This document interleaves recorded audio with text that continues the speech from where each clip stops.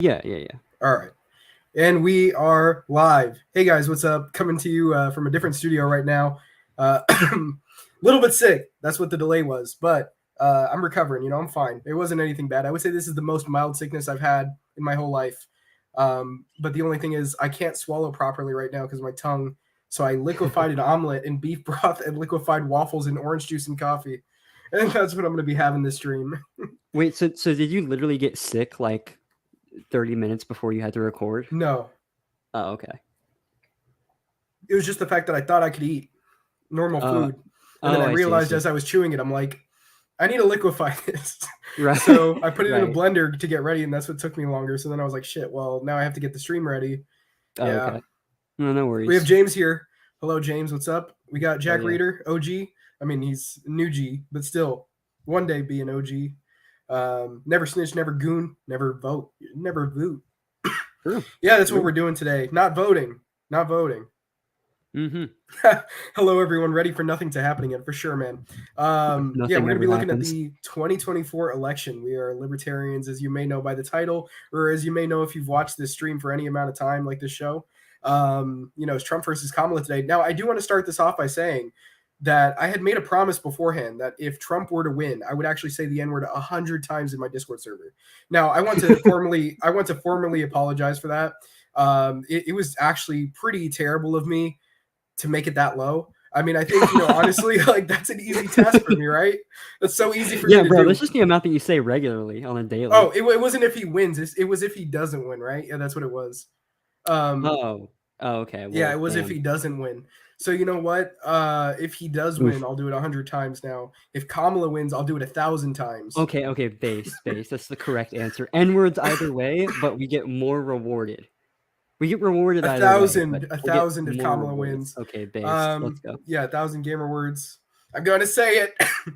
I'm not going to say it. I don't know if I should be talking about this, but frankly, there's no limit on where I'll say it at this point. Mm-hmm. Other than YouTube, just for the TOS. But anyway, beyond that, how you doing today, NCAP?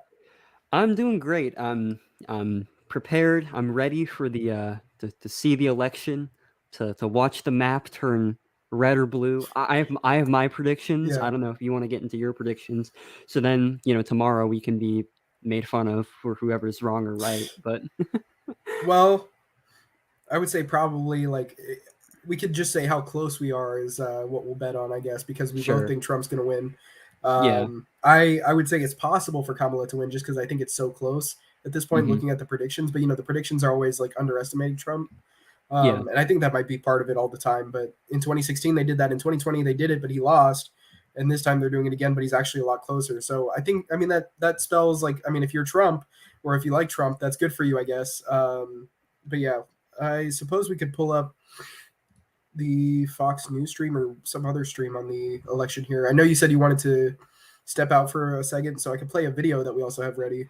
Well, not right now. I let Ahmed know, for anyone who's curious, that I need to probably piss at some point later, but I'll let everyone know when that happens. He's gonna hold it in. We can get my live piss reaction. Sure. Let's get my live waffle coffee orange juice reaction. Hell yeah. But yeah, no, so like with Trump and Harris, my prediction is this going to be Trump. The thing is, though, is that I don't know, like, I don't know. I haven't been keeping up with like local state polling, on like the swing states. So again, the thing and the reason why is firstly because I've been busy and also lazy, but secondly, because who really cares? Yeah, exactly. Like, a lot of polling, honestly, just because of the 2016 election, I have like thoroughly distrusted a lot of polling. And part of the reason why too is that because I think a lot of it just doesn't take into consideration. And maybe I'm wrong. Maybe polling to some extent does take this into consideration, but it definitely didn't take this into consideration in 2016 is the amount of people who just wouldn't be answering pollsters, the type of people who aren't probably going out and answering pollsters or even being honest about who they're going to vote for, especially with all the controversy that Trump spurred in 2016. Mm-hmm.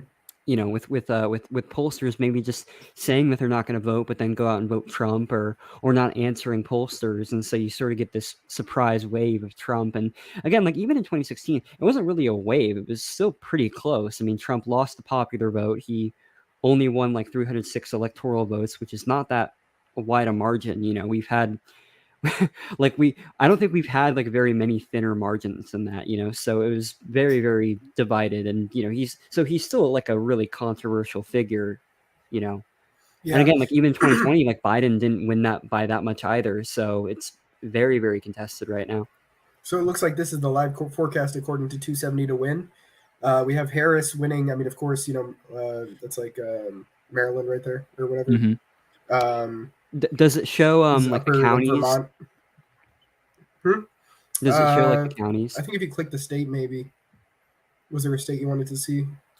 No, I was just curious. Okay.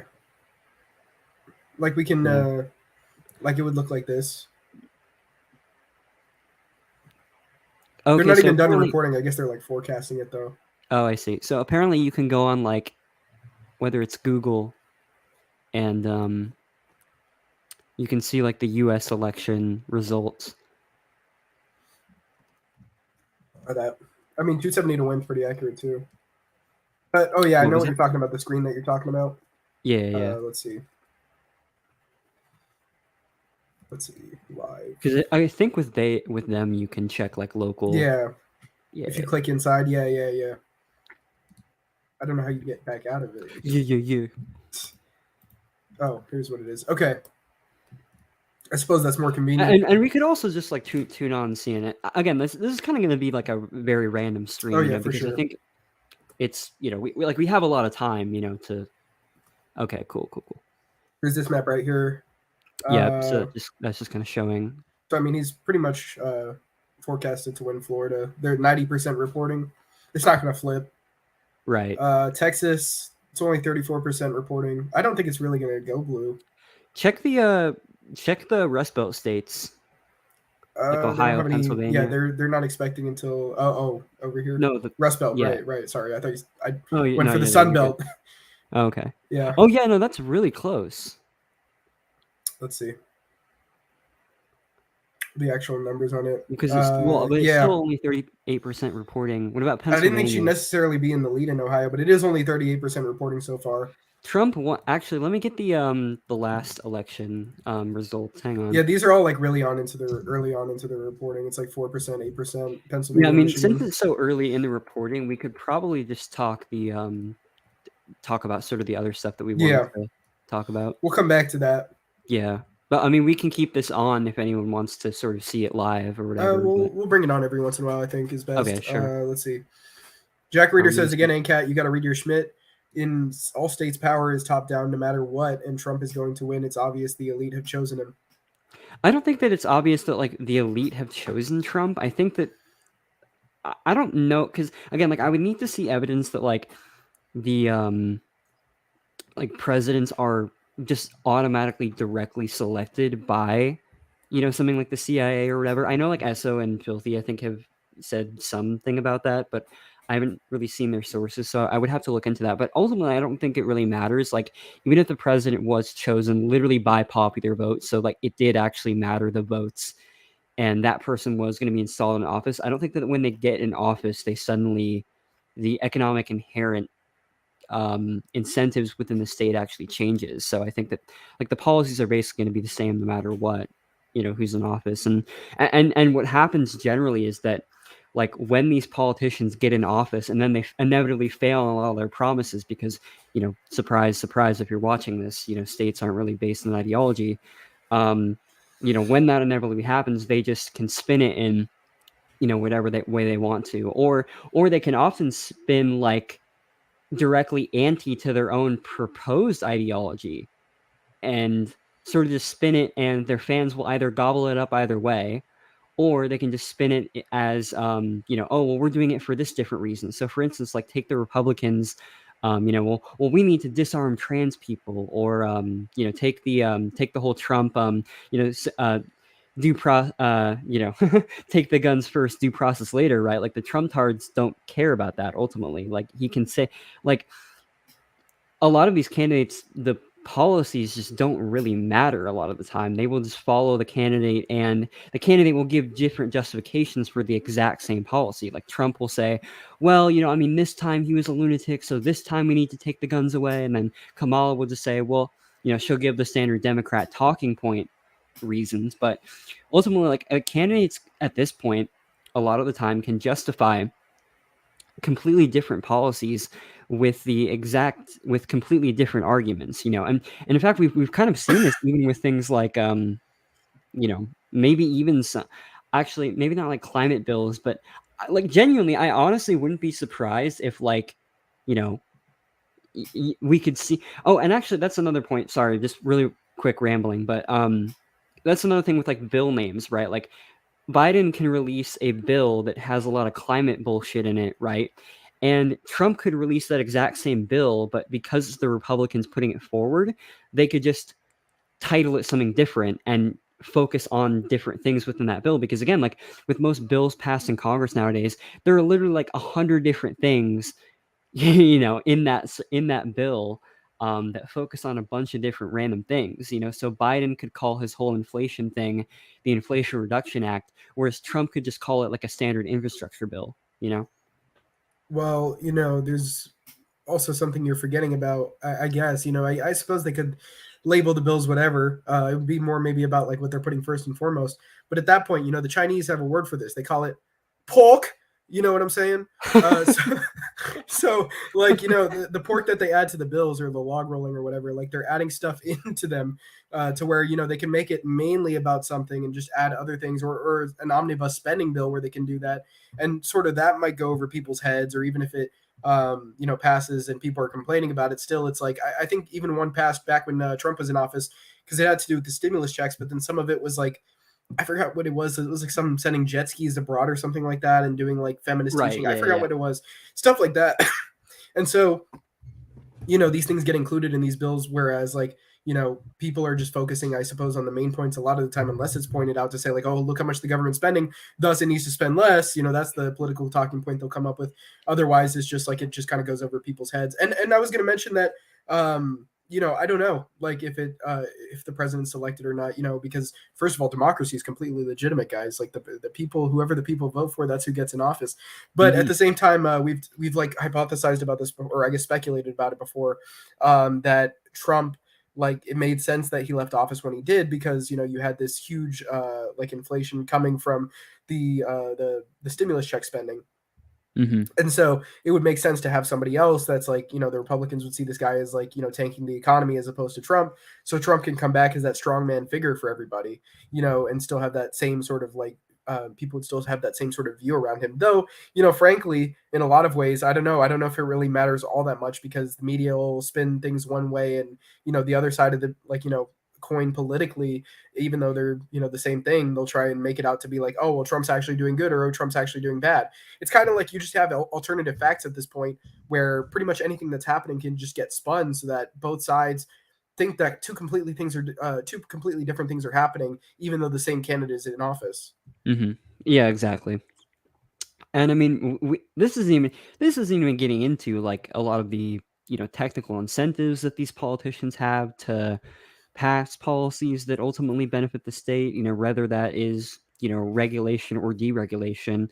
As we've pointed out multiple times, it doesn't really matter. And the other thing too is just the actual policies that both of these candidates have either defended or outright supported. We don't even need to get into the whole the whole Trump campaign's lies about the forever wars. And well, actually, no, we will get into that, because as we've seen, the New Hampshire Libertarian Party, the greatest political party of all time, has officially endorsed President Trump, because he started no new wars. So they gave a whole list of reasons, and they're very, very laughable. I mean, I'll tell you that.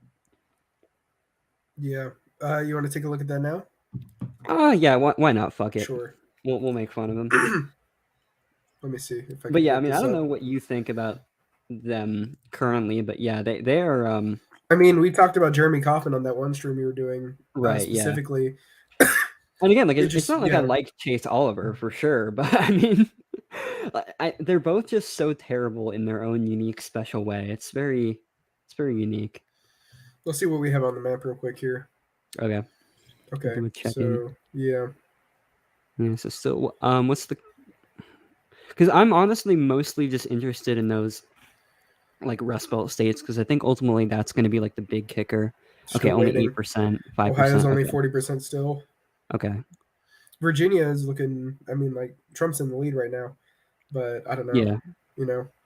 Yeah, like the problem with it, if it's like below, 60 or 70%, I mean, it's still too early to tell. So, Yeah. But yeah, I mean, honestly, like what mostly matters is probably just going to be those, from what I've seen, those Rust Belt states, and maybe Georgia and North Carolina and and then also, what is it? New Mexico and Nevada. And Utah, I know, are like kind of iffy depending on the president, but yeah, we can take a look. Let's check on what's happening in the chat. We had Jack earlier saying, "So many things happening. OMG, I watched my wife have sex." You must have voted for Harris, bro. Let's see. Apparently there was like a study done. Of course, not really endorsing the Republican Party or anything, but apparently they were showing that if you gave Democrat men testosterone, they actually started leaning more to the right. Oh, really? Yeah. Yeah, doesn't surprise me. Yeah, I mean, at least socially, it would make sense to be more conservative if you had higher T. Like, I think to an extent, at least. I think that right-leaning men generally are like far more responsible and less, less. I don't want to say the word pathetic, but kind of pathetic when it comes to like leftists. They like, again, like from what I've noticed, that a lot of leftists tend to be like, well, because the wage system's so cucked, and because capitalism and a lot of the more kind of soy like social justice apologetics that they engage in, they often tend to be a little, and also like the sort of the hedonism too. They often tend to not have their lives together as much, and that's something that I could probably do a lot more research on, but it's just something that I've noticed at the very least. Again, like it's not to say that like right wingers are stupid as fuck. Don't get me wrong, but as far as their own personal lives go, it seems that right wingers tend to have families, have more stable jobs, and it could be because they're wealthier too. But it just depends, I guess. I mean, when you're sort of just in that political binary, it makes sense that if your social values are changing, so is the party that you're voting for inevitably. Mm-hmm. Okay. Do you want to read this, or you want me to? I want to show just a. Let's see one. Well, I guess we could just go there and then read the chats. It's just because we're getting a decent amount. I guess we could read those later. We have time. Okay. Yeah, you could go ahead and read it. Okay. And you'll have to scroll for me too. Yeah. So okay. LPNH endorses Donald Trump for president. Donald Trump is officially endorsed by the Libertarian Party of New Hampshire for president. This was not a light decision, but we feel it is the right one for ourselves, for our children, and for the best future of a free state of New Hampshire. The whole, remember the whole 14 words thing that they did? Like, you remember that? It was the whole like, we must secure a future for ourselves and the existence of liberty. Yeah, like the Nazi slogan. But it's libertarian, so we're definitely not dog whistling or whatever. I mean, I don't know. I guess you could say that like you could just, again, that's kind of the problem with a lot of these like alt-right types, is a lot of them can just sort of, they make statements in ways that give them a lot of plausible deniability, so that they could have like genuinely just been trolling and like fucking with people, which they 100% are, but like they could have only been doing that, but they could have also been like trying to maybe dog whistle to the alt-right, which again, like within the libertarian movement over the past decade, we've obviously seen this with people like Hoppe, fully endorsing fucking like a white supremacist alt-right alliance, so I don't know. But anyway, it's at the very least irresponsible in my opinion, but that's a whole nother topic. So Donald Trump is not a libertarian. Oh, yeah, no shit. Nonetheless, Trump is the best candidate for Libertarians. He Wait, has. you're telling me Oh, he's not a libertarian? oh, This is news. I oh yeah. shouldn't have voted Okay, for shit. him. Oh my god. Man, I gotta go change my vote to Harris, the true libertarian candidate. Real or Chase Oliver, Oh, no. true Libertarian candidate. But anyway, okay. So Trump is the best candidate for Libertarians. He has promised to free Ross Ulbricht. So do we want to touch upon this point? He promised, guys. He literally said so with his mouth. I mean, he may do it just because there's like a political movement behind the guy. Doesn't really change what the state's arresting people for. I mean, if somebody were to do something just as like, sort of threatening to the state, then sure. And at this point, they've broken Ross to the point where he's not going to do anything like that in the future, and they know it. So, I mean, if they let him go, they let him go, and that's about it. That's all you get out of it. I mean, it's good that the guy's free. I would love for that to happen. It's just, that's like one person that, I'm not trying to say he's unimportant. I'm not trying to like demean the fact that he's in prison, and that's terrible for anybody. I'm just saying, as far as like increasing liberty, it increases liberty for one person. It doesn't do anything in the grand scheme of like who gets prosecuted by the state for what.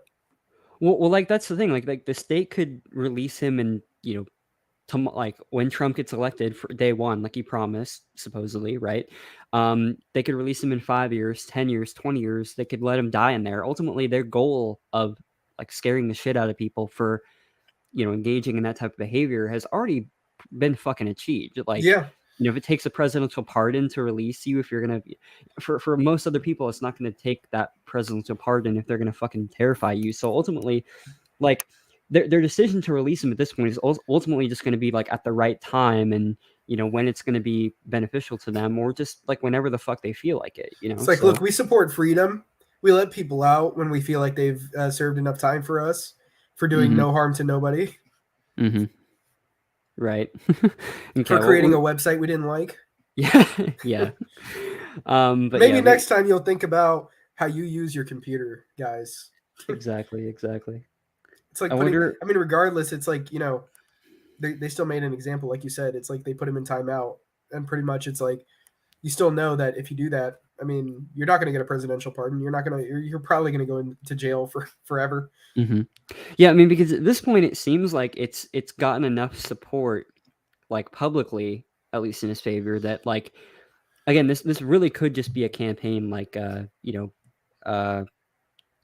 publicity stunt, basically, to increase your popularity and to increase the likelihood that you're going to be seen as legitimate. And that's if Trump does it. That is if Trump does it. Right, exactly. He could just forget about it. And the other thing too is like you have to remember, like, it's not just like a lot of people think that it's just the president who, and again, like the president, yes, does policy, but a lot of that shit is highly, highly influenced by what his cabinet people tell him, like what his fucking hundreds of advisors, like the actual bureaucrats in charge. So like there are tons of people at play for even things like executive orders and pardons. It's not just like Trump on a whim being like, I'll do whatever the fuck I want. Like if someone was elected and then they were just like, well, I want to have an executive order to like give everyone free donuts or some shit, like that would never fucking happen. Even if the person like elected president like genuinely wanted that to happen, that would never fucking happen, because like the president isn't the only one who is influential in the government, and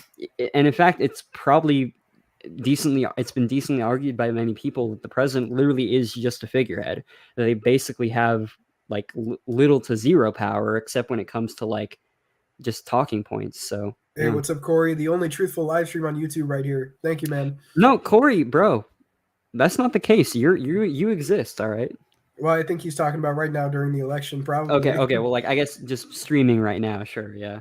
Yeah, probably all the other ones are like, oh my God, here's Trump's path to victory. Let's talk about that, and nothing else. No aspect of this being a problem, guys. Of any part of politics being a problem, of voting being bad. People are probably like, you guys should have made sure you went out and voted today because we need Trump to win if we're going to be so back. Yeah, I mean, really, there have been more talks about like whether or not you voted, I've noticed, than even like what the implications of the election are. It's really just like I've seen more posts about, well, make sure you voted for the sake of voting, not even like telling you, not even explaining what they like, why they think that's the case, why that's so important. It's just important. And I mean, and the thing is, like, ultimately, as we've kind of pointed out, is that like policy just doesn't really, I don't think, matters a lot for people. It's really just like what these politicians say, what their vibe is, you know, whether you can have a drink with him, whether he said that he would challenge the establishment, you know. Dude, Trump is such a real guy. He went on Joe Rogan. I have to vote for him. When I heard Trump talk about those MeUndies, I knew he was the right candidate for me. Trump said he would try DMT. No way. Bro, Trump talked about dude wipes for like an hour on there. Okay, shit. If that actually happened, I would vote for him. He said, "Joe, I love this Baby Yoda mug I have here."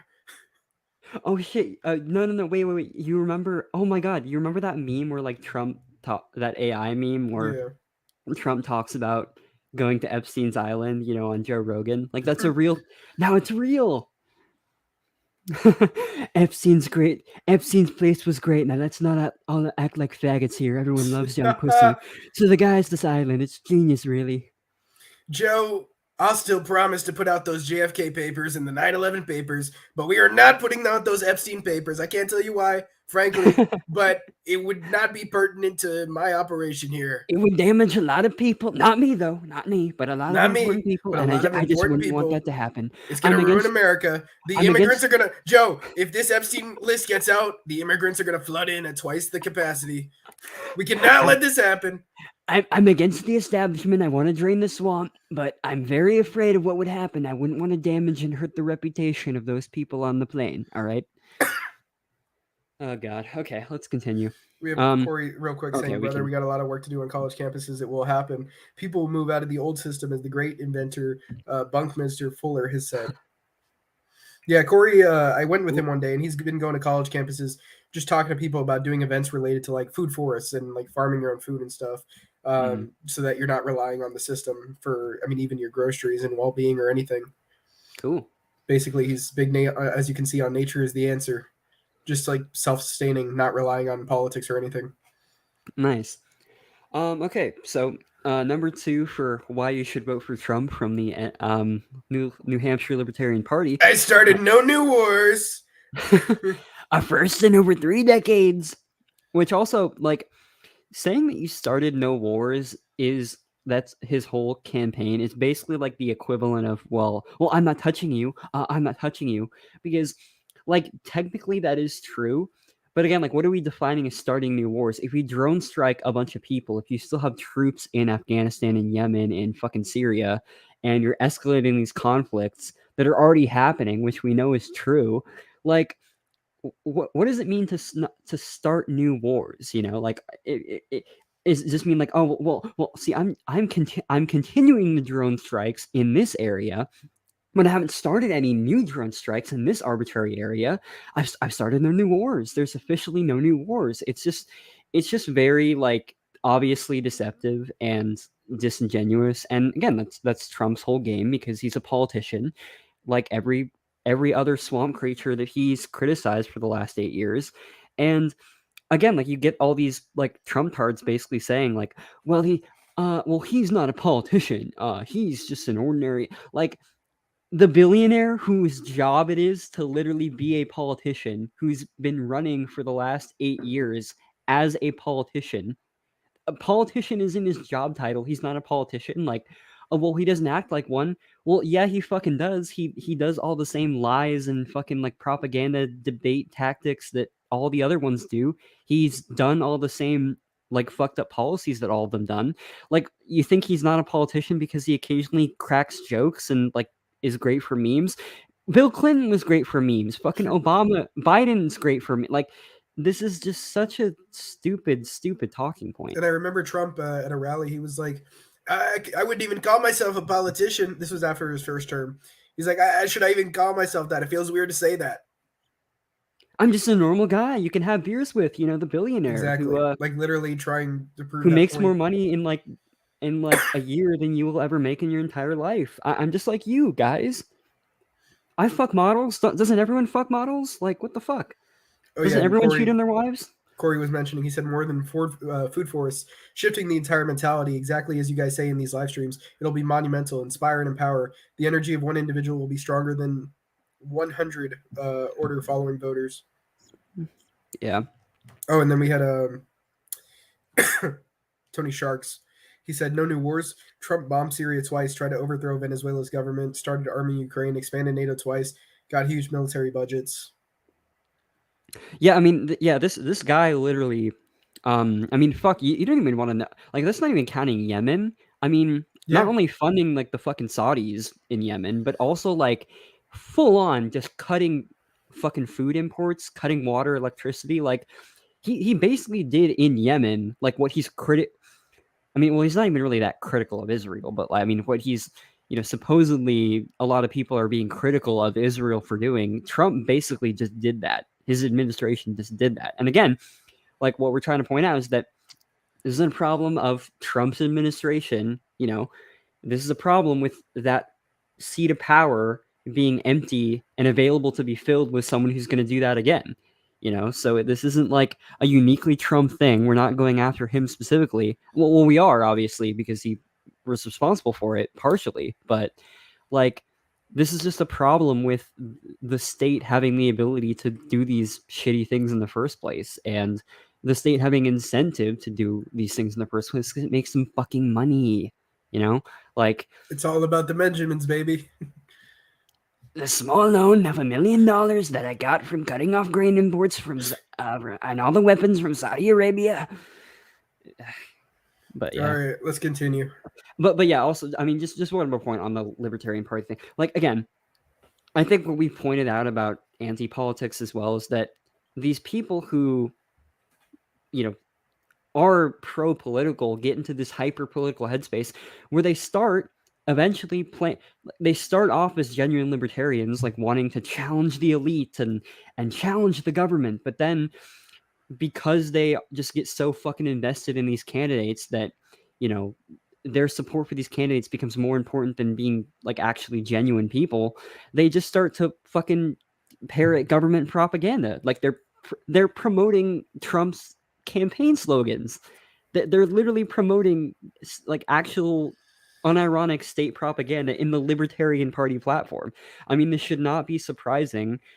Like, again, everything that Konkin fucking said back in the 80s, he was 100% right. He knew this would happen. He knew that the LP would go in this direction. He knew that like political campaigns would water down the message and would make people fucking crazy. And it has. He talked about this shit back when like Reagan was president, and even before then. So, but yeah, I mean, I think honestly, just like what this last year, especially with the growth of like my channel and your channel and, Schizo and James and like, we're going to keep growing. And I think a lot of people that we've talked to, we've been proven right. I think like even the people in some of the more like ANCAP servers that I'm in, who are very fucking smart, have also just completely kind of taken my side on this issue of the problem with politics and all the shit that we've been saying for the past, couple of years at this point. But yeah, anyway, we should probably continue. So, okay. Number 3, pledge to end the importation of anti-liberty migrants. Yeah. I love that just complete vagueness. Do you mean that all migrants are anti-liberty? Do you mean that most of them are? Do you mean that the migrants coming here is what's anti-liberty? Or that the migrants themselves are just gonna vote Kamala or whatever? Because like, again, it's kind of vague, left up into the probably both, I guess. But I just think that's kind of funny. What do you think? My interpretation is that Jeremy Kauffman talks about sort of like like he doesn't even want Democrats going into New Hampshire because they would they wouldn't be voting for like the the Liberty Republicans or whatever, the Free Staters that are running for office. And so similarly, I'm sure he would be like, well, these migrants are going to vote like ways that are going to be more restrictive in certain regards, like similar to where their countries are at. So I think that's what he means by anti-liberty migrants. I don't necessarily know his stance on, what migrants he wants in and, whether or not he wants people to come in if like, I don't know, like, take some test or something and see if you're pro liberty. I'm not sure. Have you read Rothbard? That's the test. Yeah. Have you read Mies? If you don't know, honestly, like genuinely, I wouldn't be fucking surprised at this point if like in a couple years the LP just starts promoting like, oh well, we can't let Democrats into New Hampshire. The government of New Hampshire should ban any leftist who doesn't support liberty from coming in because and again, like you've already sort of started seeing this with the support for fucking throwing commies out of helicopters and Malay crushing the leftist rioters. They're getting what they deserve because they think that socialism's great, so therefore you can kill them too or whatever. Like, I mean, we're starting to see pockets of this in the libertarian movement, but again, I wouldn't be shocked if this eventually becomes a mainstream position where it's like, okay, it's okay that we can ban certain people for believing certain things because their belief implies that they're aggressive or they'll make up some other fucking excuse, right? Like, oh, well leftists, they take in more welfare, therefore, like they'll make any fucking excuse for authoritarianism, and you're gonna see it because like you're already starting to see like the early signs of it, so. Yeah. I also I don't know, like, does he count importation as people walking through the border, like just allowing them to do that, or is it more like like busing them when they get here? I don't know what the importation is. Because I mean, this looks like it was written in like 2 minutes. The state does like move them around, like with buses and all that, but I don't know if he just means like that, the state funded sort of relocation or the literal just crossing the line. Yeah. Okay. Well, we can continue. Number 4, indicated he will appoint Elon Musk, Ron Paul, and Vivek Ramaswamy. Vivek Ramaswamy. Hello. Okay, already in Indian. This is already a problem. What was it called? Hello, this is the Federal Efficiency Agency. This is Vivek Ramaswamy. How may I help you? Yeah, they just like they have Elon Musk and Ron Paul like do the serious stuff, and then they just like put Vivek in the call center. They have him answering the calls. This is Vivek. I mean Steve. How may I help you, buddy? This is Steve. This is no, Steve. Do not redeem. Do not redeem. Do not hang up. Do not hang up. Do not redeem. I'm here to help. I'm here to help your internets. Oh fuck! But anyway, but yeah, Vivek Ramaswamy. Wait, hold on, one more. Yeah, instead of paying tax directly to US, I need you to go buy Visa gift card at Publix. Holy real, let's go. Go honestly, buy 500 Visa gift card at Walgreens. I'm kind of hoping for this agency to be real now. Let's go. Just for the tech support. Yeah, just for the memes. Okay, but anyway. So yeah, Trump's indicated that he'll appoint the dream team, the deadly trio, Elon Musk, Ron Paul, and Vivek Ramaswamy, to shrink, quote unquote, the federal government. And again, like I think it's honestly indicative of all the shit that we've been saying when it's literally called the Government Efficiency Commission. Or whatever the fuck it's called. It's called the Government Efficiency something. I mean, the words government efficiency should already be a red flag. Yeah, exactly. And libertarians just being, base, like the government will run better. Like, oh, but dude, Ron Paul is on it. It can't be bad. True. Honestly, like it is really crazy that like genuinely, I would probably have to guess like at least 60 to 70% of the people within like the ANCAP libertarian sphere just unironically genuinely think that, like, because it's Ron Paul on the commission, nothing can go wrong. I would bet to like that there are at least half of the people in the movement that we're in. Tony Sharks is saying genuinely believe that. Tony Sharks is saying they'll run the government like a business. I mean, that's what the government wants to do, right? Be as efficient as possible.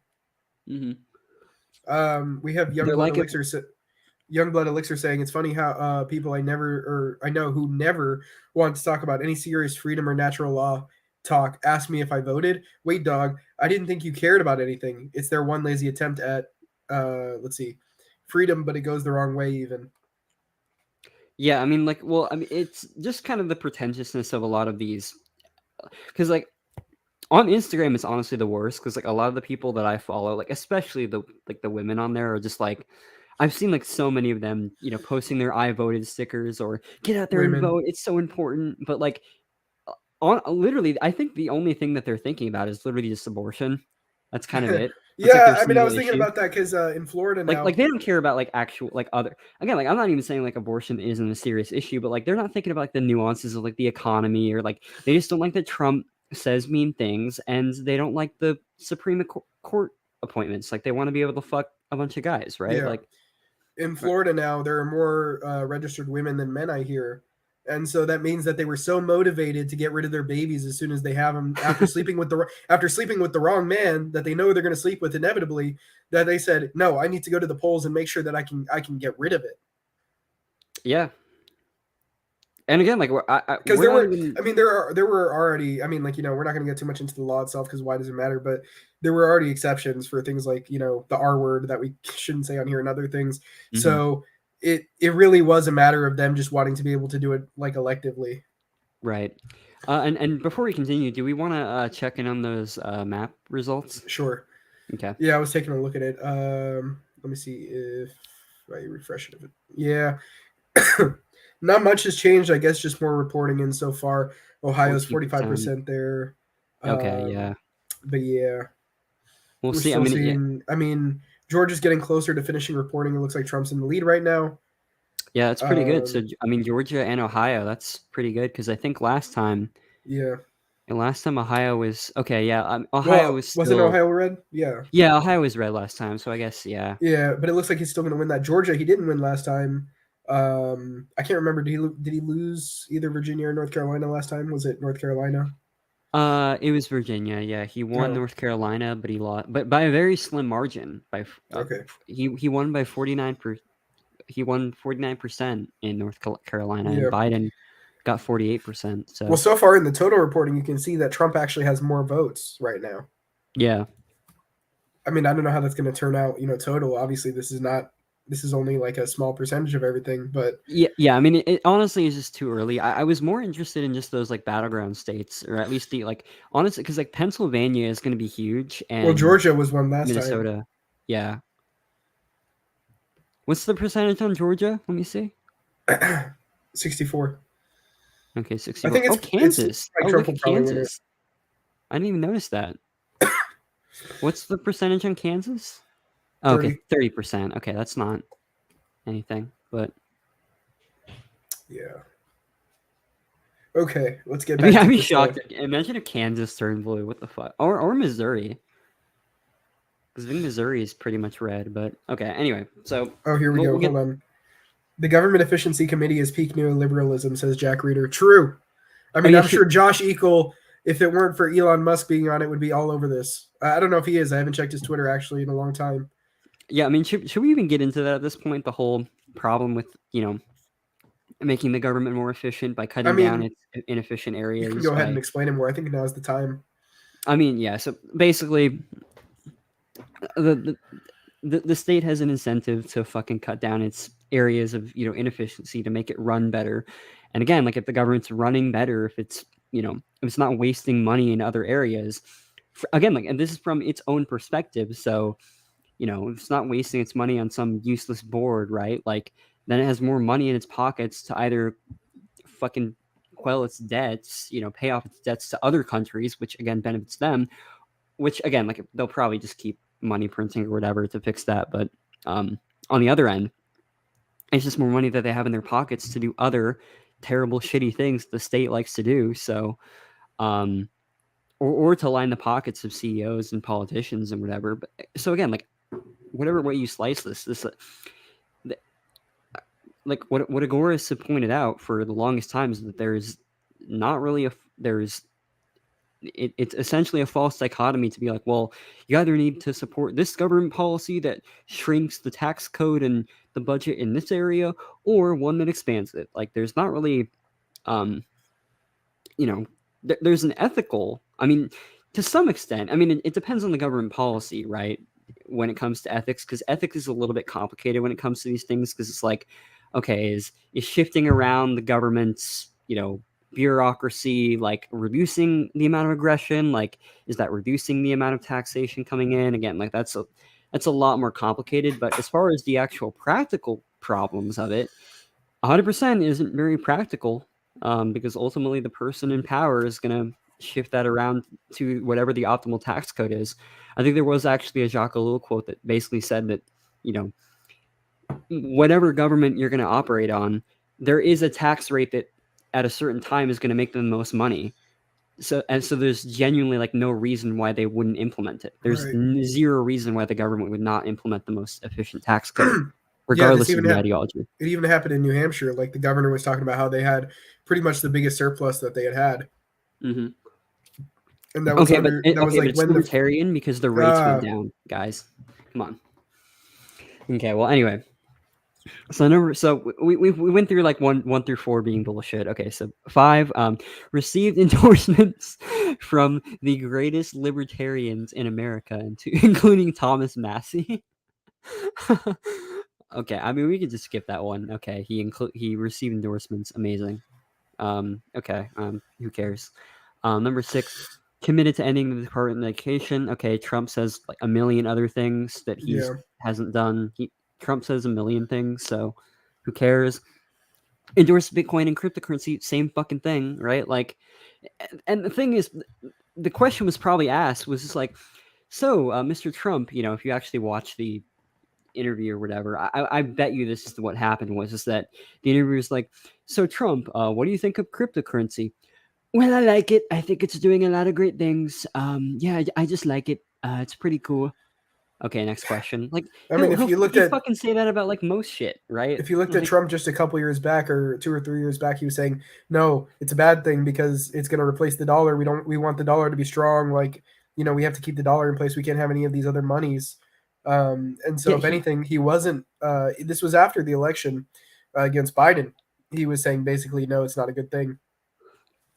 I mean, yeah, like he flip flops on shit just all the fucking time. Like there's zero consistency with what this guy says, and I think that's going to be a trend going further. But I mean, honestly, this has been a thing to some extent with every president or president elect. They flip flop on shit all the time, and then, again, like one of the weird shit that he said, back in like 2015 or whatever, it kind of just gets buried because everyone, like, that's the thing.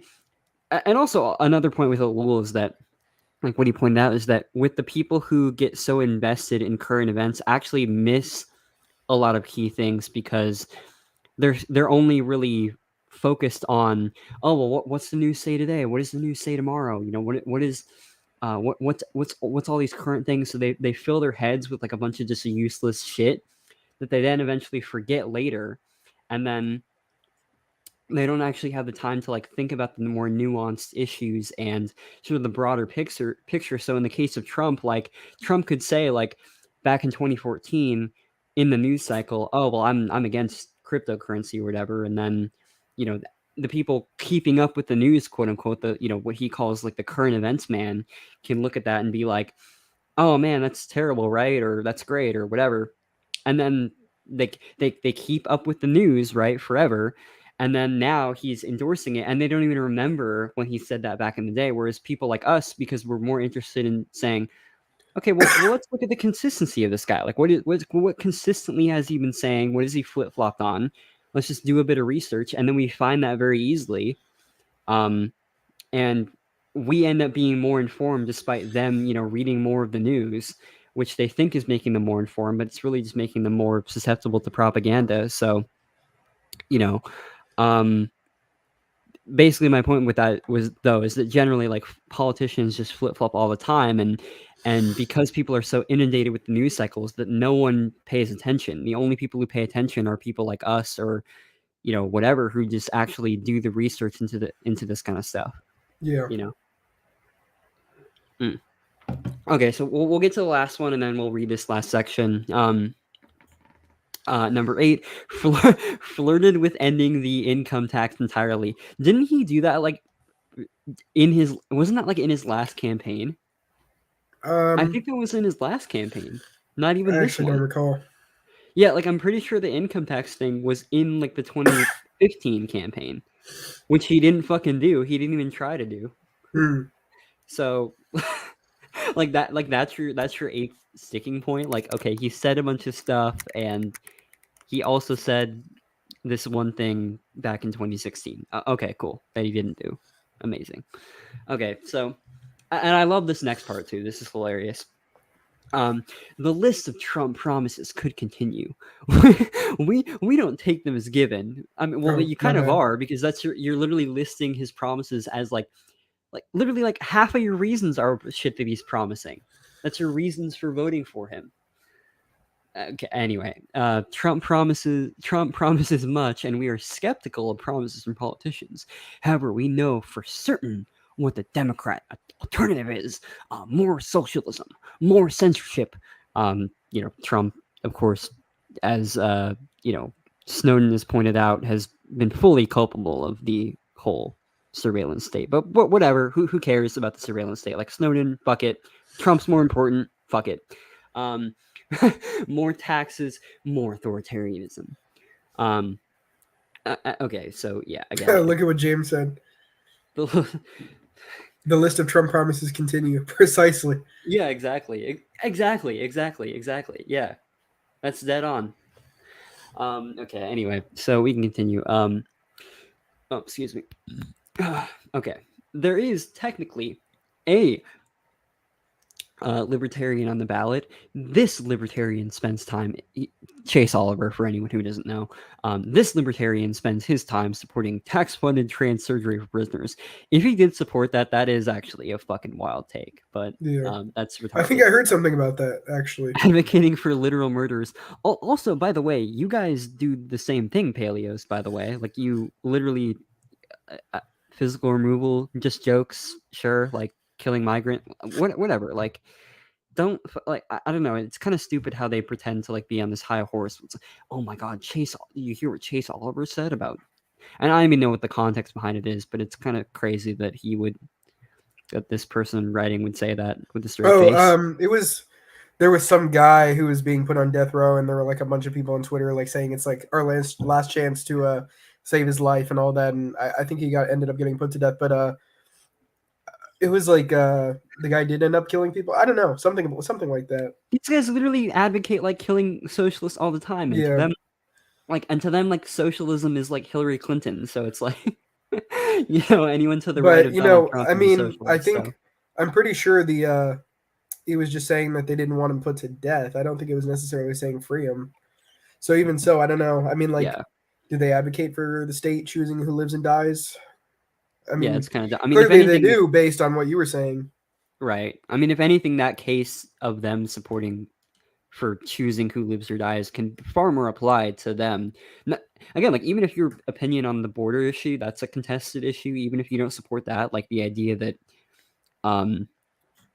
they defend like Malay fucking cops going in and shooting socialists or whatever, like the fact that there are people on Twitter all the time in the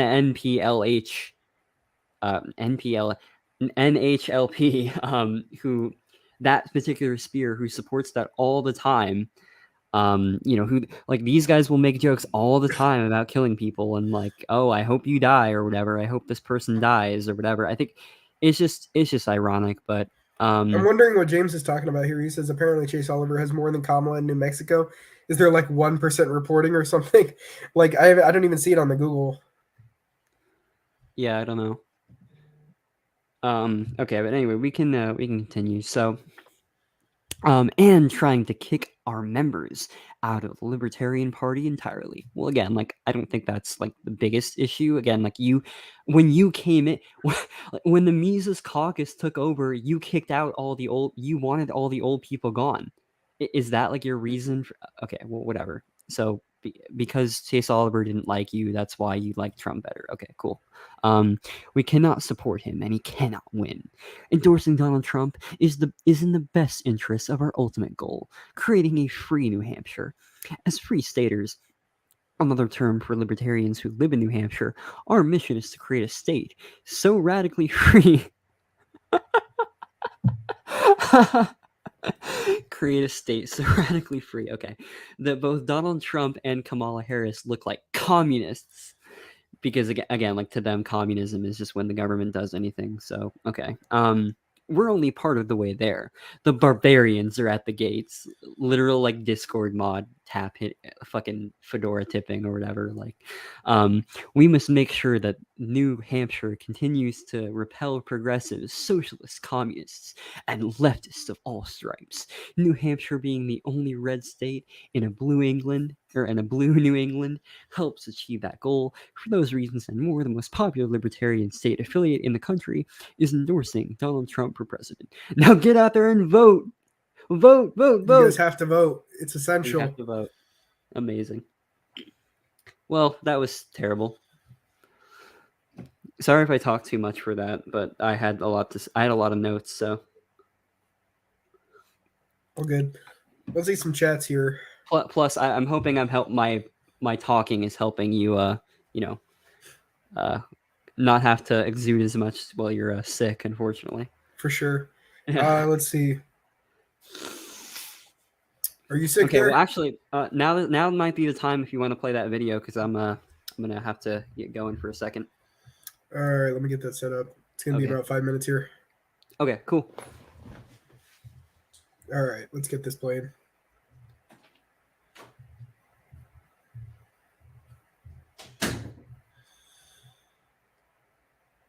We'll take a quick break, guys. You can watch this 5 minutes.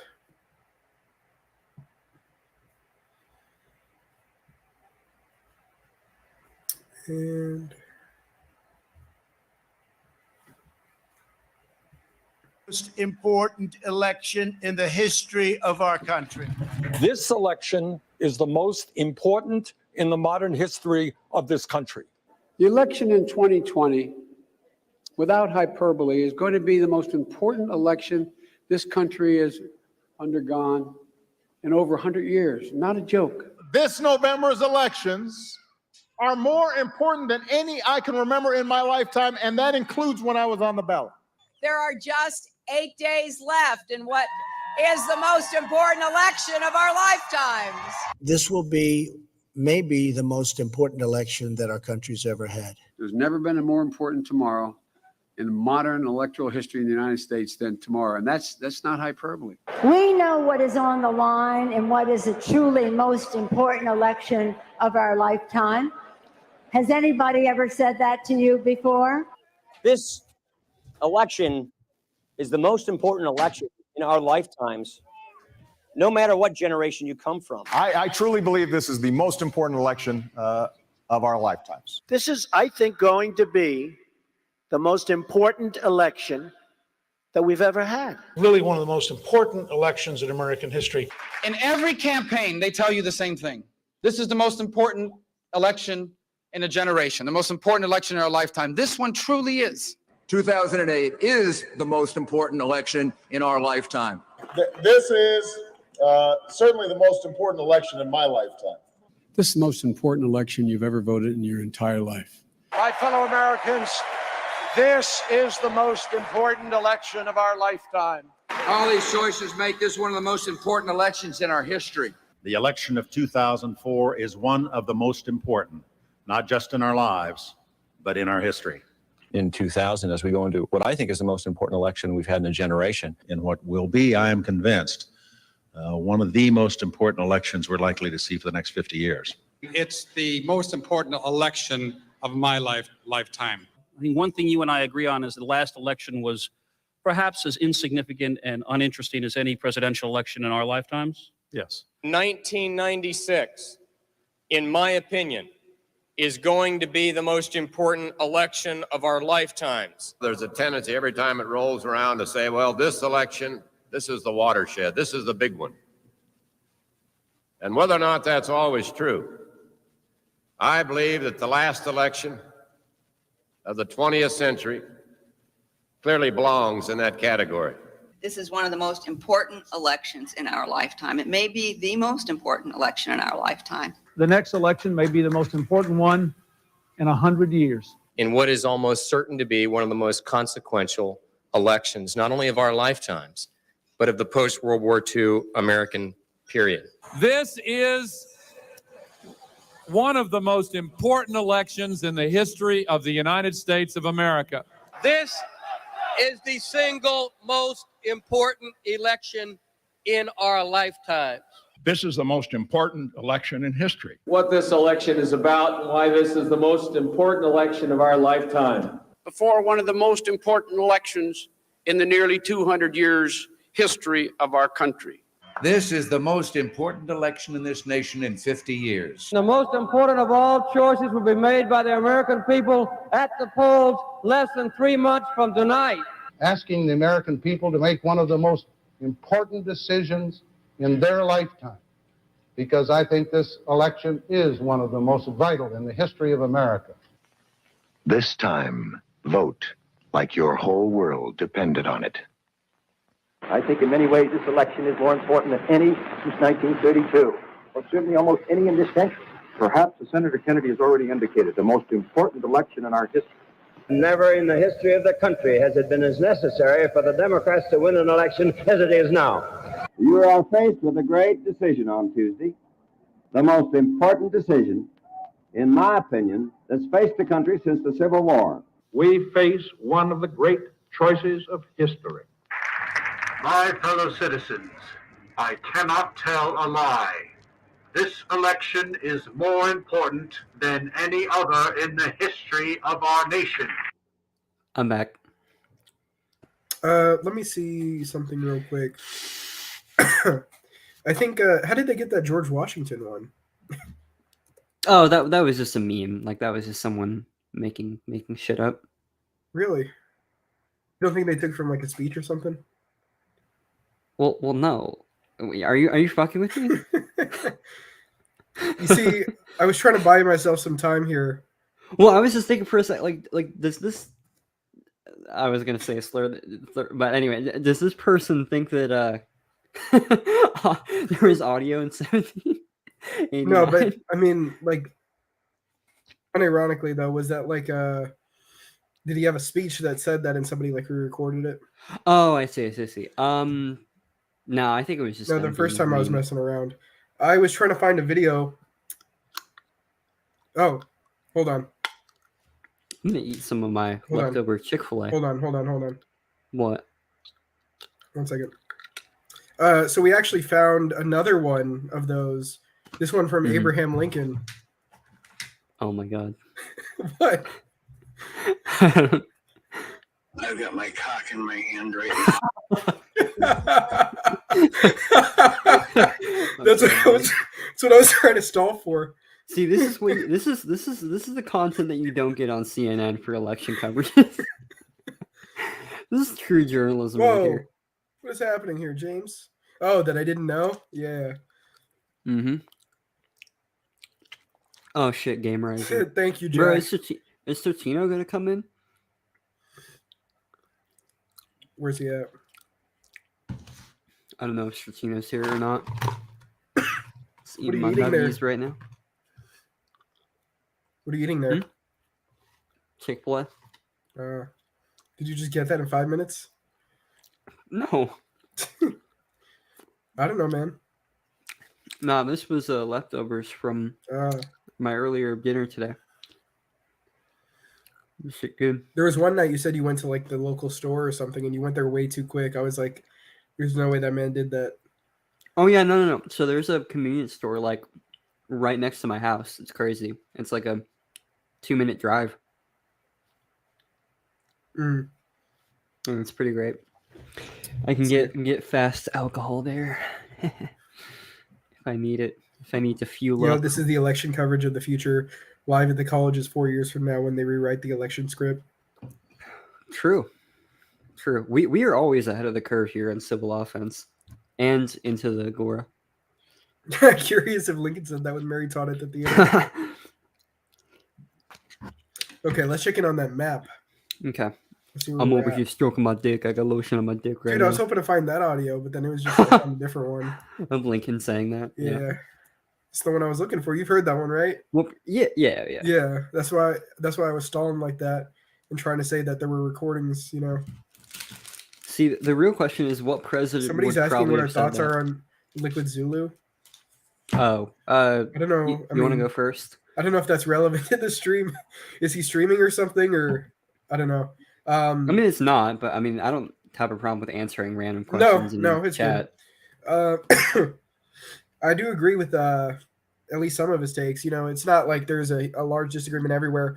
There are certain propositions he makes where I'm probably like more on the edge of like, I don't know. It still seems like he has that tendency that ANCAPs do to view it as necessary to establish like a legal system, basically just private. So we've had our issues with that, like the idea of sort of like legal agencies, even if they're private, still like banding together and monopolizing anyway because they have the ability to do so since they have the use of force. Well, I think he said at one point that like he thinks that corporations would be more centralized than they are now. Which That again, like too. if you think that there are monopolies which are currently propped up by the state, like these large corporations, I don't know how you would think that they'd get bigger unless you are like a Keynesian, like you think that Yeah. natural monopolies are a thing. Like again, like I feel like I think I would have to press his point, but that to me sounds like a more defense of like natural monopolies, if anything. Like, oh well, without the Yeah. government, things would be more concentrated and more monopolistic.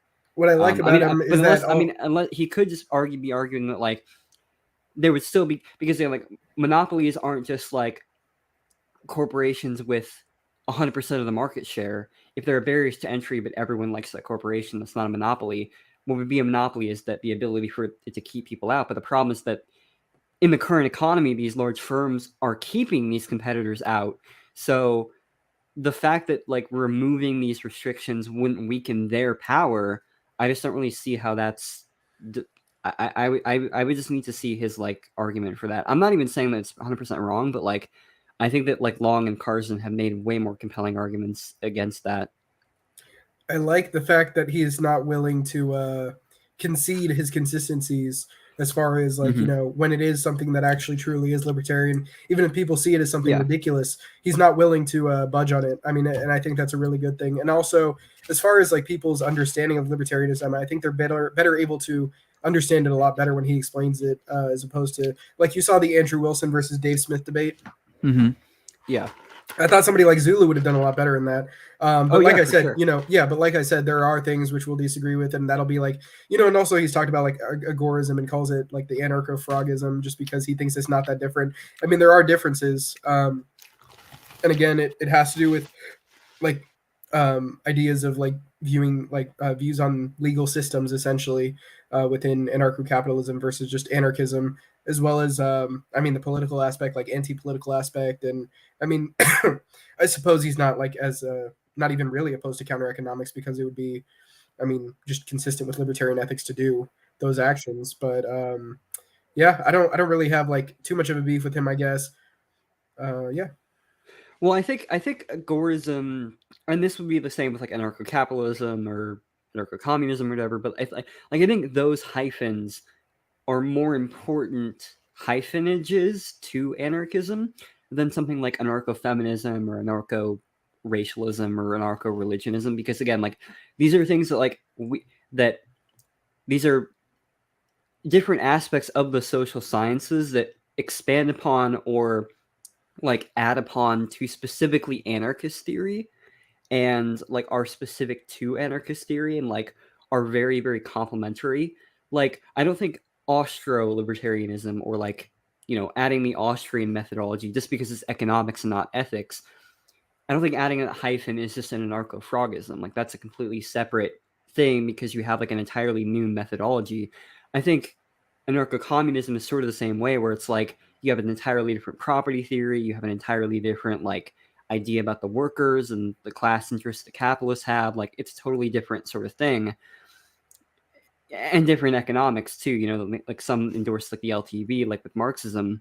And I think agorism is kind of the same way where it's like, it's not just, oh, I'm an anarchist and I like frogs or I like books or whatever, but it's like, I'm a libertarian and I also have this analysis of the state and this theory of counter economics and strategy and all this other stuff. We have like agorists and ANCAPs tend to have completely different views when it comes to how we view the state. ANCAPs are a lot more likely to take the Marxist position that, well, the state is just a representation of, well, no, I don't want to say that. They would more argue that like seizing the state is the more important thing to do here, and that the state will just bend to the will of the people or whoever is elected in power, and that's how we achieve freedom through legislation. That's a lot more closer to like what Marx and a lot of these other pro-political types would say, whereas agorists would lead more toward, well, no, that's not the case. Is for the reasons that we talked about on this stream and for the past couple of years. You know, we lean more into like the individualist or like ANCOM camp, the more like 19th century libertarians, who sort of argued the same thing, that no, the state's an inherent class, it has inherent class interests, etc. So I think he's wrong that like agorism is just an anarcho-frogism. So Yeah. but yeah, I mean, like, so I guess my other thing that I would say about Zulu too is that like I think he does great debates. I think he makes a lot of great points that I think are, you know, even if there are some disagreements from me and Ahmed, like, are for sure worth looking into. Like, definitely watch his content, definitely support his content. But I think really just the biggest problem with him that I've seen is really just a lot of the way that he engages online, and, you know, a lot of the reputation that he engages for just some of the, you know, conflicts that he's been engaged in. Again, like, I don't want to really take sides per se, but like, I think that's kind of seems to be the biggest like Achilles heel for Zulu, is that he tends to, you know, maybe rile up a lot of people for reasons that aren't just with the way his content is, if that makes sense, you know. So I think a critique I would have for him beyond what we're talking about is just sometimes it seems like, you know, he just comes to either like a circular reasoning or just not really having anything beyond the axiom that he's giving, but he doesn't really have a way to justify it. For example, like, yeah, with like where rights originate from, he like, we went back on that in one server, and like we went for a while, and I'm like, well, it doesn't seem like you're actually doing anything here other than just kind of like saying because it is the case once we get far back enough. It does feel like that as well for when Ignis was on the show, questioning like, you know, does argumentation ethics really work if you were to only communicate aggressively? And then Zulu came up with like, oh, well, that's just law of the jungle, but it didn't really address the argument being made. And then I feel like he's done that elsewhere, probably with like a stopple or something. I don't know. But I just, yeah, I don't know. That would really just be where my area of critique for him. Yeah. But yeah, we can move on and check the map. So it looks like blue. Let's see where we're at. Let's see. So yeah, Kansas, 42%. Yeah, Ohio's gonna be for Trump. What was that? Ohio? Oh yeah. Iowa. Yeah, I mean, it seems like a lot of like the early, because again, like a lot of like the more early voting seems to again like be more Democrat leaning generally, is what I think we've seen. Yeah. Because again, like I even though like Kamal's ahead, you know, 3 percentage points, it's 42% reporting. I'd be highly shocked if like I don't think Kansas is turning blue, so I'm not really too weirded out about that. And sort of the same with Wisconsin's more Trump right now, but again, that could easily change. It's only 9% reporting. What's Minnesota usually? What was Minnesota last time? Okay, it was blue.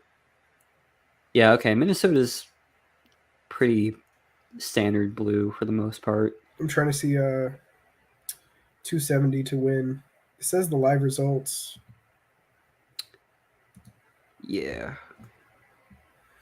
Different than Google by a little bit. Google. I like this one more, the like Google one, whatever. Well, you can edit this one. Oh yeah, also what's the Senate? Because again, like no one pays attention to the Senate and stuff and like the House or whatever, but like, because I don't even know what is the I don't even know what the Senate and House are currently. Are they both blue? Or is one of them? I think. Well, no. Currently, actually, I think the House Senate's is tied. red. House is red and Senate's tied, I believe. Okay, gotcha. So this is the forecast that they're giving so far. Okay, it's going to be up to these states, yeah. Yeah. Yeah, I mean, it really just does come it really just does come down to those Rust Belt states at this point, you know. And it looks again, like Trump's going to win Georgia, though. So really? Oh wait, let me see. I mean, based on the Google Maps one, 75%. Oh yeah. I don't know. Kamala could come back, but yeah, that is pretty. Yeah, that's pretty good. It's looking close. Again, like I'm honestly more just interested to be like proven right, because a lot of other people were thinking that Kamala was going to win that I was talking to. But yeah, I don't know. I mean, again, like we could be wrong right fucking now for sure, obviously, Yeah. but But it I'm looks, more just looking to be vindicated. yeah, Minnesota and Wisconsin really are barely in at this point. Yep.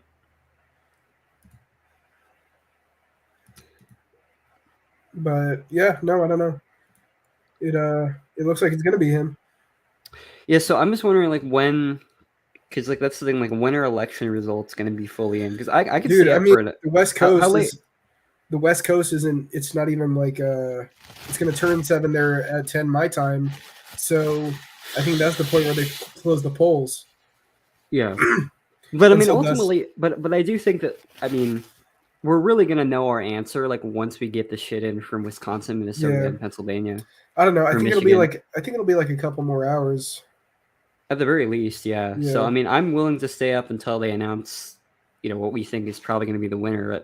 And unless it like gets really fucking late, but I'm fine with not doing that. But I don't know how late were you planning on staying up for this? We'll see. Okay, cool. Because again, like I can, I could chill work just for this stream, and get a little bit sleep deprived for that. Yeah. I mean, Alright. it is a once in a 4-year thing, so I'm fine with that for me at least. Let's see what we got. So we read the New Hampshire statement. I guess we could just talk a bit more about. I mean, I don't know, personal experiences. I guess so far, I've had I had a friend invite me to go vote. I told him Mhm. no. I had some other person ask me like, I'm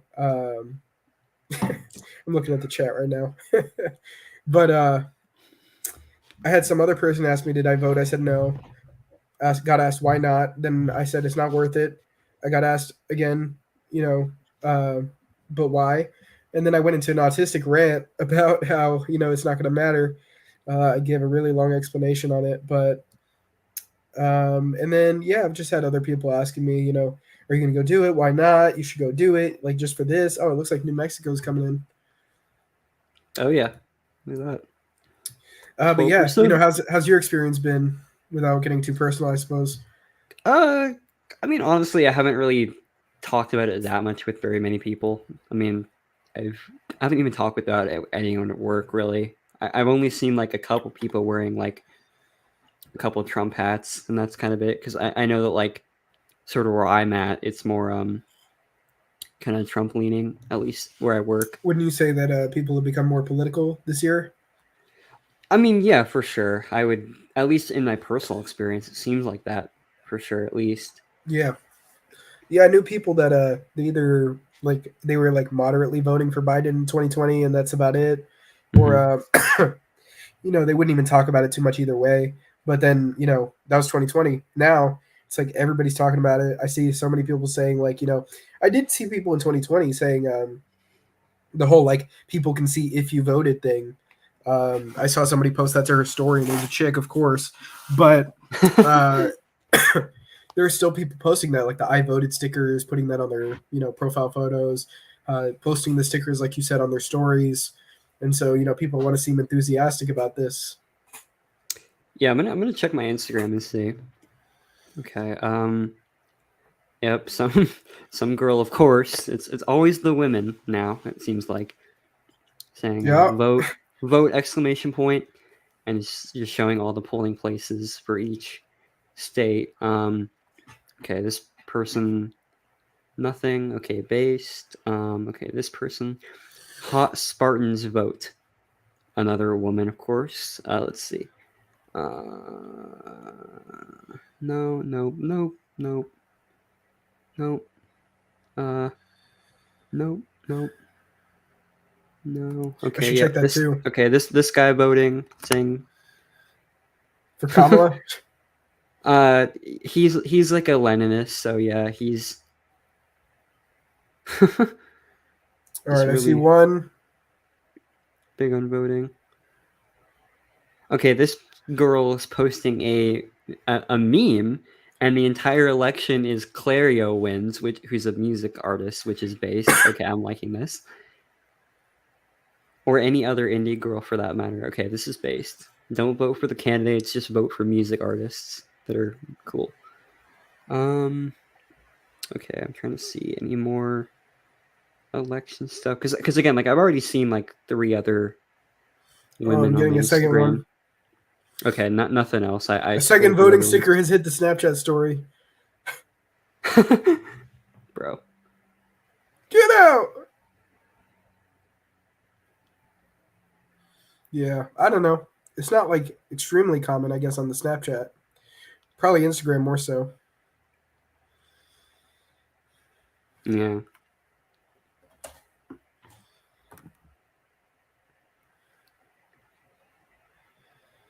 I'm just texting one of my friends about how I'm seeing all these stories about the voting. All right, let's see. Let's see that map again. You guys bet in on this election? Oh God, yeah. Should have put some money down. Because the thing is, honestly, I've been wrong twice. Both times I've ever like had to guess about an election, I've been wrong. So I was wrong in 2016 because I thought Hillary would win, and then I was wrong in 2020 because I thought Trump would win. But now I'm thinking again that Trump's going to win. So, I mean, who knows? We'll see. We will see. Let's see. So,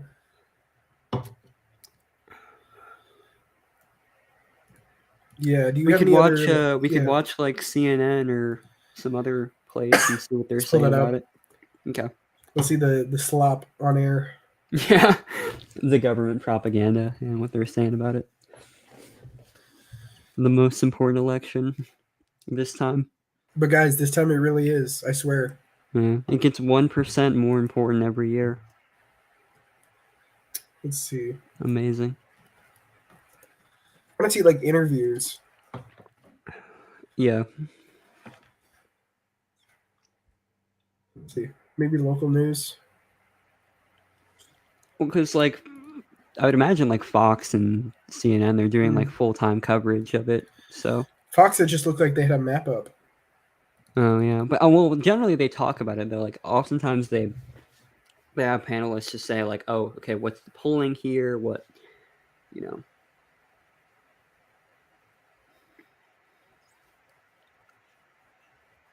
Yeah. It's kind of choppy. Still, 75% counted, but yeah, 25%. Their audio's crap. Dense county is a lot. Yeah, real. It's worse than ours. This is the Hill. Could be effectively half. What is wrong with you guys? The vice president's deficit right Chase now. Oliver. We look at Cobb County. Jill Stein, she ran again. Yeah. Hasn't she run like 3 times on the Green Party? I don't know, man. A Harris County by Well, to this day, I've been in politics for like the past 5+ years. I still don't know what the fuck the Green Party is. I don't even know if I know what Jill Stein looks like. I think I know what she looks like. She's just fucking old. Hang on, I'm looking up.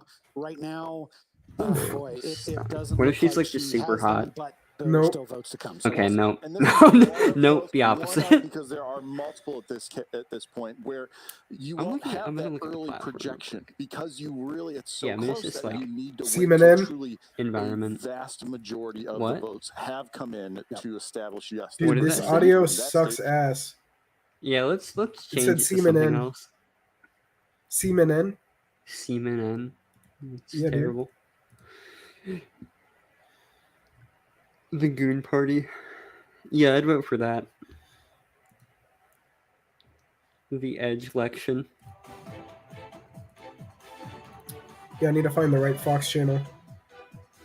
Yeah. Dude, I'm getting HIV Okay, ads. While you do that, I'm gonna go pop a drink real I'm quick getting HIV ads. so I can tolerate this. I guess because this is AIDS. Mm-hmm. Real.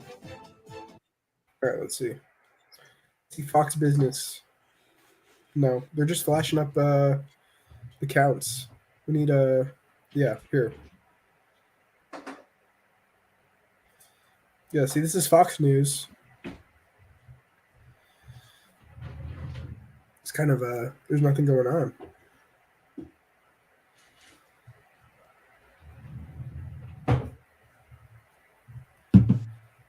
Let's see.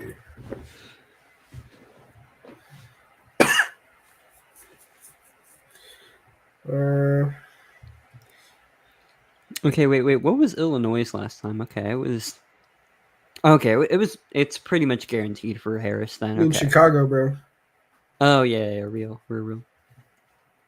Fuck me, I won't go to Chicago. You fuck Johnny. Martin Luther, St. George Floyd Boulevard. Martin, just the fucking Benson. Martin Luther King, St. George Floyd Boulevard. Ah, of all places to end up. You know what kind of people live here? Stupid, ignorant, nincompoops. Illinois. Yeah, it's the fucking Sufjan Stevens album. Whatever. Anyway. Let's listen to this haircut. And then hit. Oh God. Those 3 blue ball states. I think it looks. Blue ball states. Blue ball. Big F. What do we tune into? We are. The Goon Session. Host of Power and Politics, David Cochran, is in Washington, and he finished his broadcast today, and then went immediately to a Trump watch party, where he is right now. Watch party. Who are you talking to down there, David? Yeah, Adrian, I got off the air and went straight to a bar, but strictly for professional reasons. It's a Trump watch party. We're at the Dirty Water Bar in Washington. I'm here with Isaac Smith, who is the vice president for events here with the local Young Republicans. Isaac, what do you make of the results you're seeing so far? It looks like the early numbers are suggesting a good night for Donald Trump. Well, we were expecting a good night for Donald Trump. You know, this is the first time in the 3 elections that he's ever been even or even ahead in the polling on election night. He's outperformed his polls anywhere from 5 to 10% historically. So if that trend continues, we're not looking at just victory. We're looking at a wipeout. A wipeout when the polls are showing things are so close? Well, yeah, I don't know about that. I mean, I think it's still too early to tell. I think it's just him being a Trumpy. Hold on. Need to get rid of that comment. What was the comment? Illinois. Received more electoral college votes than he received in 2016. There was a sense amongst Democrats you spoke to in the final week of this election that they felt that they had a lot of momentum. They thought things were breaking their way. They thought the undecided was going Democrat by margins of double digits. What were you hearing and seeing in your work on this election? Well, I'm going to point out that I live here in D.C. All right, this is uninteresting. Yeah. Some Trump guy. I live here in DC. Doesn't DC like just always go like really fucking hardcore Democrat? Yeah. I'm pretty sure they're full of Because crime, of all you know, liberals. I wonder why. All the I'm not gonna say what kind of people, what race. I'm kidding. Kanye.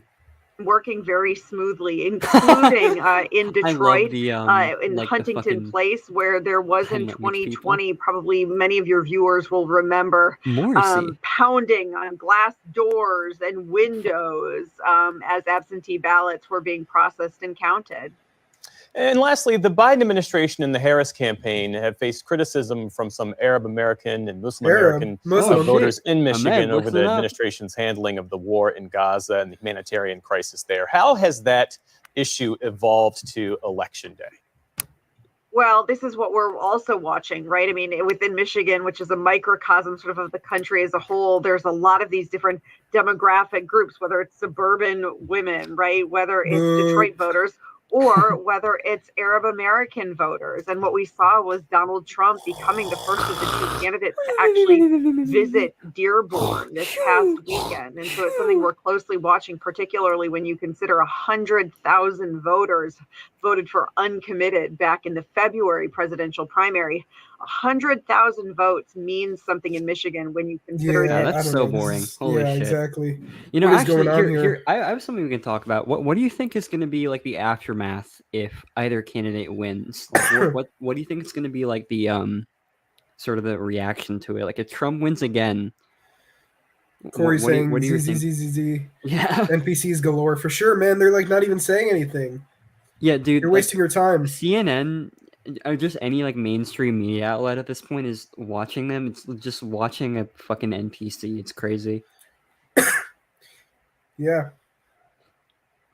But yeah, like I wanted to get your thoughts about that. Like, what do you think for both candidates is going to be like the reaction, or if like, or do you think there's going to be like another like fraud scandal too? Like if Kamala wins, like do you think it's going to be like, oh, the Democrats they stole the election again, or I mean, We what have are your a thoughts on that? gamerizer here saying Biden 2024. You know, I saw an image where it was like a screenshot, or it was like a picture of somebody taking a picture of their ballot. They put Biden in, and they're not. They're like, I'm not letting you retire yet, bro. You know, I will say before you do answer that though, like my question or whatever, I will say, I unironically do think sexism is going to play an important part in this election. Yeah. What about Like, racism? Well, I mean that could too, to a little bit. I think people focus more on like the Kamala woman part than her like being black or whatever she Indian. is. I don't know. Chameleon. Chameleon, yeah. She's kind of like Hillary Clinton, where she'll just kind of fucking shape shift to whatever like accent she thinks is going to be in the best neighborhood, you know. This is what we have here. Okay, real. Yeah. Yeah, I don't know. In 2020, I thought it was going to be like riots because, you know, you remember how that was happening like right around that time. At this point, you know, do I think there will be riots if Trump wins? Probably not. I mean, people are, if anything, I think they're bracing for that, you know? Yeah. Things aren't like what they were before. Now it's just, I feel like, you know, before they kind of had to get people like, you know, really scared as far as like actually doing like physical things, like locking things down and having those riots and all that. Now it seems like they can just effectively do it by telling people like, remember when those things happened, or, you know, just fear mongering them because they already got sucked into politics in the first place. So now I don't know. I mean, I don't think necessarily there, maybe in small areas, you may still see some riots of some sort. I mean, that happens at even like after football games, right? So, you know, hell, an election is still probably going to happen, but probably not as big as before. You know, you're not going to see things up in flames, but especially not the local shoe store, perhaps. You know, I did see that before happen. Happened at a Champs. They actually burned it down. You know, take from that what you will.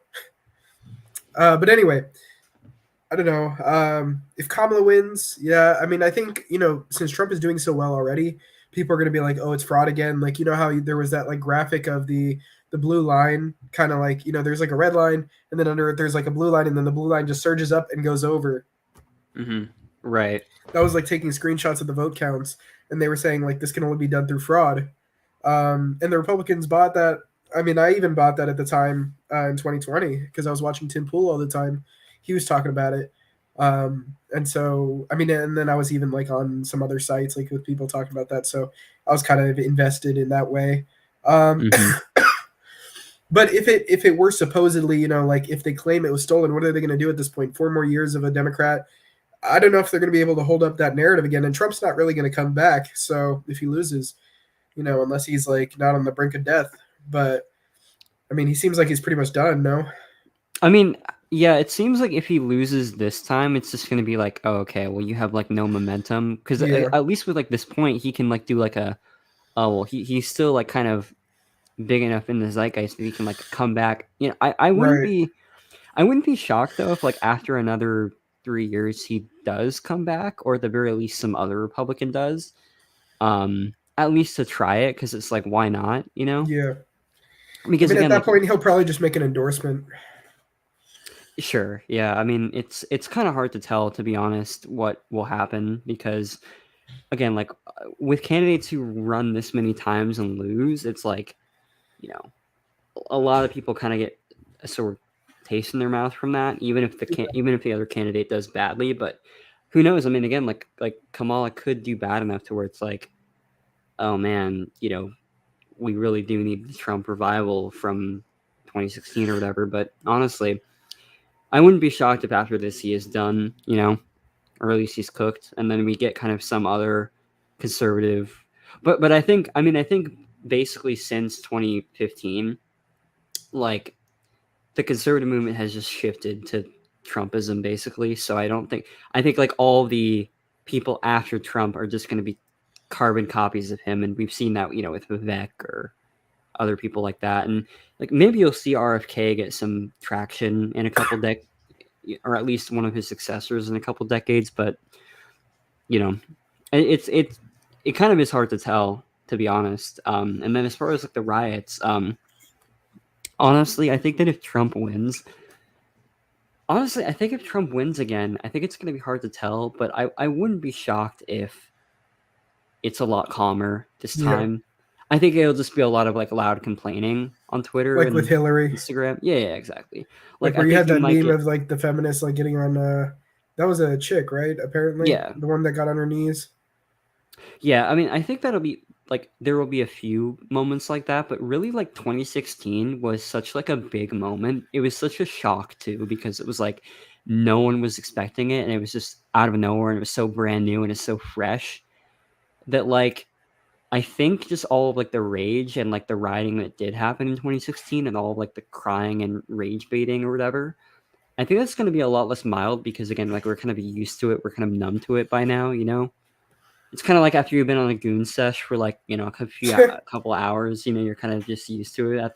At first it's like, it's really crazy, but then, you know, it's at the end, at the 30-hour mark, you're like, damn, this isn't as exciting anymore. So, you know, I think it's kind of going to be the same with Trump in this election if he wins. I think the Democrats are just going to be like burnt out, you know? Yeah.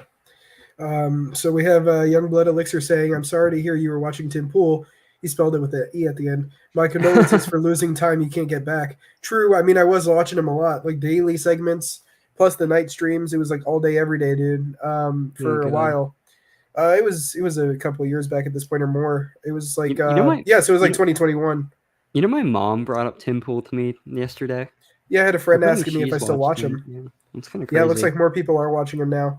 Yeah, he's getting big. I think like, honestly, says Timothy Civil War Pool. True. Yeah. He's always talking about it. Well, the thing that's going to be crazy is like after sort of all the old heads die in politics, you're really going to see, I think, sort of the biggest people in politics right now on the internet, you know, these big YouTubers basically become the mainstream because they sort of are to some extent. They've like kind of wormed their way in, you know, like Destiny having his debate with Ben Shapiro, Destiny showing up on like some big media outlets, but really like I think like we're going to see is like, you know, Fox, CNN, all these other outlets die in favor of YouTube and other platforms, that you're just going to have like the main political commentators be all the streamers that we grew up with now in their fucking 40s and 50s doing commentary, you know? So I think it's going to be really weird to see. Because again, like for our generation, that's really all we really care about. We don't really care about like big political commentators in CNN or Fox or anything like that, or even Tucker Carlson, you know. I don't think a lot of young people care about that. So I think it's going to be, honestly, I would think it would be fucking like Vosh and, you know, Destiny and fucking John Doyle and people like that who are going to be like the big names in politics, you know, 30 years from now. You think John Doyle will be? Honestly, kinda, yeah, for sure. In like MAGA spaces, he's like one of the bigger channels, at least. I mean, he gives speeches all the time. I mean, he's pretty rhetorically savvy too, you know. So I think he's one of the more famous and consistent Trumpies out there. Like, what do you think? I would say Tim Pool's for sure bigger. You know, Alex Jones bigger, Kanye's bigger, but like, yeah, I mean, John Doyle. Let's go Kanye. Okay. I wish I could have voted for you, buddy. There's Colonel West right there. But he didn't run. There's West on the ballot right there.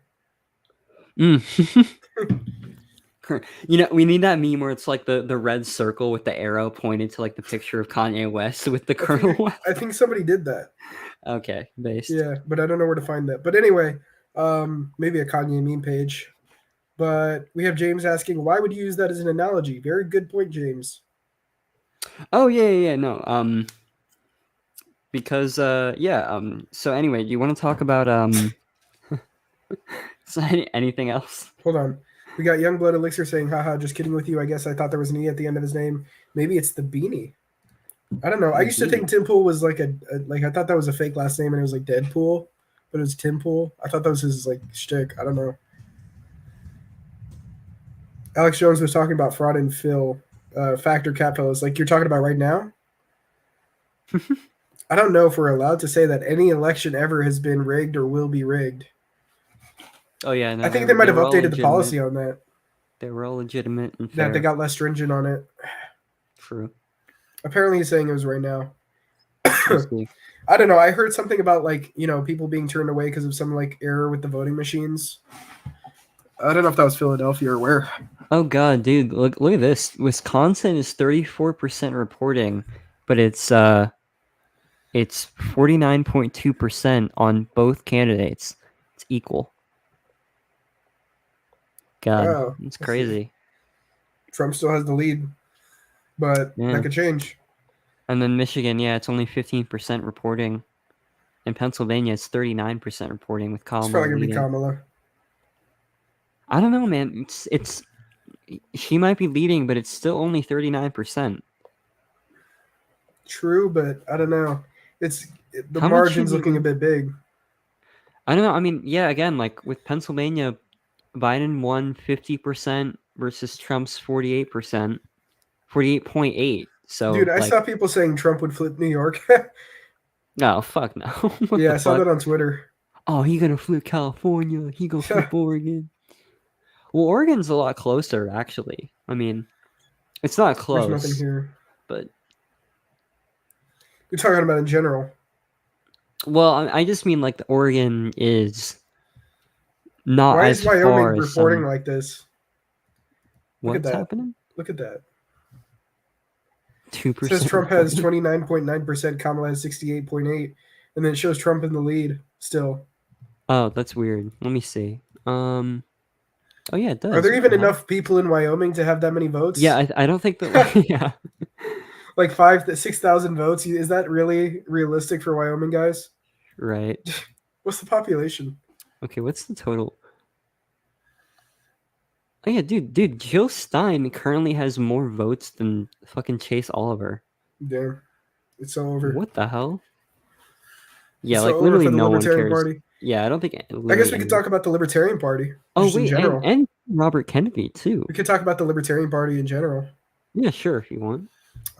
Just I guess the idea that like people are making this whole thing about you're like there are people who will vote for Trump anyway, and then there's like people who call themselves staunch libertarians that'll be like, oh well, how dare you vote for Trump? I'm gonna vote for my candidate who's more consistent. But you're still falling into that same issue. Yeah, exactly. Huh? Be equal pill and vote Kamala.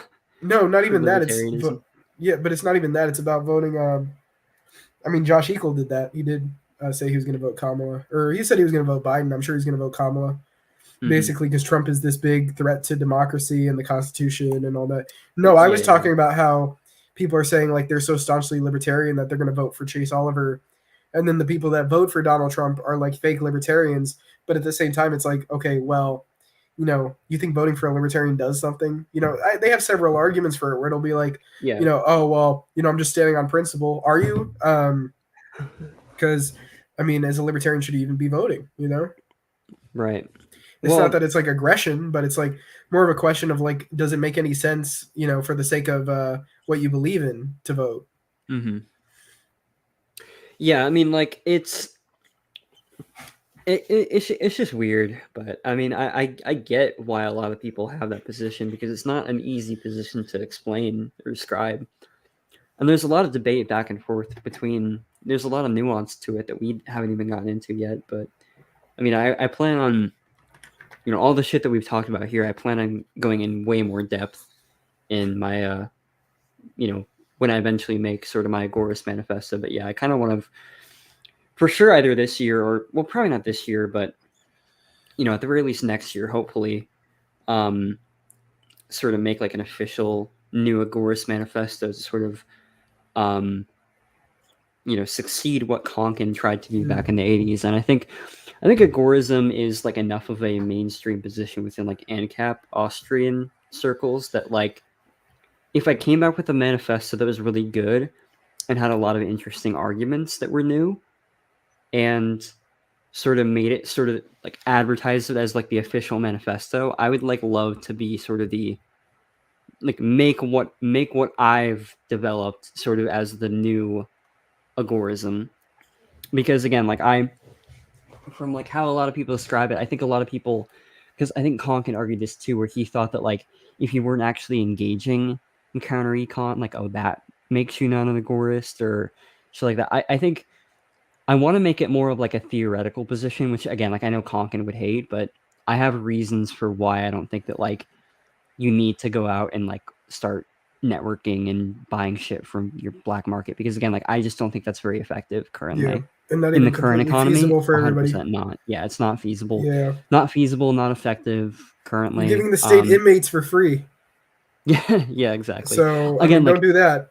And I think he would probably agree with this if he, because he has had writings that have backed this up, is that what's more important generally is like these big technologies that are emerging, these big new waves of, I guess if you want to call it technique, where it's literally changing the way masses of people associate and changing the incentive structures of like ordinary normies. Whereas I think counter economics is just one guy or one group of guys doing one thing.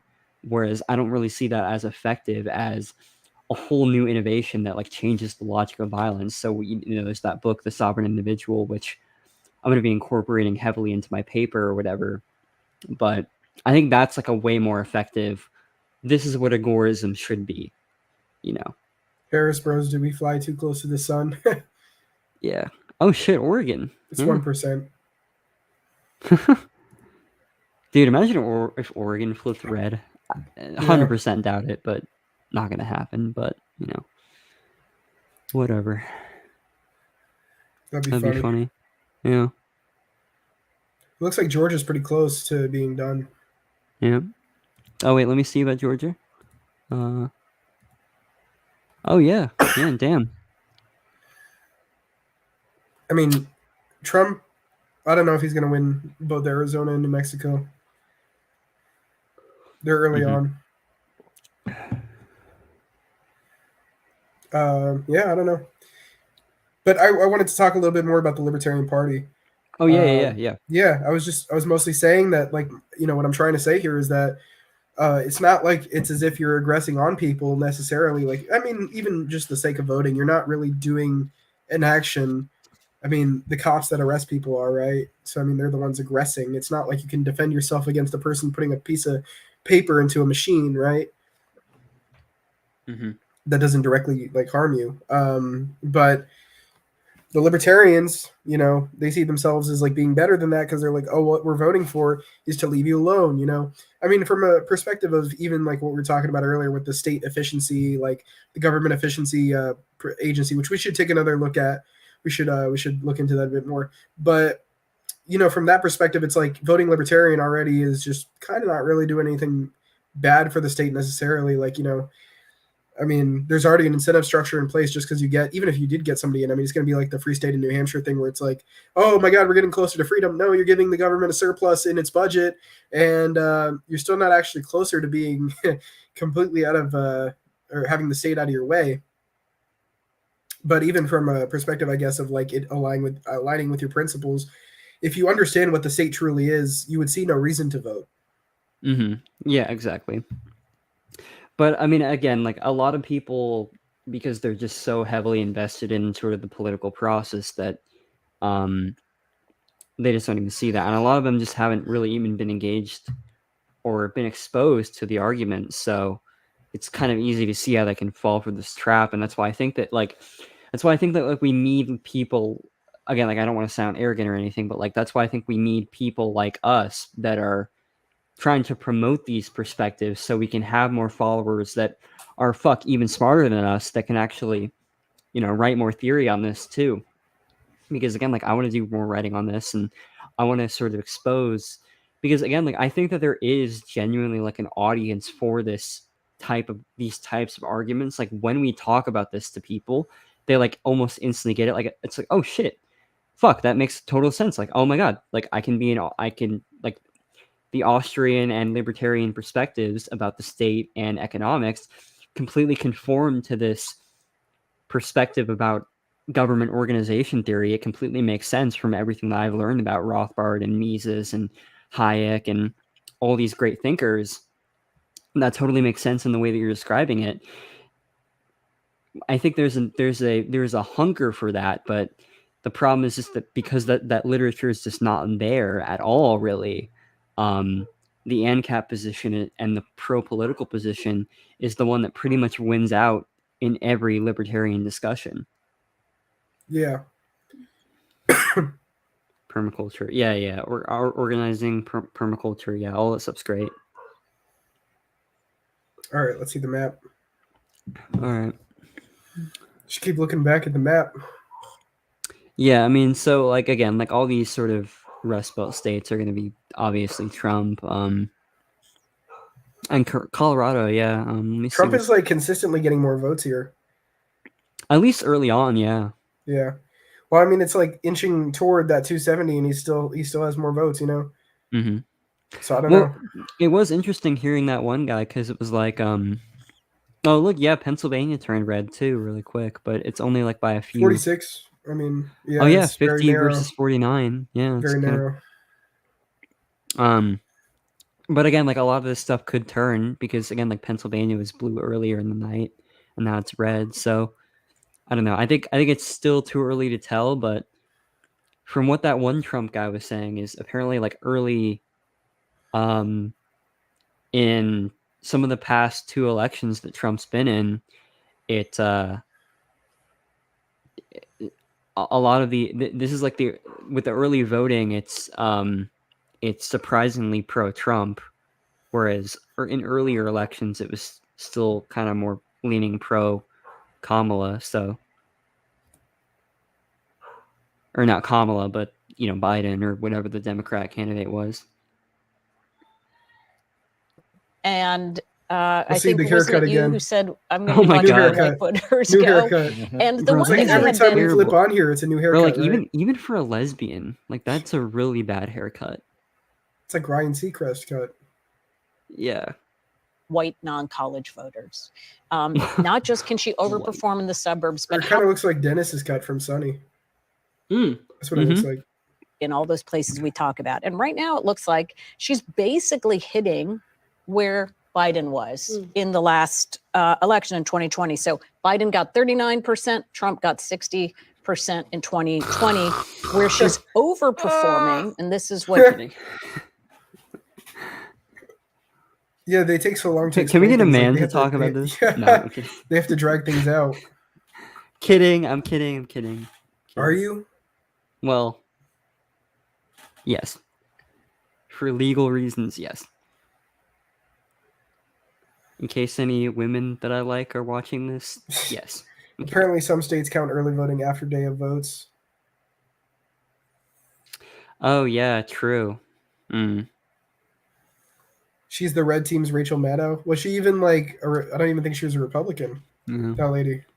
Oh, yeah, because you remember last election, I think it went on until like the next day, didn't it? Or the next couple days because of the whole voting fiasco. Yeah, but that was like COVID and stuff, you know, lockdowns. Okay, yeah, sure. Wait, James, you got to send me this.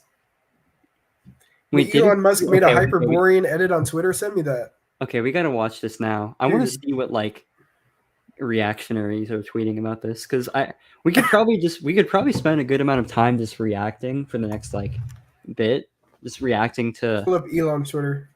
Fucking reactionaries on Twitter. Let me see. Just need to log in here. Crazy. Damn, this is the 34th episode of Civil Offense. I didn't even notice that. And very spaced out. Yeah. Let's see. So Twitter. God, yeah, Twitter is probably just blowing the fuck up about this. True. I'm glad I'm not there. But I kind of want to see it a little bit now from your perspective. Yeah. Let me see. I have to figure out my login. Okay, no worries. Well, you're figuring that out. I'm going to go to the restroom. Damn, you're going to leave us hanging? Hey, I don't want to leave my need How? to urinate hanging. So, do you want to see me pee my pants in this stream? Let's do it. Okay, bet. Get way more views. Just kidding. Let's see.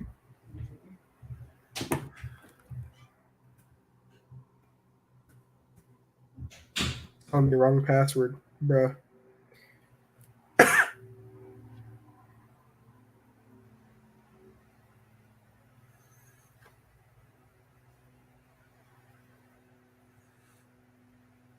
Yeah, I'm interested in seeing that Hyperborean edit. No way, right? We're so back. Let's see. Oh, there we go.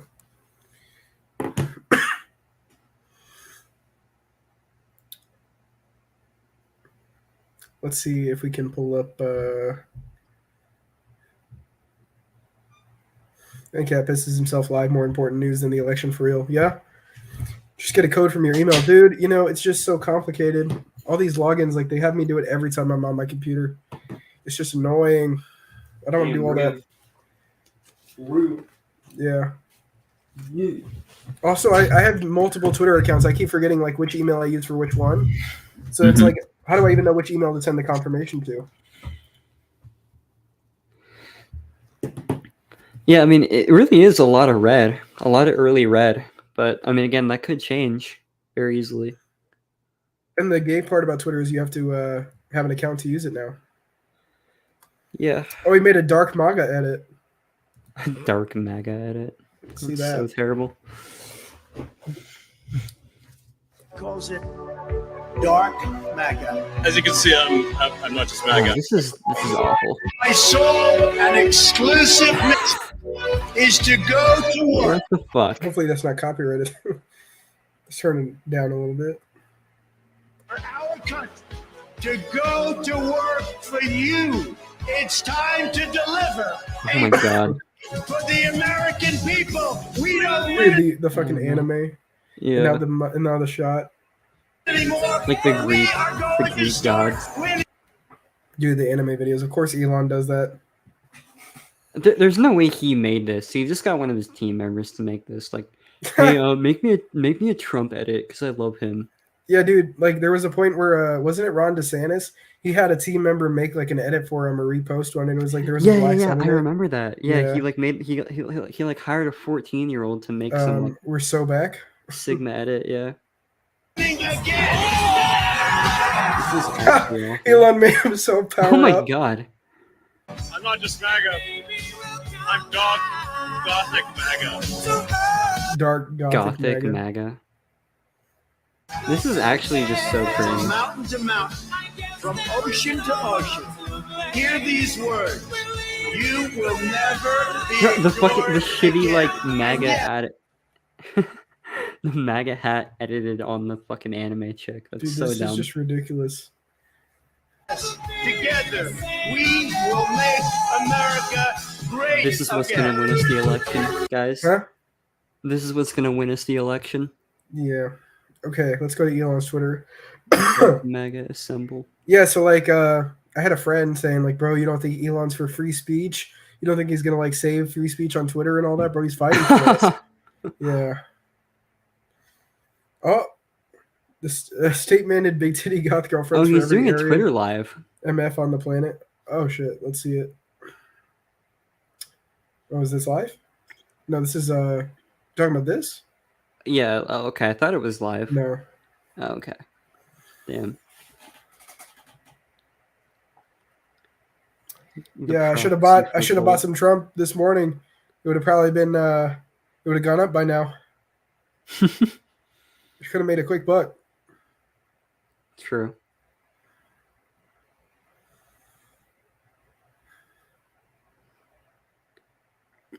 You know, honestly, I was predicting this back when like Elon. I like the first thing that I saw with Elon, like doing anything mildly like conservative leaning.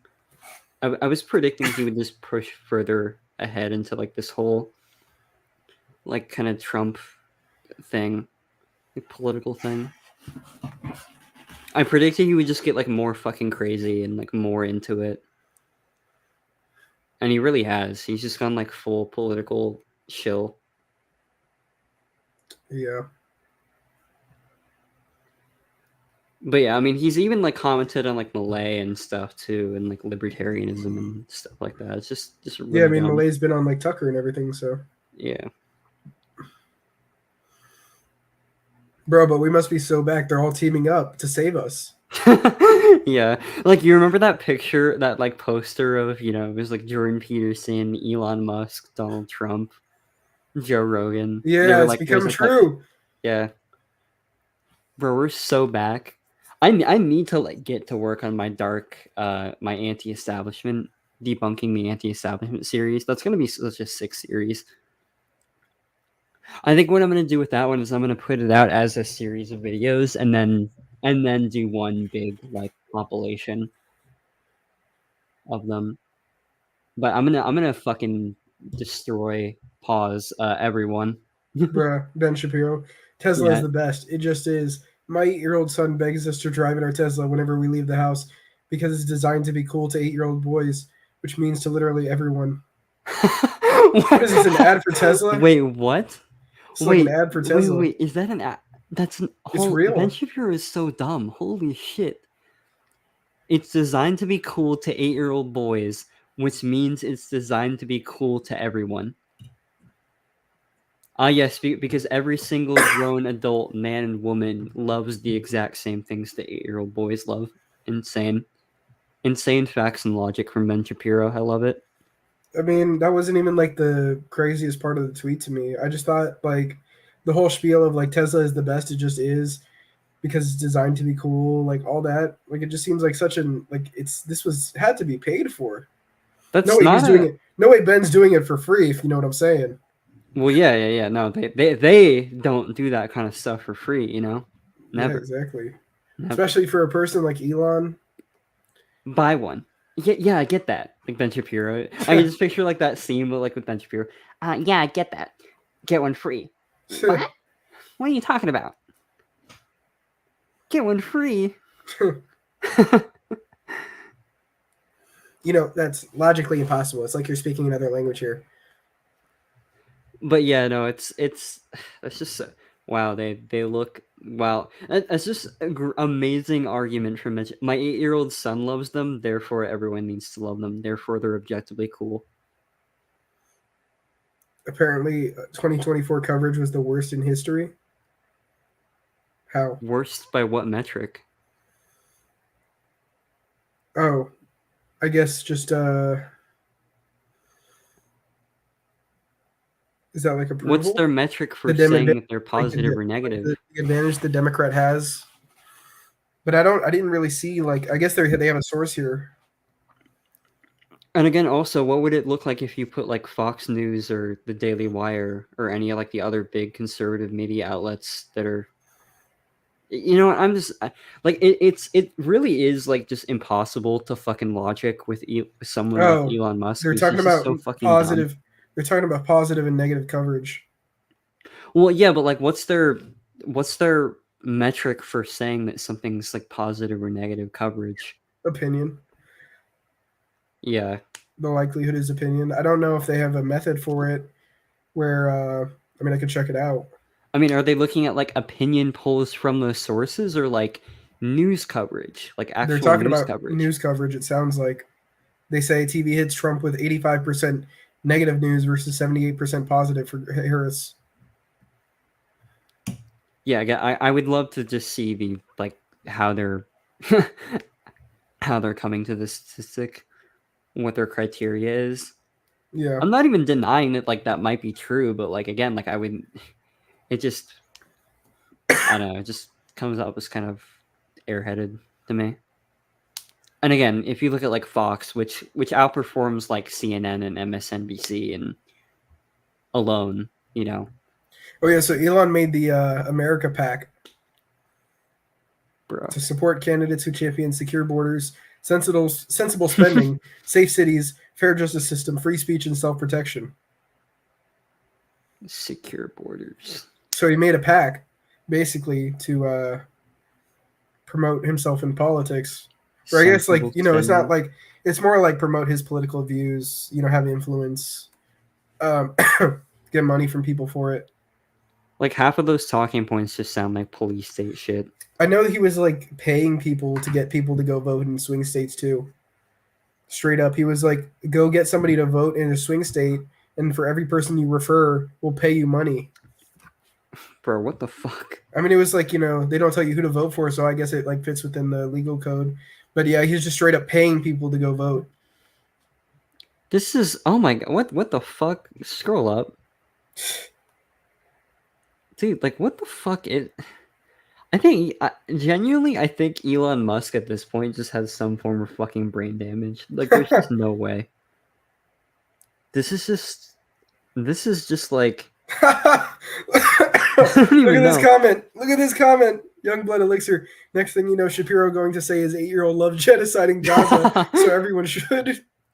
Look. My dad told me that I should show for Israel. My 8-year-old son likes Israel.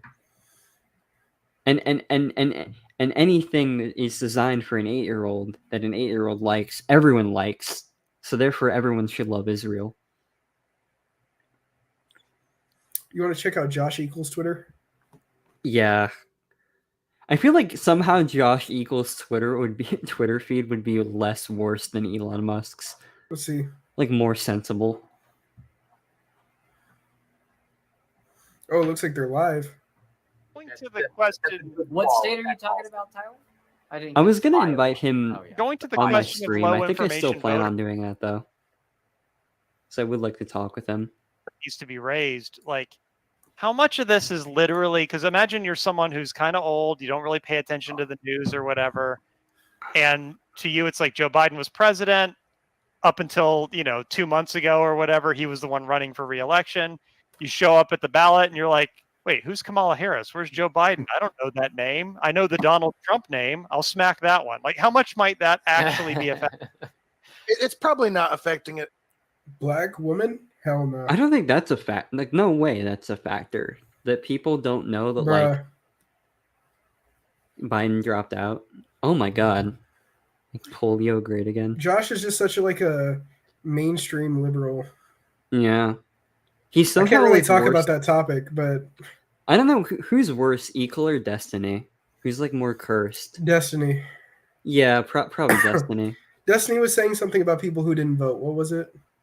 Destiny is like, because like I was watching that guy from, it was Destiny and John Doyle who did a debate recently. This was like maybe a month ago, and he literally just like, it's over. I'm calling it. Harris wins.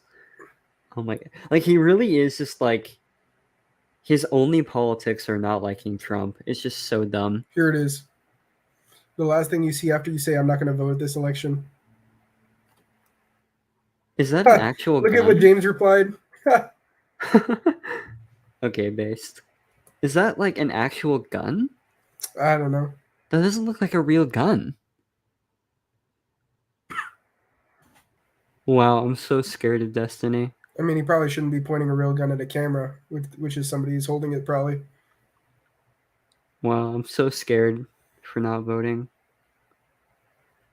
What the hell? I'm a never Remember Trump the guy. vote? I'm a never Trump guy. I'm a never Trump guy. I'm a never. Yeah, so the Never Trump. This really is the Twitter feed of someone to get fucking cucked. The Never Trumpers are twerking women, one of them being obese, along with 3 gay guys having a kiss circle. Yeah, it really does show you the That's the Harris average campaign. Yeah, exactly. Destiny looks like that midget His actor. philosophy but on like wait, taller.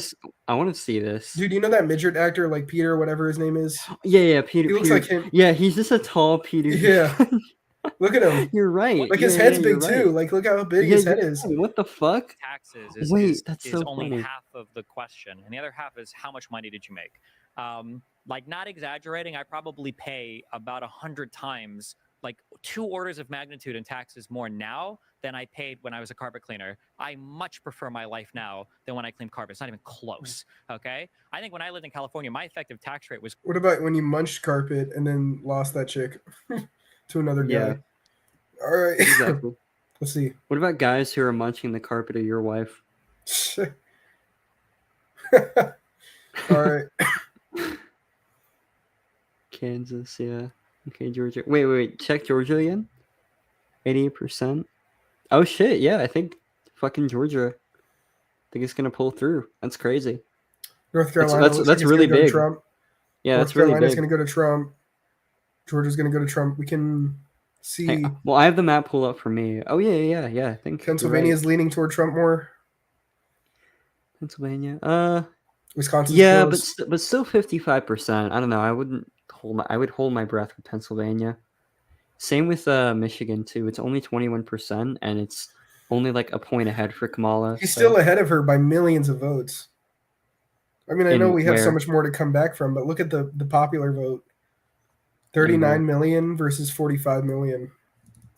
Well, she's almost at 40. But right now he's winning the popular vote, which is like odd. Yeah, early.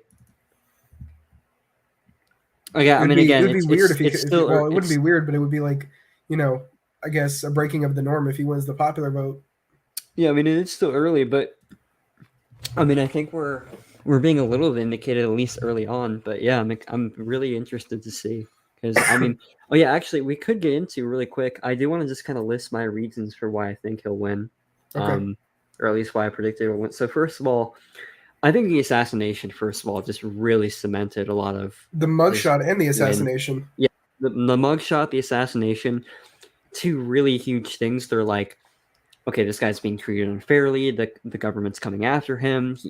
Other people are coming after him. The fucking that's like the two really huge things. But I think ultimately, like the really big thing is honestly just the fucking economy just going down the shitter. The inflation, the two crazy wars. Again, like people don't really think about it that much, but it's like people for the most part, I think just ordinary people generally just think like, oh, bad thing happening currently, blame it on the current guy, right? If the economy is going good, if things are going good, if things are on the up and up, then it's like, okay, I'll reelect you. But if things are just going down the shitter, which since 2020, things have just, I think everyone can universally agree, just things have gotten worse. The economy, the inflation, the wars, the election cycle, like the news cycle, all the crazy shit that's been happening, just all the crazy stuff. It's all just gotten worse. So people immediately associate that with just the current incumbent. So I guess that's the third thing. So just all the craziness and being blamed on Biden or whatever. Because again, like when Trump was elected president, right? Like what was the news cycle like? It was constantly crazy shit about this new thing that Trump did, right? So that was a huge impact on why Biden won, is because it's like, bro, I don't want to deal with all this fucking crazy shit that's been happening since 2016. Politics have been fucking crazy, and I just want to go back to the Obama guy when things were chiller. So I think that's partly why people voted for Biden. What? Were things really chiller? Well, no. Well, I'm just saying, like, at least like in the news cycle that they were getting, like the news cycle for sure under the Trump campaign compared to the Obama administration, it's been getting progressively crazier since then. But like Trump for sure, at least just in the craziness of how heated politics have gotten from 2015 to 2020, it got a whole lot worse. And I think a lot more people could very easily blame that on Trump than someone like Biden. Yeah. So I'm not saying that like the economy, because again, like I think the economy and Trump progressively got, worse. I don't know if he was in here before, but Legacy Zach says Destiny sucks dick. True. Yeah, true. He does. Unironically, that's not even an insult. He just does. But the other thing too, like the thing is that like because we're Austrians and we're not retarded, we like understand that like just because the economy currently is like not in the shitter does not mean that like the bubble that's being undertaken currently is not going to lead to it popping. And again, the other thing, go ahead. Check this chat. The next bubble burst is going to be catastrophic, and the Fed playing interest rates isn't going to do anything but slow it at this time. Yeah, no, exactly. And the thing is too is like what we as Austrians have been pointing out is that like the state by existing puts us in a recession. Like the Fed, by existing, puts us in a constant state of economic depression.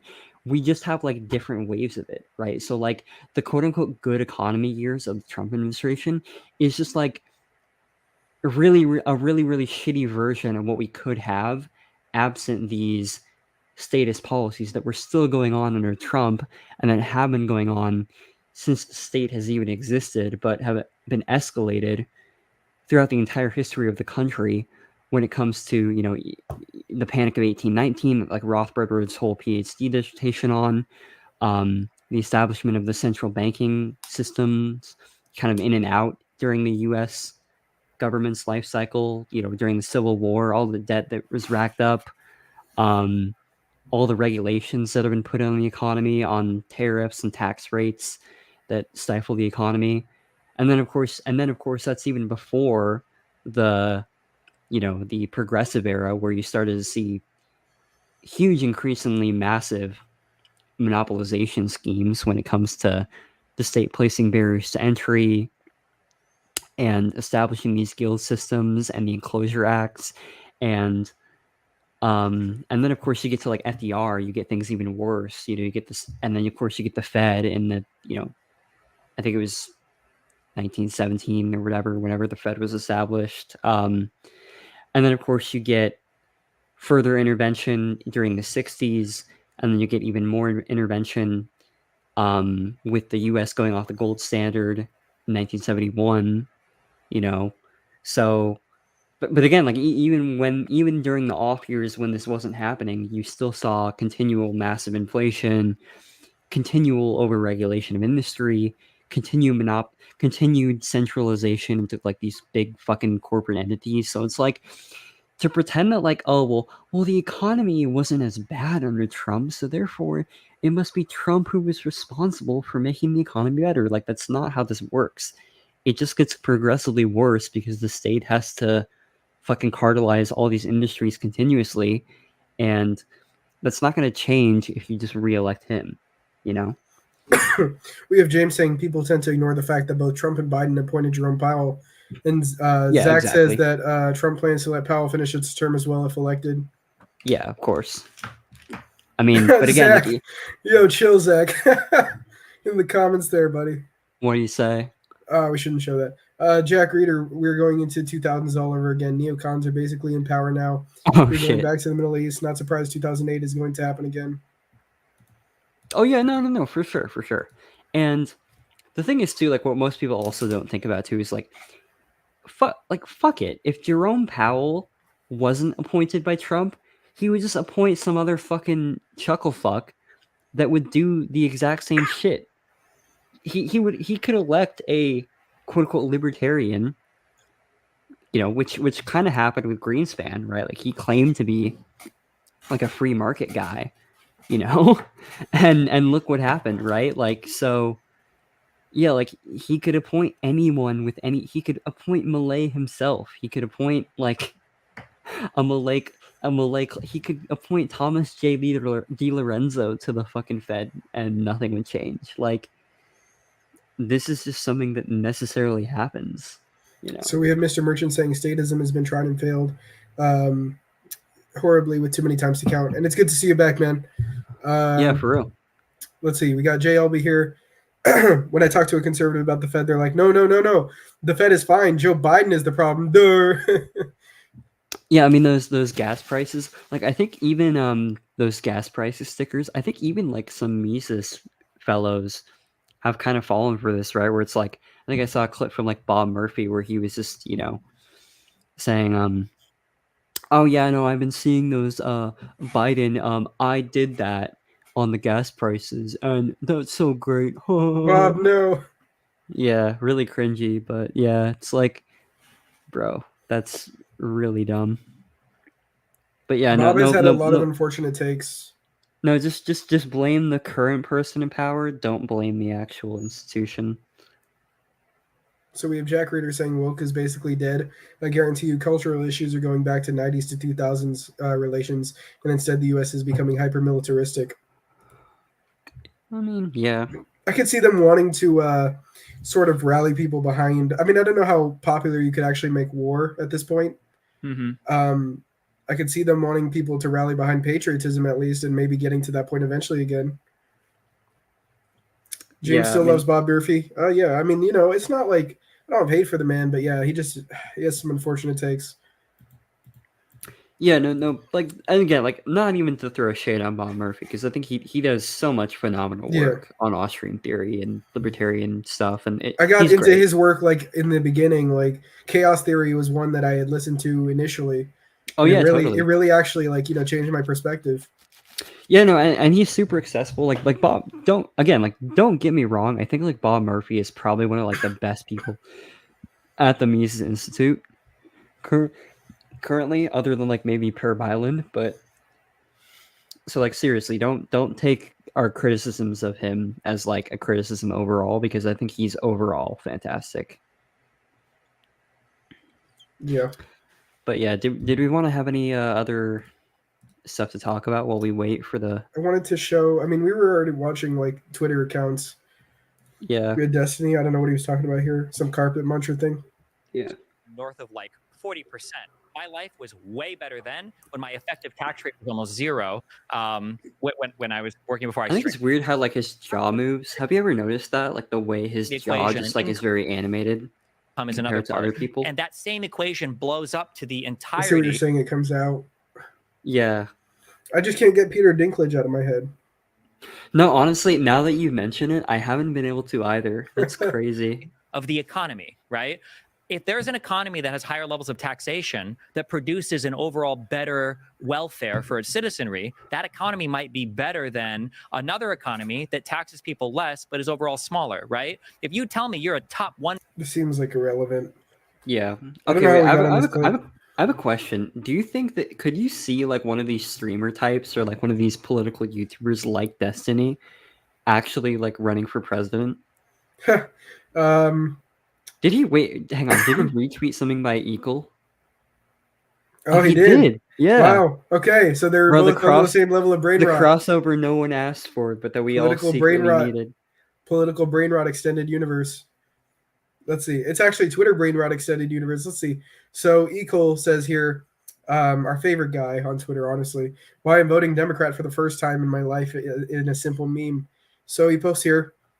Here's the Overton window.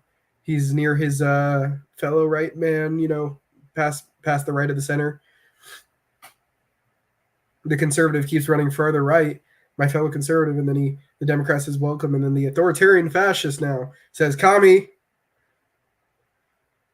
I mean, it seems like, on the one hand, they'll, like when you're on the left more so, they'll kind of say like everything's going rightward.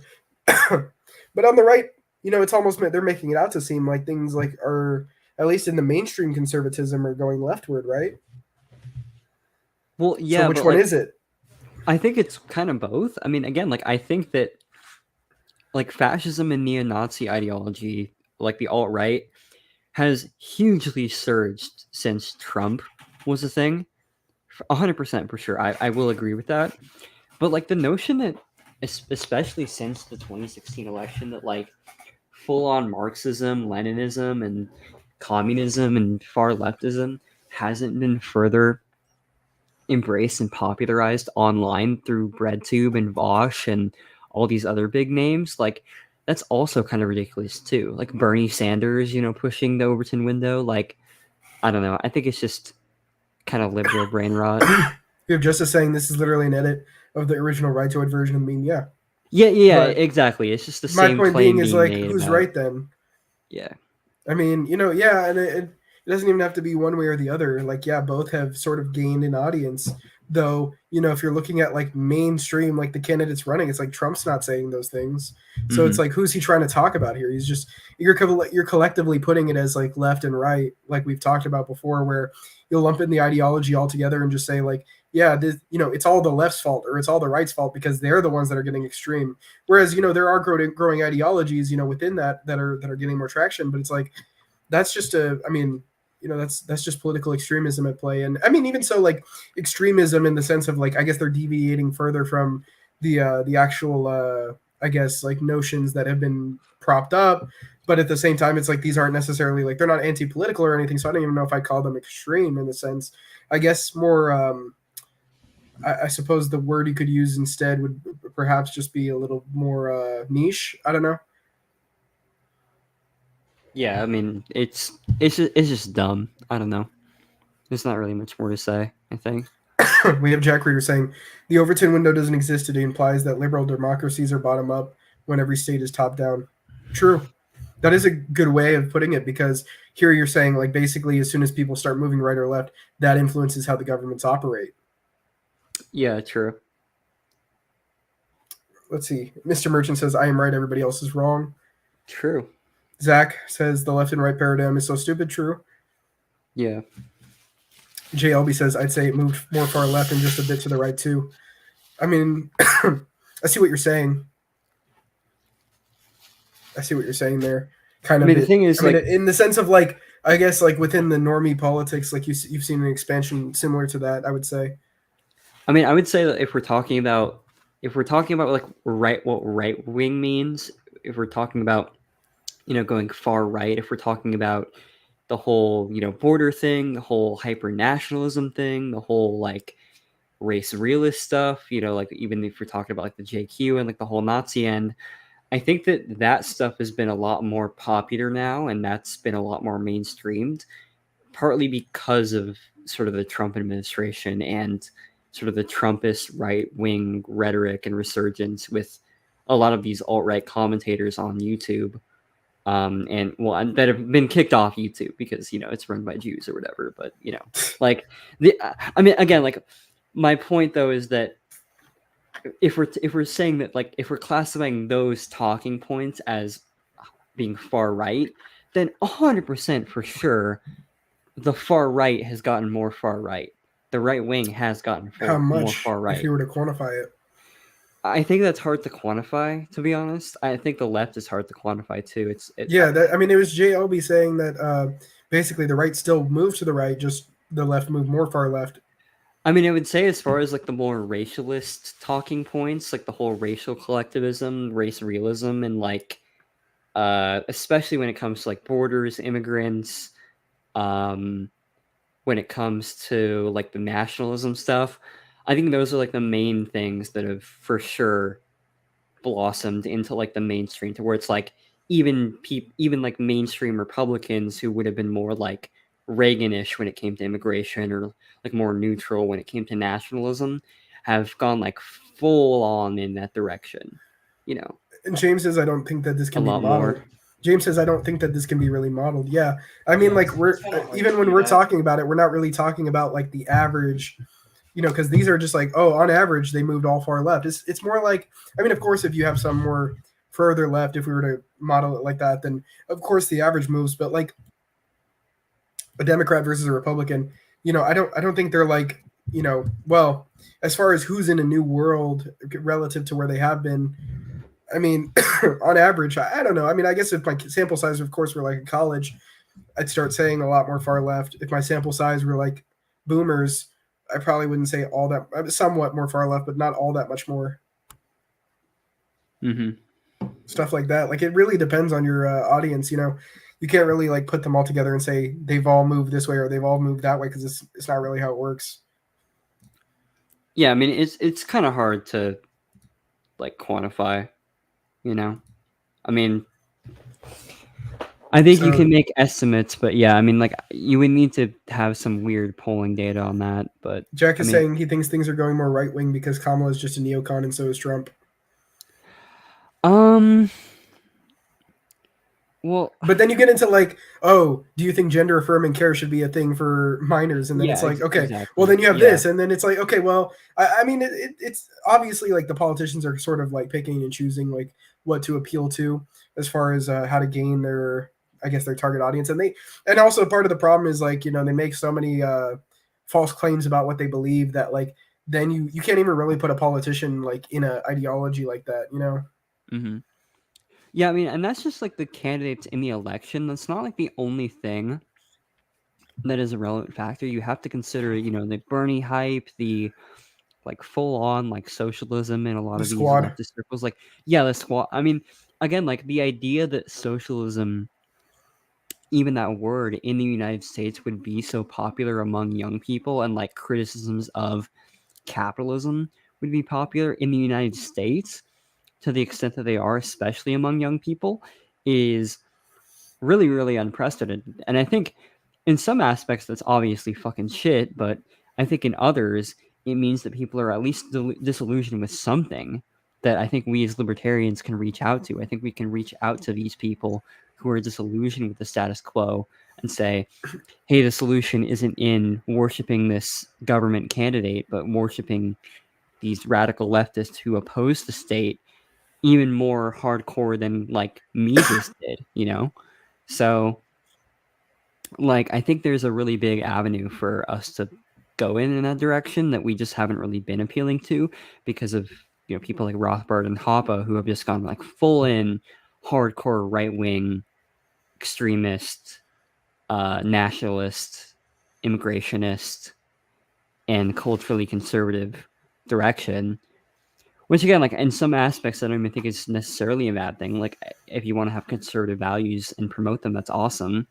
But I think there are a significant amount of leftists who have genuine concerns about a lot of issues that a lot of right-wing libertarians are just completely dismissive of. And if anything, going in the opposite direction, like Walter Block just being like, well, Walmart is the greatest thing ever. Like, I don't think even to like the average conservative, they would think that something like that. Walmart's like the pinnacle of American greatness. You know, I think even they would recognize that these big companies come in and bulldoze these small businesses, you know. But again, like Walter Block is a political shill. He's a fucking monopolist. He's a fucking genocide supporter. He's 100% not a libertarian. And he, you know, I think that's should not really be that controversial, at least now to say, considering all the crazy shit that he said. But again, a lot of his positions have been defended by people like, you know, people within sort of the ANCAP crowd, and it's just kind of cringe, you know? All right, guys, make sure you're liking the video. You know, we want to get the engagement up. Like it, share it. Smash that like, smash that subscribe if you haven't already. If you have a parent that's watching CNN and being like, oh, I want to get election coverage from them, or Fox News, just be like, hey, you know, Mom, I just found this other channel that is a lot funnier, is a lot more entertaining, is actually based, then, you know, maybe you should watch them, you know, and just send her the link to this stream or any of our episodes. And if you have a kid, put it on the iPad and just keep it on. Right next to Subway Surfers. And yeah. So we have Jack Reader here saying gender Sweeney. affirming. We have Jack Reader here saying gender affirming care is not an existential take. It is a personalized one. Also, I guarantee in a year or two you won't be hearing or you won't be talking about it as it's relevant. Oh, 100% disagree. Yeah, like I disagree. And let me get in first. Let me get in first. Yeah, go ahead. Just because the thing here is like, I mean, first of all, Biden has already talked about this sort of thing. I don't know how long it's been since he's talked about it, but he's talked about it within this election cycle. So for him to be talking about it and for it to still be like, you know, something big. I mean, this whole thing started, I want to say within the past 10 or so years, it started getting some traction. Around 2016, I want to say, is when I started seeing it like posted on like, you know, YouTube, and like you had these like streaming shows like TLC, you have Jazz on there, you had some other kids saying that they were doing this, and like the parents, like they were putting them on like pageants or something like that. I can't remember what it was, but pretty much trying to normalize this. And that was a big thing within like the SJW like debates and all that. This was becoming a thing as well. I know a lot of things were becoming a little relevant that weren't before, you know, the internet being the internet. But I think this is even more relevant than it has been. You know, I mean, sure, I don't know if you'll say the same thing about Black Lives Matter or something, you know, as far as the political movement that it's been. But I've seen, you know, even in the past recent years, and I know this probably, I don't know if this adds to your point because you're saying it's like become so big in the past few years and then it's just going to go away. But I mean, I've seen like malls, like where stores will just put like protect trans kids in the windows. So it's like, and I've seen so much more like, you know, of people having the takes that like, oh, if I had kids and they were like that, you know, even if they were young, I'd be supportive of it. So like for people to be talking about it like that, I don't know if it would really go away that quick. I mean, it eventually will, just because, you know, there is a certain statistic you should look into as far as just the odds of somebody remaining. That's all I should say. I don't know. It's getting up there. So, it's been described to me. I'm not saying this is my language, but it's been described to me as a self-solving problem. I'm just saying that's how it's been described to me. I'm not saying I made no value judgment. Well, I mean, I would say at least it's not solving the problem because, again, like you still have this kind of mental issue and problem that a lot of these people are facing. The thing is, I don't really know the solution to this kind of stuff. The problem is, I just know that like the people who are experiencing it are obviously in a period of mental turmoil, and I think a lot of that is because of the reaction that they're getting from society. But I think the other part is that it's kind of hard to not get that kind of reaction because, again, like if you have like, if you have like a physical dysmorphia, like, you're a midget or whatever, or like you have your arm cut off, you're going to obviously have a lot of people judging you and staring at you and stuff. And so if you are born into your biological self and your mentality feels like it's more of that of the opposite of the sex that you were born into, the body that you inhabit, it's basically like you feel like an alien, in your own body, obviously. So, But it would seem that there are more spaces of acceptance, these days, yet the rates are still going up of like self-deletion. No. I think that the controversy has gone up, and I think that there are certainly more spaces of exception for sure. But I think the problem is that I think earlier in the sort of timeline of this is that you had a lot of people that could very easily repress it and didn't feel comfortable enough to actually, express that in maybe their outfit or their makeup or whatever. But now that they are, even in accepting places like Portland, they're obviously going to get a lot more looks and a lot of judgment regardless, even from people that are like kind of liberal and maybe more progressive about that kind of stuff and more uncomfortableness. Really, like the only people that are like not going to bat an eye are like far less radical leftists. So even in a place like Oregon, where it is more accepting, they're for sure going to get a lot of looks and a lot of judgment and a lot of feeling more uncomfortable in the environment that they're in. So has the climate gotten more accepting to some degree? For sure. But that doesn't mean that like it's automatically fine or they're in a comfortable space. They're still basically swimming in foreign waters, regardless, even if they're living in California. It's more accessible to be getting the surgeries and getting the treatment. Well, I wouldn't call them treatment necessarily, but getting the hormones, be it as it may. But point being, it's more accessible, and I would say, at least if you were to go to certain spots, not everywhere overall, but there's certain spots where it's a lot more accepted, and people, even if they are giving a look, maybe they're not saying anything. I don't think that's socially as acceptable as it used to be to say something about it either. So I don't know. I see that as sort of a thing of like, if it really takes that much conditioning to the point where you have to be that far of a leftist to not say anything about it or not think anything about it, it just seems like it's not going to get there. Well, it's more like if you're in an environment where, like, imagine you're like, you have the mindset of a man that you have, right? Like you're very comfortable in your masculinity. I am too. But if you're in a condition where you wake up someday, maybe you wake up tomorrow and you're in the body of a female, right? Like you're gonna basically feel like you're an alien, right? If that scientifically did happen to you somehow, like an alien switched your body with that of a female, even regardless of, the whole, just imagine being born that way, right? It's gonna fuck with your head severely. It's gonna give you a lot of trauma, and it's gonna give you like a lot of confused things because you're confused about your identity. Because again, like you feel consciously, we know that men and women's brains are different. If your biology isn't really matching up to that, then yeah, you're gonna be mentally fucked with, So it's not really surprising to see the suicide rates that we're seeing, even if there are certain rates of acceptance, and especially nowadays, because even if there are more rates of acceptance, even in like liberal communities, because it's still like such a controversial, talked about issue. It's still gonna fuck with your head, regardless of who you are, even if you're like have a thick-skinned person, because it's like now such a big talking point in society. That's still gonna really, really fuck with your head for sure. We've had this discussion on the stream before about that example. Yeah. Probably be better to get back to the topic for now. We could have that in the future. I mean, I would be open to it, because I think we should talk some more about it maybe, because I mean, like, I definitely have like, responses in terms of just,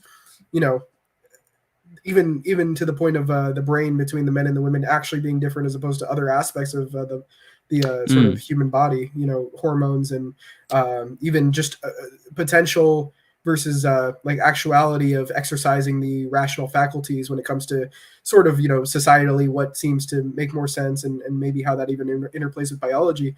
But yeah, I mean, we'll get back to that. But let's see some chats here. Table that for now. Let's see. We got James saying, Ahmed, stop trying to riz our moms. What's that song? It's like, treat me like white tea.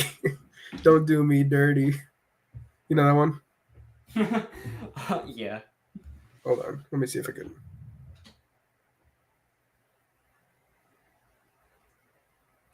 Let's see. Oh, that's not it. That's the wrong one.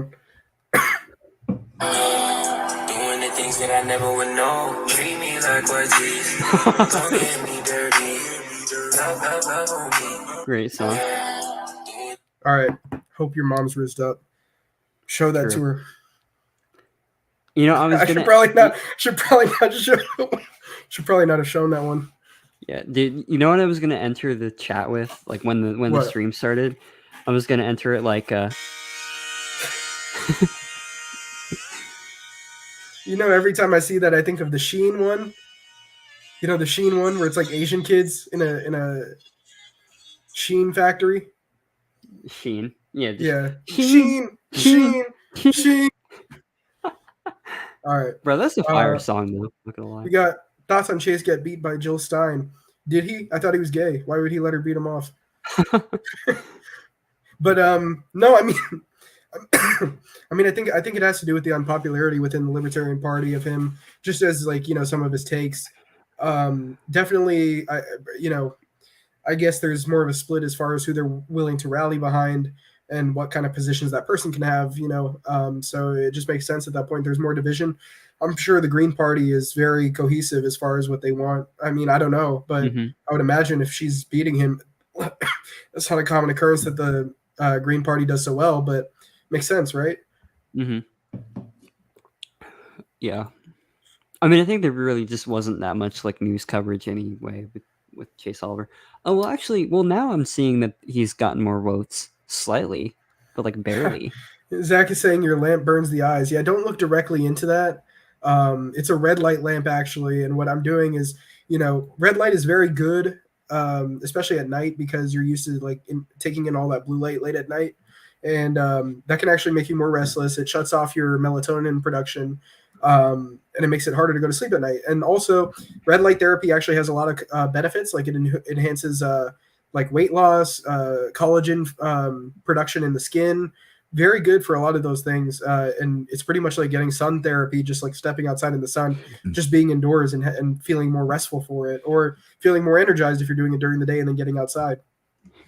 But yeah, it is bright. I know, especially on stream, it just shows up as like white. I'll try to cover it a little bit better with my head. I never look directly into it, but it doesn't look like that. I mean, it's a lot more red. But yeah. Let's see. Yeah, bro, it's yellow right now. Me? Yeah. I thought I was like pink. No, you look a little like orangish, maybe yellow. I'm yellow? A little bit. Oh, you know that like Asian Joe Rogan meme where it's like, oh, you ever try DMT? I don't know if I've seen that. Your phone linging. Your phone linging. All right, let's see. You drink coffee. Jack Reader saying we don't hear shit about BLM now, and we ain't gonna hear about gender affirming care in 2028. I mean, if another cop incident happens, I'm sure we will. Yeah, like BLM is still in the zeitgeist. It's really like Yeah. it's just not active now because there's not like a shooting, but like the trans shit is active all the time because there are Yeah. like a million different news stories about it now. So yeah, like I completely disagree. Like the fact this is gonna go away, it's gonna get worse. Was there like a former comment here? Oh, let me see. Neither Chase or Stein will get a single % of the national vote. Third parties as a thing are going to be removed / diluted away. You're very hopeful. You're very hopeful. Like these political, sort of movements are going to go away. The third parties are going to go away. I mean, you're a very hopeful person. Yeah, I don't. I'll think tell you, that's you're the case. optimistic. You want to check out that 2024 map though, right now, before we Yeah, check let's out some do more it. chats. Yeah, let's do it. Let me see. Let's do it. Where did I have that map? Fiend. Oh, Trump's getting close. Let's see. Yeah, he's still like 6 million votes ahead. Yeah. It's pretty high. But yeah, they're already reporting California for Harris despite 0 votes, but I mean that's expected. I mean, of course. Yeah. And so we have. I mean, honestly, Oregon's going to go to Kamala. Pennsylvania is looking good for Trump. Yeah. I mean, honestly, if he wins like Georgia and Pennsylvania on top of Arizona and North Carolina, Kamala's going to have to win the whole like rest of the Rust Belt. Yep. To even have a chance. So Well, I think she's gonna win because again, like Minnesota is generally a guarantee for Dems. I mean, you mean Michigan or no Minnesota? You're right. Minnesota. You're right. Yeah. I was thinking of Detroit. Detroit. Take him to Detroit. No. All right, and then let's see. He's asking why I'm in a hotel room going to a special event, or are you broke? This is actually this is in my house. This is like a not a bedroom. I guess it is a bedroom. It just doesn't have a bed in it. It technically would be a guest room, except for when the guests come over, they take my room and then I sleep in here. So yeah, and Kat knows about that. Yeah. He's seen it. But yeah, no, I mean, I have that light in here. It would be nice if I brought that with me to hotels. I was just in Miami. And that's probably where I got sick. Well, we didn't sleep together. Well, I mean, on record, yeah, we didn't. Isn't Riz Ahmed? Isn't Riz? I can't read it. Isn't Riz Ahmed an actual media personality? That's crazy. No way.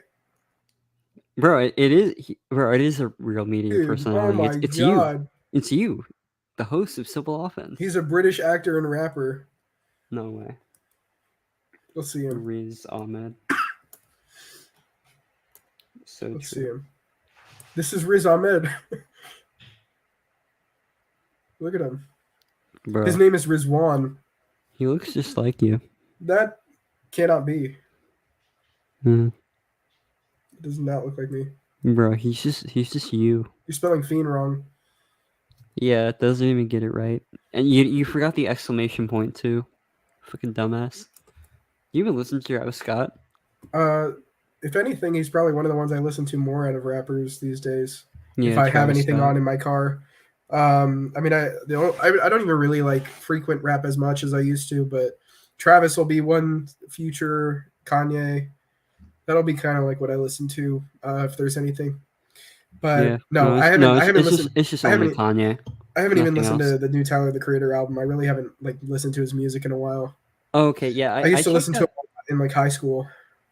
Yeah. You know, I checked out the new Tyler album. I honestly wasn't that big of a fan. I thought I it was heard- just weird. I heard some of the clips he posted on Instagram. I wasn't impressed.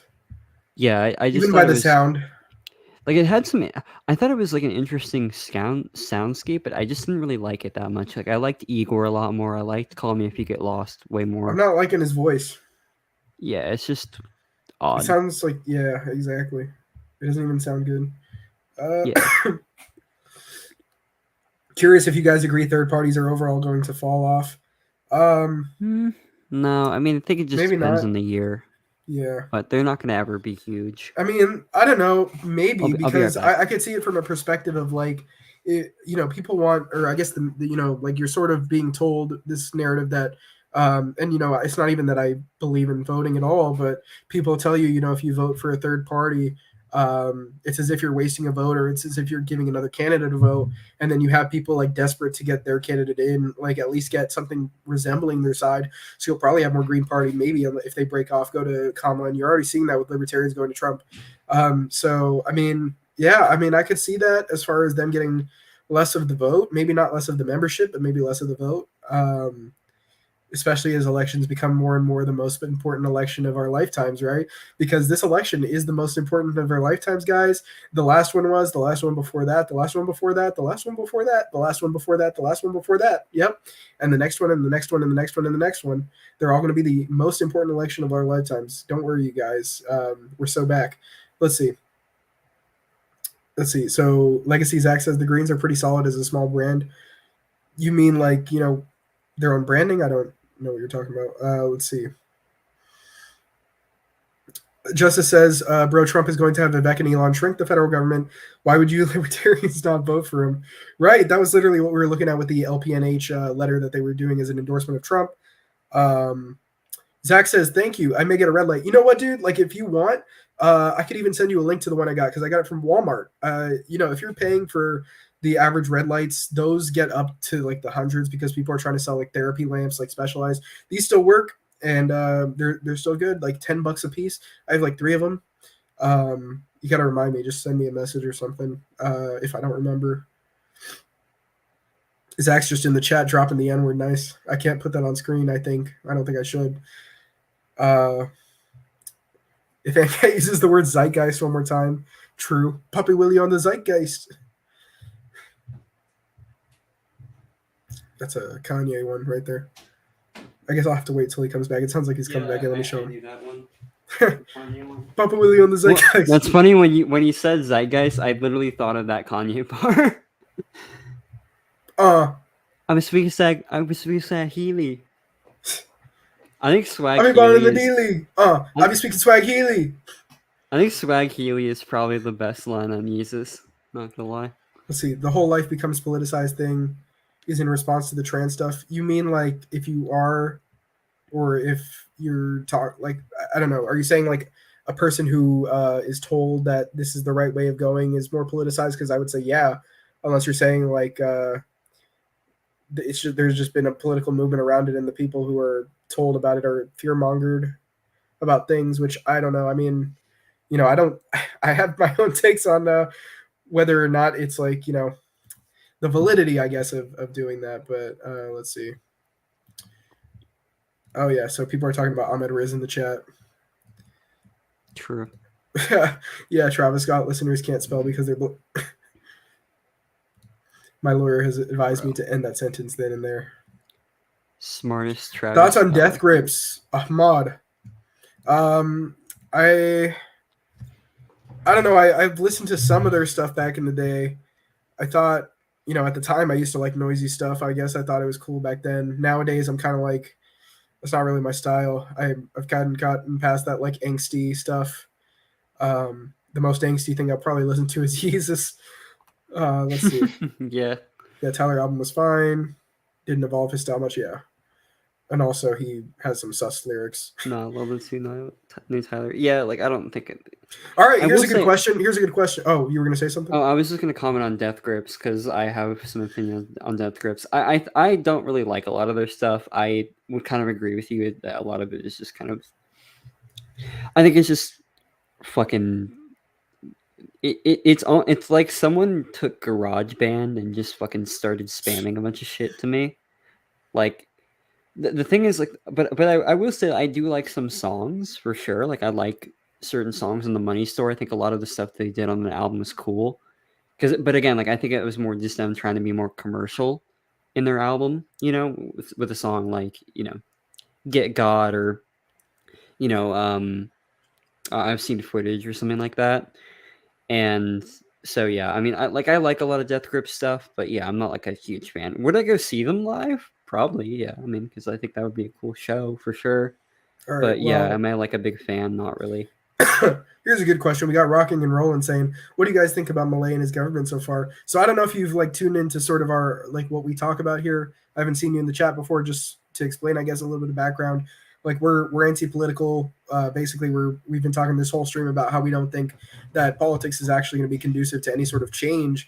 It's just that the state has an incentive system that will make it so that, I mean, there are certain actions that have to be taken. Even if you frame it as like this is a libertarian, oftentimes, like we pointed out with the free state as an example, they'll actually cut I guess taxation it was in that instance, but then you'll hear the governor who's not part of this free state project coming out and saying, hey, look at how big of a surplus we had toward the government. So even when you reduce government, you actually have a greater government efficiency, which is what we were as well talking about with Elon joining forces with like Ron Paul and Vivek Ramaswamy. But and so, you know, the point there was that overall, like, you know, having these cutbacks doesn't really make it so that, you know, necessarily we have any more freedom. The government still has ability to unilaterally define property. They can still tell you what property is and isn't.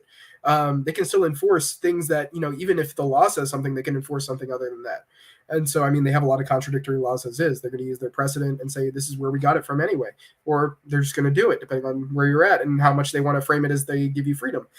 So with Milei, it's like, sure, he can say like a lot of the right things as far as like what's wrong and what's right with government and all that. But when you actually have a guy like that in office, he's making cutbacks that, for example, with like the airport being privatized, that already wasn't making the state any money. They were actually losing money on that. They're giving it over to the private sector, and now it's going to generate revenue.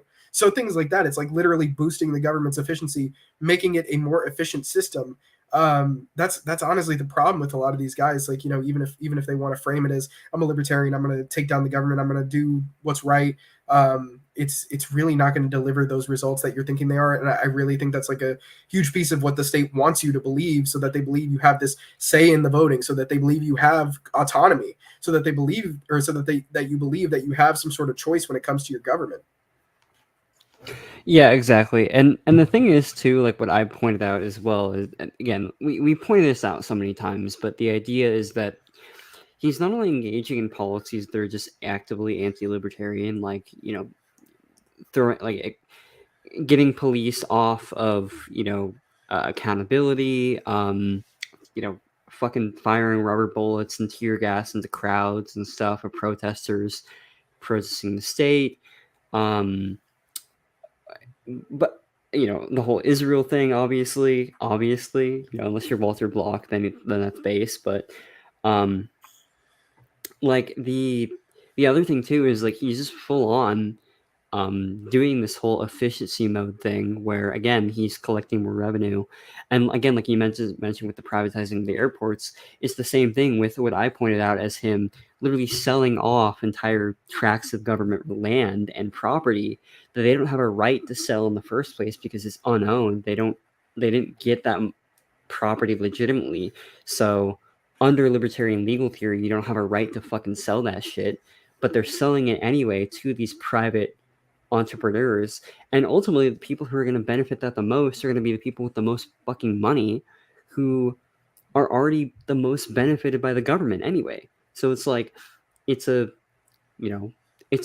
back rub between fucking multi-billionaires and government agents again, you know, but it's called private, so libertarians fucking jizz their pants. And it's just so stupid because, again, this is the government winning.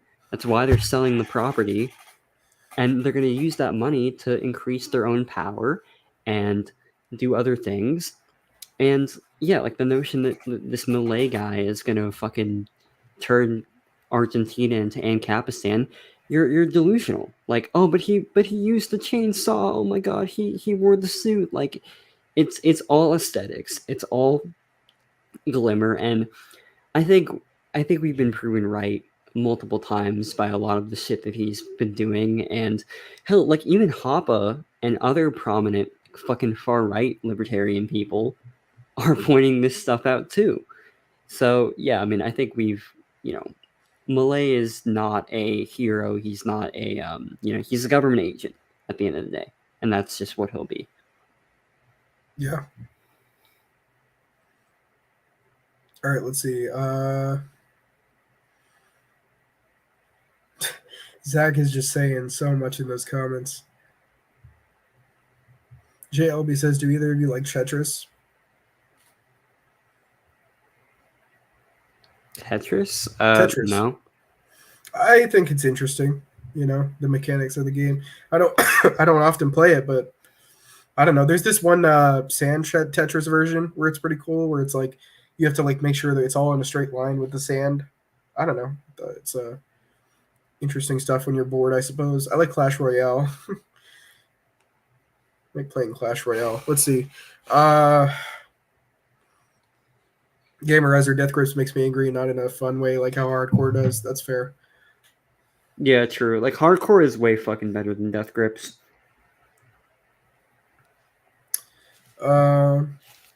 Oh shit! Here we got an invite from Zach. Would you guys be willing to do a Friday live stream roundtable on localism and township liberation with us, Mike Decentralized and Buds in Reality? Maybe, but I don't know like how much we would add to localism. Yeah, I don't know. I saw the invite. Do you mean like by electoralism, or do you mean like by like forming counter-economic institutions? Because we might have more to say on that, but even then, I think there's I don't know. There's a lot of like weird nuances with that. It would also depend on what time it is. Just, I mean, if it was like, for me, if it was like in the morning, I might be busy in the evening, and I think ANCAT might be busy during the day. So we'll see. You could ask us more about it in DMs. Yeah, definitely. Jay saying, are we ever gonna get a Weezer album tier list? I know I'm gonna like spark your autism with this one. Oh yeah, should we do a Weezer album tier list? That'd be fun. Maybe you should do that a little bit later in the Discord. I haven't. Okay. It'd probably be better for the Discord. Yeah, I mean, I could do a stream on that. I do want to do like music content on here to somewhat, maybe, or at least on my channel. We have Zach saying, who would be the best presidential regime for the use of blockchain alternatives? I mean, I don't necessarily know that you would actually have. I mean, like, I guess, a struggling government where they need to move to Bitcoin because it's the more secure asset as far as their currency. But then, you also have Malay going to the dollar. So I don't know. Or it was the El Salvador one that went to Bitcoin, I believe. It was, I forgot his name, like Bukele. Mm-hmm. I suppose if you mean in that sense of like the use, then that's it. Then, I mean, El Salvador. But as far as like actual, like, counter-econ purposes, I mean, I don't know if you could have that. The government would have to basically say, we're just disbanding our currency and you guys figure it out, which are they really going to do that? Probably not, unless they have a way to track it. We have Rockin' and Rolling saying, okay, so in anarcho-capitalist principled stance, I respect that. What do you think about Malay's personal intentions, though? I mean, I don't think it necessarily, and, I don't know, we just say like anarchists more than anarcho-capitalists, just, it's not that we have a problem with, like, we're free market still. It's just more, we can get into the sort of, the actual terminology there later. But, what do you think about Malay's personal intentions? I mean, he's been speaking about this stuff for a while. I don't necessarily think he disbelieves what he's saying. I mean, I think even Trump sincerely believes what he's saying, but I don't think that makes it so that he's going to do anything like, in the sense of like, he can't really, because it's up to the incentive structure in place. It's not like Trump just takes the reins and does anything he wants, So, I mean, even so, I don't really think that means anything in the sense of like their political position.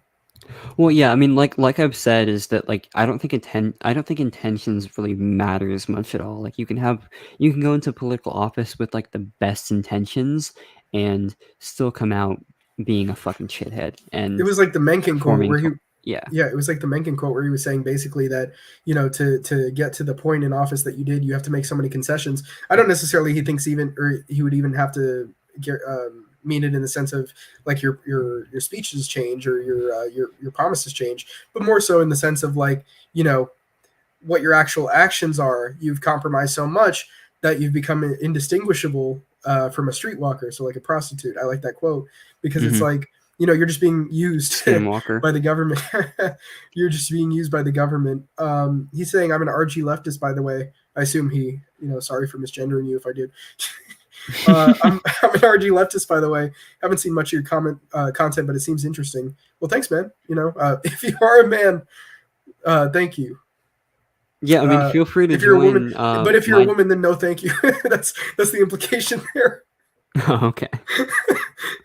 Well, if you're uncomfortable with Ahmed's sexism, feel free to find my channel and join my Discord, and we have a lot of cool people there. Never join my server. Disassociate completely. You remember that? Never join. Tweet? You remember that take tweet? All women are agents of the state. Disassociate immediately. Yeah, I love that. Yeah, what a funny guy. It's so Let's real. see. We honestly can't say for sure what his personal intentions are. He could genuinely be striving for liberty. Sorry. Yes, he could be. And Rocket and Roland is a man, so we didn't lose a fan today. I didn't lose a fan today. You would have had a fan still. Let's see. So real. So Zach is saying a variety of perspectives. He'll get it set up and figure things out. Okay. Mm-hmm. So James says, however, I'd wager that Malay has strong fascistic tendencies, probably in the same way of like the snake, whatever. Mm-hmm. Yeah, the Pinochet snake. Yeah. That slipped my mind. Yeah, I mean, me and you could talk like forever about fucking Hoppians, but that's a whole nother physical removal, that type of shit. He says, I mean, for those wanting to find ways of escaping the system. Yeah, that's good. I mean, yeah, DM us. Gonna break the matrix. We may have different availabilities. Even ANCAT and I might have different availabilities, but we'll see what we can do, man. And if not, then another time for sure. But we'll figure it out. ANCAP quote, ANCAP in his in quote his heart, so-called quote minarchist in practice, expands the military. I mean, yeah, it's like again, it's state efficiency. It's not really about what your personal beliefs are. Mm-hmm. He says, "Oops, I accidentally clicked on a Discord notification." Let's see. Zach says, also, fellows, Mike decentralizes, also an agorist. Do you say agorist or agorist? Yeah, I said both. But he's willing to still use... What do you say, like, typically? Oh, I started saying agorist eventually, just because you guys keep pronouncing it like that. So, and also it just makes sense as far as like the initial pronunciation. Just like where the word stems from, like agora. Right. So it kind of makes sense. It's like agorism, agorist. Or agora, but yeah, I don't know. I think like would it really be pronounced as agora? Yeah, I think it probably be more agora. Like because I think Colin can pronounce it agorism because it was more like, more Greek centric, I guess. Oh well, Zach was saying, but he's still willing to use politics on the local level. He is. He's just talking about this guy that was an agorist. He says, Kamala Bros, it's over 3.1% lead by Trump in Pennsylvania. Let's see. I'm not seeing that. Oh, he did say Kamala Bros, it's over. Whoops. 3.1%. Yeah. Yeah. And it's 76% reporting. It looks like Trump's going to get Pennsylvania. Look at Trump. He's already at 230. If he gets Georgia and Pennsylvania, how much is Georgia? Georgia's 16, Pennsylvania's 19. Yeah, like Pennsylvania is really huge. And so are all the other Rust Belt states too. Trump would still only be at 265 if he got both. Michigan, Wisconsin. But then he'd only need to win one other state. Well, yeah, I mean, like, look, he also has to win Alaska. He's going to win Alaska. Mm-hmm. Alaska's what, like 3? Yeah. That's still like edging it, I think. Edging. Yeah, he'd be at 269. Trump edges right? Kamala. No, 268. He'd be at 268 with that. It's crazy. This could be close. Let me look at the forecast. I don't know. Because there's a site that forecasts it. Yeah, let's see. Trump 51, Kamala 47. Yeah, I mean, I knew this was going to be close for sure. Yeah, so here's the forecast right now. This is what they think it'll end up being so far. 262 for Trump and then 226 for Kamala, minus these states. So if Trump wins Pennsylvania, then he'd just get over that immediately. Yep. What? Let me see the states that they weren't calling yet that they are forecasting he'll win. Oh, that's crazy. So they think he'll win. I kind of want to see the like meltdown from Trump winning. It would be kind of funny. Yeah, no, for sure. I mean, if he does make a speech, are we gonna be up that late to see his speech? Maybe he's already made one. He's already like, I've won already. We can tell by the votes. Folks, stop the count. We know I won. Let's go home. We already know that I fucking won. Let's see. Not amazing. So I mean, even if we were to call all the rest of these states the way they're leaning, like this is 76% in, 91% in Trump. I mean, he's going to win Pennsylvania and Georgia for sure. And then again, all he needs is one more state other than Alaska, and he's going to do that somewhere here in this part of the Rust Belt or Arizona. Yeah. So, well, the thing might is not get that, Arizona. again, like I would still be a little bit wary of Pennsylvania because it still could be kind of close, but we'll see. The lead's getting far. I don't know. Yeah, it is. Unless they count the early voting after. Yeah. I don't know if they are. I'm sure Gamerizer will know more because he's been keeping up with it. Yeah, Gamerizer. Are they going to count the early voting later in the election cycle? For Pennsylvania. Or are they going to... Yeah. He's surprised he's 7 points ahead of Michigan. Let me see. Is he really that far ahead of Michigan? Oh, yeah. I won. Nobody wins like I do. We're going to do it bigly. But Gamerizer, that still is only a third reporting. So I looked at the results. I said I clearly won because I always win. I always win in Michigan. It's a great state. He says, I think Pennsylvania counted their early votes first because Harris was again ahead by like 30 points. Damn. So he's going to win Pennsylvania probably. Yeah, could. I would imagine if they already counted the early votes, that's not good for Harris. Yeah, true. But yeah, I mean, generally, I just think that like Harris is way more unlikable than Trump. I think that's just a lot of the reason why. I think she's always intoxicated, but that makes her more likable. Well, imagine she were sober all the time. Now, if she drives behind a car with intoxicated, I don't even think that can forgive the amount of just cringeness. The cackling, yeah, the voice. Yeah.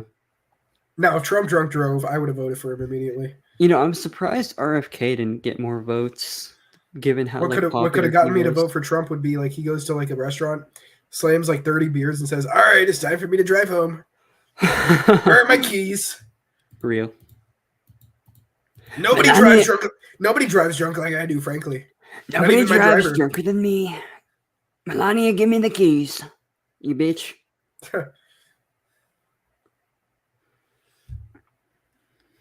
No results from Nevada. Damn.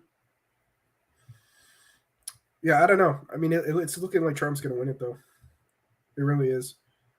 I mean, I don't know. I'm a little bit more. Wisconsin, I'm just a little bit more hesitant. Wisconsin is at 67% already.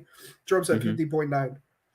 Michigan, no, not Michigan. Pennsylvania is at 76%. Trump's still in the lead by a wide margin. 91% in Georgia. Trump's in the lead by a wide margin. Trump's going to win Alaska. It's already over. I don't know. That's all he needs. I'm just a little bit more hesitant than you because, again, like Kamala could very much pull ahead. Considering, and he's been leading consistently by like 5 million votes this whole time. No, for sure. Again, like I'm not saying that he hasn't, but I don't know. At least right now, I'm still thinking it's just a little too early. Like New York and California would have been flipped red if Trump called Kamala the gamer word. He did call her retarded, though. Did you guys see that? Yeah, he did. Yeah, he did. I don't know if we got audio of that. I don't think we did. That'd be nice. Man, I think the libs are losing their shit right now. Oh, we should check Twitter. Shit, dude. Oh yeah, right. Why did we not think of this? Yeah, check like Vosh or like other lib Twitters. Oh god, they're probably freaking the fuck out. Oh, we could watch a Vosh live stream too. Is he live right now? No, he's 100%. There's no way he's not live. Vosh isn't tweeting. He isn't?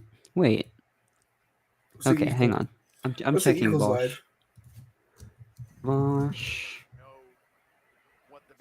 Yeah, he's still live. He's live right now. They've just known that these people with these values will just vote so quiet. for them irrespective of if they share the values with the voters.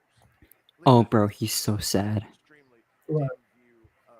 Vosh, He looks so sad right now. Well, I don't know. Can't see equal. All right, let's see Vosh. Yeah, let's just pull up his YouTube stream. I'm curious to like what he's saying.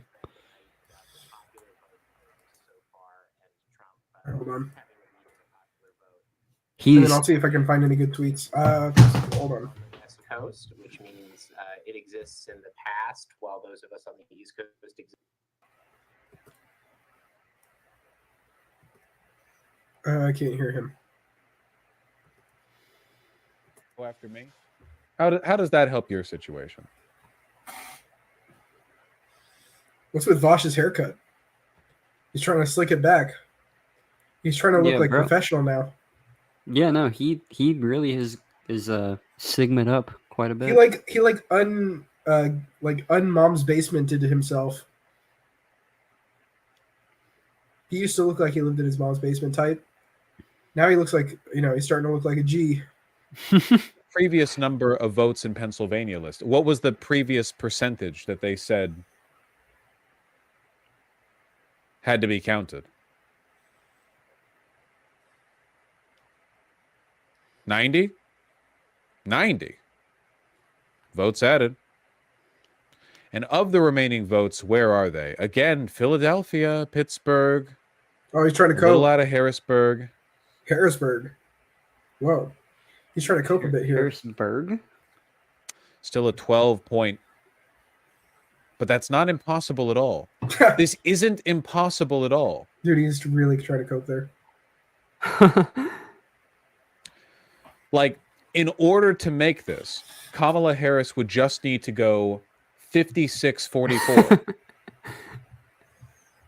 There's no way, dude, come on. No, you come on! Worm! He's 56-44 when the majority of votes have to be counted? In real time. Yeah, no so way. hard, dude. No, you come on. No, you come on. Zach says this is going to come down to Pennsylvania. Probably. Yeah, no. Pennsylvania is huge. Yeah, but yeah, it has a lot of like I votes. was saying from the beginning, like it's just gonna be those fucking Rust Belt states. James says it seems like Vosh is live 24/7. True. Yeah, he is. But he makes his money from that, so fair. I mean, if Exactly. I made that much money, yeah, I'd be streaming a lot. So it's just, clearly I don't make as much money as Vosh right now. Let's see. Horse Boy, let's go. And Goblin Boy, right? Or whatever. 5,000-year-old Goblin Boy. Guys, I thought it was supposed to be like one of those 3,000-year-old goblins, that just have a tiny stature.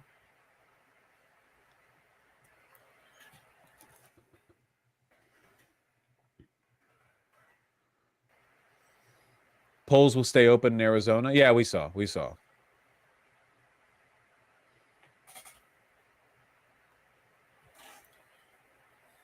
I'll admit it's not looking good.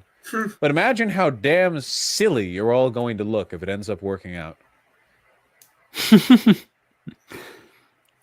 Now, imagine if you're. I still think that you're going to look silly even if it doesn't end up working out. Bruh. Again, there's nothing productive about being negative.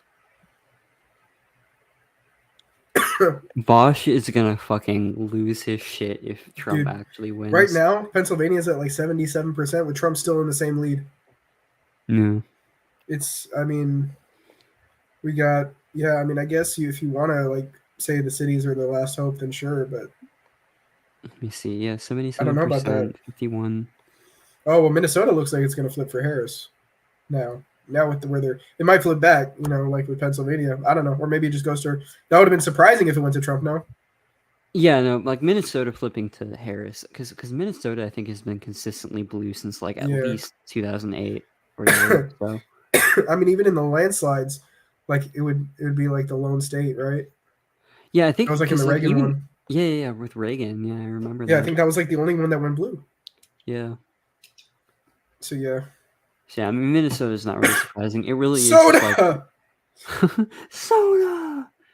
Wisconsin. Yeah, but why is he campaigning in Minnesota? Like, yeah, why that's would true. he campaign in?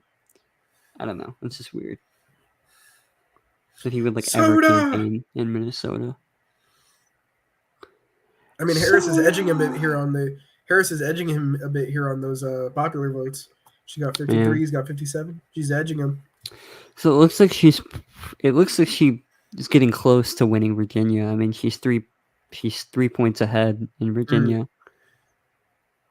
She'll probably And take then that. Illinois, what is she?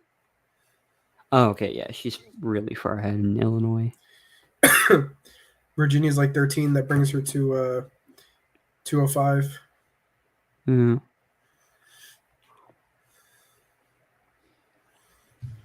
Weird. Minnesota's 10, 215.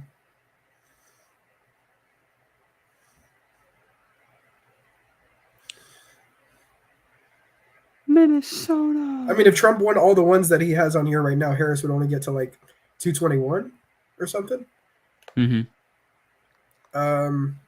Who knows? Michigan might. Let me pull up like an interactive map. Hang on, I'm gonna try something. Okay. Yeah. How about you screen share it? Oh, okay. Hang on. Let me. Here, actually, but before I do that, let me go to the restroom real quick. Bruh. Okay. I'll be RB. This guy pisses every 2 minutes. Bro, look. It's fine. This guy won't stop pissing, bro. How much? Like, I drink more liquid than this man. Let's see if we can get that VOD stream back up. Let's see.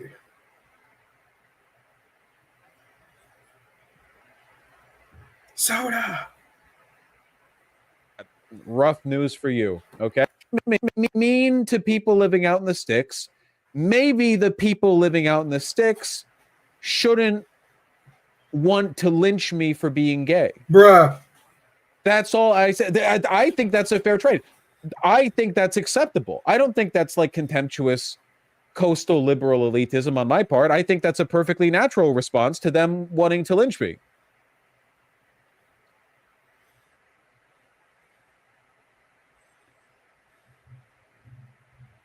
In my humble opinion.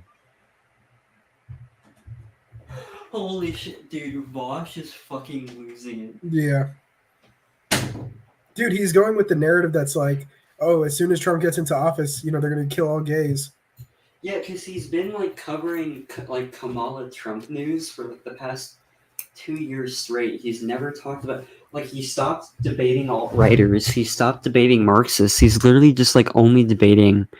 He's just only like making videos covering shit that Kamala's done or Trump has done. Have you seen all the leftists talking about 2025, like Project 2025, basically saying it's going to be like the end of them if they're gay or whatever? Yeah, like to some extent, but yeah, I think that's a bit of an exaggeration regardless. For sure.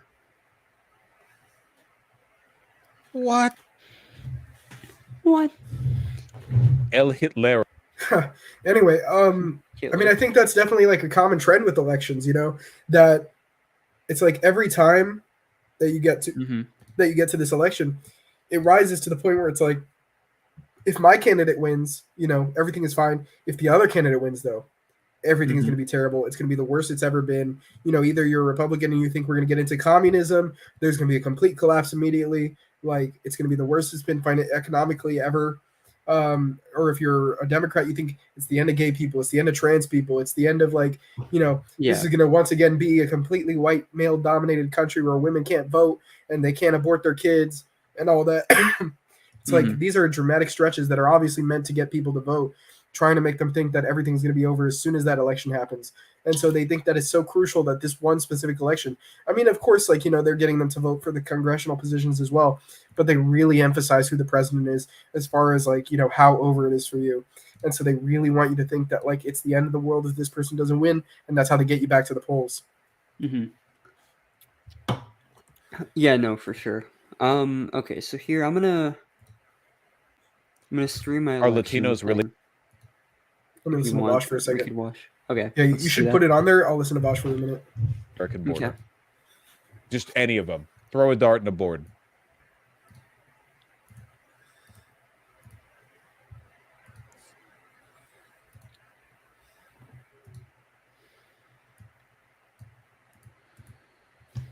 Bosch, can you stop pretending? Just say Trump's going to be president. Emma Gold, dude, you are failing con save after con save right now. If Trump wins, can I actually be sad and cry and be upset without Vosh yelling at me for being a doomer? That doesn't. I'm not even engaging further. You need to take a break.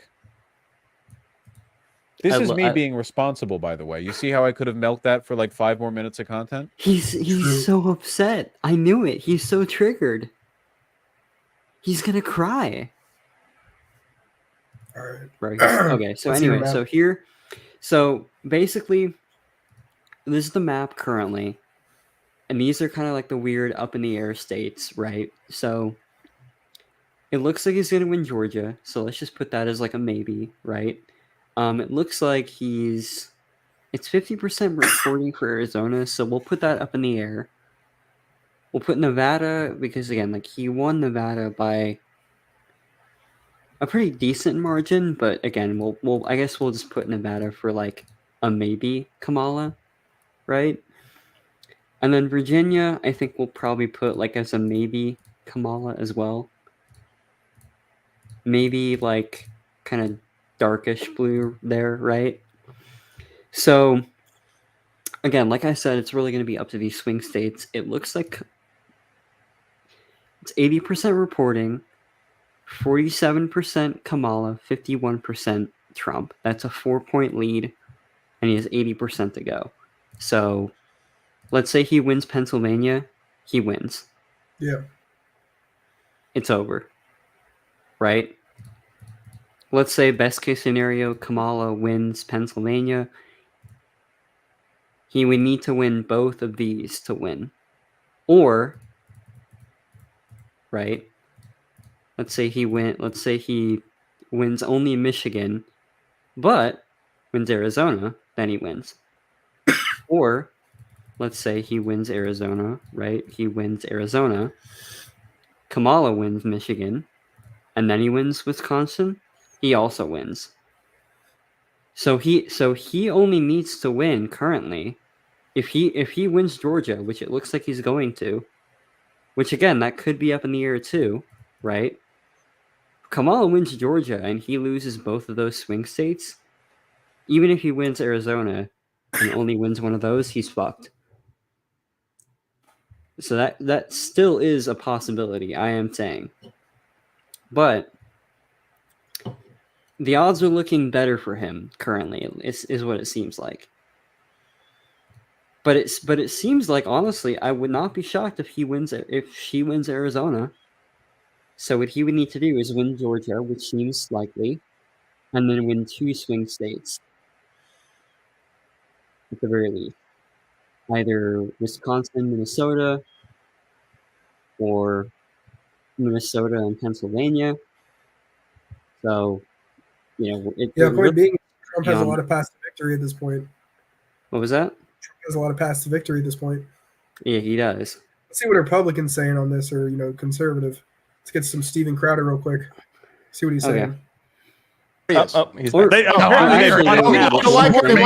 money to fight this. Yes. The AlexJonesStore.com. I will say we should I think because he wants to feed us Daily Wire. Yeah. Because they do those roundtables that I used to watch, and I would be really, really interested to see what they're saying at the moment. I used to watch the Steven Crowder ones. Yeah. Seriously, Owen is on it. I know you guys have your own war room. I want to hear your take on his analysis. So here's Owen Schroyer. Owen, come in here. All right, let's hear what Owen. Oh, okay. Oh, what the fuck? Yeah, they do this like when they're saying something they shouldn't be saying on YouTube. Bro. So they switch to that.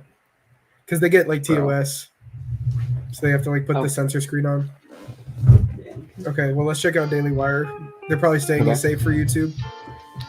It's like the Daily Wire roundtable with like everyone. Matt Walsh, Ben Shapiro. It's because it is interesting to see what they all say.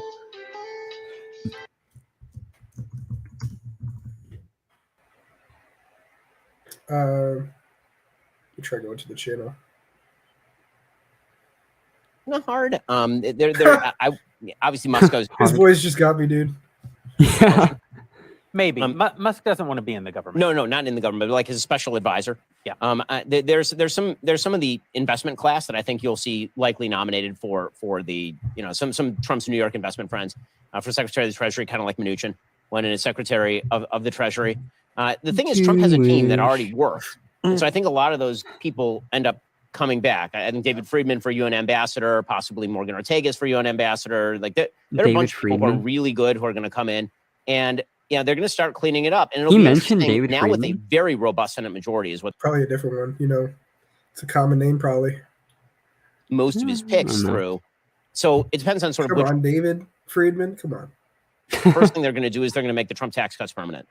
That is task number one. They're going to make those permanent so that those just don't sunset, right? Because he has to guarantee that he doesn't screw up the economy. The next thing that you're going to do is going to slap a bunch of tariffs on China, which he's going to do, I think, forthwith, and I think he should do because China is a cheater and China is an intellectual property thief. And I wouldn't say that like making the tax cuts permanent is like going to be a thing. Yeah. Yeah. Like, immediately goes back into place. Reinterpretation of asylum law goes immediately right back into place. Prioritization of deportation of criminally legal aliens goes back into place with widespread deportations of those people and massive new investigative authority for ICE. On foreign policy, I think Israel's Yeah, going to hit again, like Iran's did this nuclear happen facilities during between the election. during the Trump administration with both houses in Congress? Like, no. I mean, it happened to some extent, but like, was there this like big like repeal of Obamacare? Was like the biggest thing was like the tax cuts, and then like I think that was kind of it. Like again, like I don't think that there was like a huge wall thing, even with both houses of Congress for 2 whole years that he had. So it's like, I don't know. Again, this notion that like, oh, if he gets elected, guarantee X, Y, and Z. I think that's just dumb. Gamerizer says Trump is gradually staying cap. Yeah, for real. He's gonna deport all the Browns and get us toward freedom. Yeah, okay. Look, I don't fucking know. Like if he. Okay. Ben was mentioning a lawyer who was once a U.S. ambassador to Israel. It's not the other David Friedman that we know. Of course, David Friedman, Israel, of course. Into play. As far as Ukraine, Trump and Vance have already said, contrary to popular opinion, both Trump and Vance have said they will continue to fund Ukraine sufficient so that Vladimir Putin does not walk into Kyiv. But they are also going to be realistic about they said it. They said what it, guys. final settlement in Ukraine looks like, which is the solidification of the borders of Donbass and Ukraine, some sort of commitment to neutrality, but with some sort of additional funding of military. Okay, Ben's boring me. Would I win in a debate between Ben Shapiro and me? I don't know if you'd Or like would I need to prepare for a little bit? Probably prepare. Okay. He's gonna bring up a lot of like. We'll keep up the Ben Shapiro tab because I want to be able to switch back and of that. forth. Right. And what that tells us is of the outstanding vote remaining, he only needs to win 45. Right. Which, means Kamala Harris would need to win a much about 55% of that vote. Right. So our percentages are a little different, but the trend is exactly the same. And you are again, we're not making the call, but pretty confident that it's very unlikely with the votes that are remaining in Pennsylvania that she would be reaching those margins. Correct. And the reason that we feel a little confident in Pennsylvania, not in calling it, but in the direction it's going, is if there's 2 bellwether counties, essentially that you want to look at, which are Erie County and Northampton County. And in the last vote dump, Donald Trump closed the gap in Erie County. That's so dumb. Yeah. What's an arcade machine? Decoration, I guess. But they probably never play. Yeah. 81% reporting in Pennsylvania. Trump 51.4%. Kamala 47.6%. Yeah. And he's still 4 million votes ahead overall. Yep. That's pretty good. Pretty good. Because it's not a woman. Well, for him, it's good for him.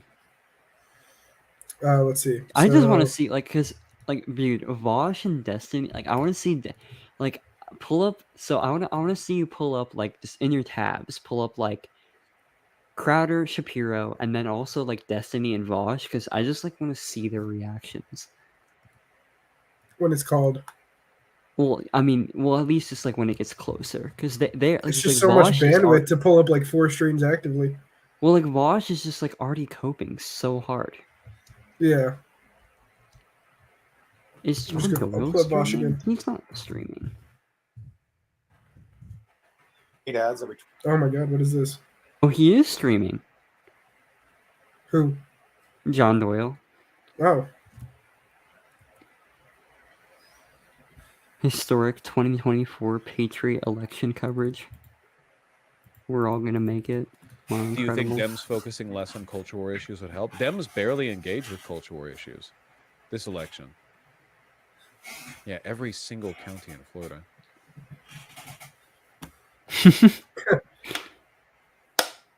I'm actually interested to see how the amendments did in Florida.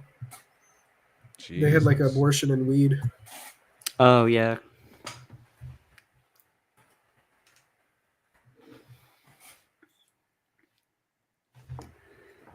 He's so upset. They literally only talk about abortion and the border. It's infuriating.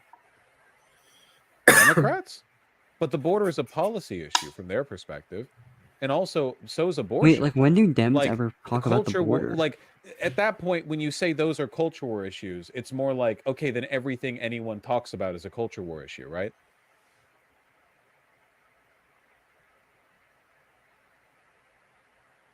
Okay, whoa. What? Wait a minute. So, hold on. What? So, actually, in Florida, there was a legalizes recreational marijuana. It's actually getting voted no on, which I thought it was going to actually pass. Yeah, it's actually like, well, let me see. Well, actually, it says 55.8% yes, but I guess you need like you need to get above a certain threshold. It's not just 50-50, you know. You have to get like 2/3, I guess. The abortion one's also not going to pass.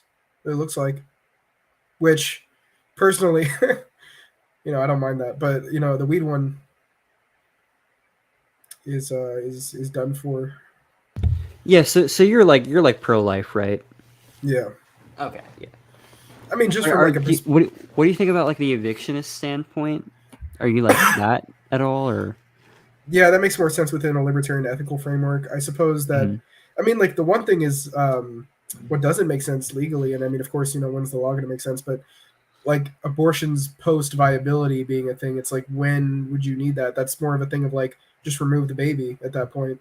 That seems to be some sort of argument happening where it's like people are saying we should have unlimited abortion access, you know, whatever, you know, that's the political debate, but it's more like why at viability does that need to even be an issue anymore? Yeah. It is viable outside of the womb. Yeah. I mean, honestly, I think that the like a lot of the abortion issue to me is just like it's interesting, but it's on the level of priority for me is like the whole like are animals, you know, like praxeological agents. A lot of it is like kind of on that obscure level where it's like I'm kind of more interested in like the econ stuff. And again, like I'm not even saying that it's not important because like I would love to look into it. I think I lean more on the whole pro-life thing because again, like I think the big problem for the pro-choicers is like, okay, at what point does the fetus become suddenly a right to kill? Like maybe Justice right here. Ahmed supports abortion because it kills a baby. But on the other hand, well, you mean I don't support abortion because it kills a baby. But on the other hand, it gives a woman a choice. There we go. Okay, That's real, what you meant to phrase it a little different. But I mean, you know, I've seen that said before. It's funny. But, you know, yeah, I mean, as far as libertarian ethics go, I probably think that evictionism probably is the most aligned one as far as I can tell ethically. It probably makes the most sense. But, you know, just as far as like moral, I suppose, like, you know, tendencies, I still don't like the idea of that. You know, it depends on, I suppose, like, you know, maybe where I vary a bit is like, you know, how, I guess, like, how human is it going to turn out? Because, you know, you have people that are, I mean, if it's like a literal vegetable, you know, at that point, it's like, that really isn't like similar to a human in its cognitive faculties ever, like at any point in its life. So that kind of differentiates it in my mind from it being that, as opposed to Christians where they'll see like, you know, they won't really see a differentiation there because it's a human. Yeah, I mean, my issue with the evictionism position is that I don't think that like it's really accurate to call the fetus a trespasser because there was a really good like 2-minute segment on this about evictionism by this one chick. I can't remember her name, you know, because I don't remember Broad's name.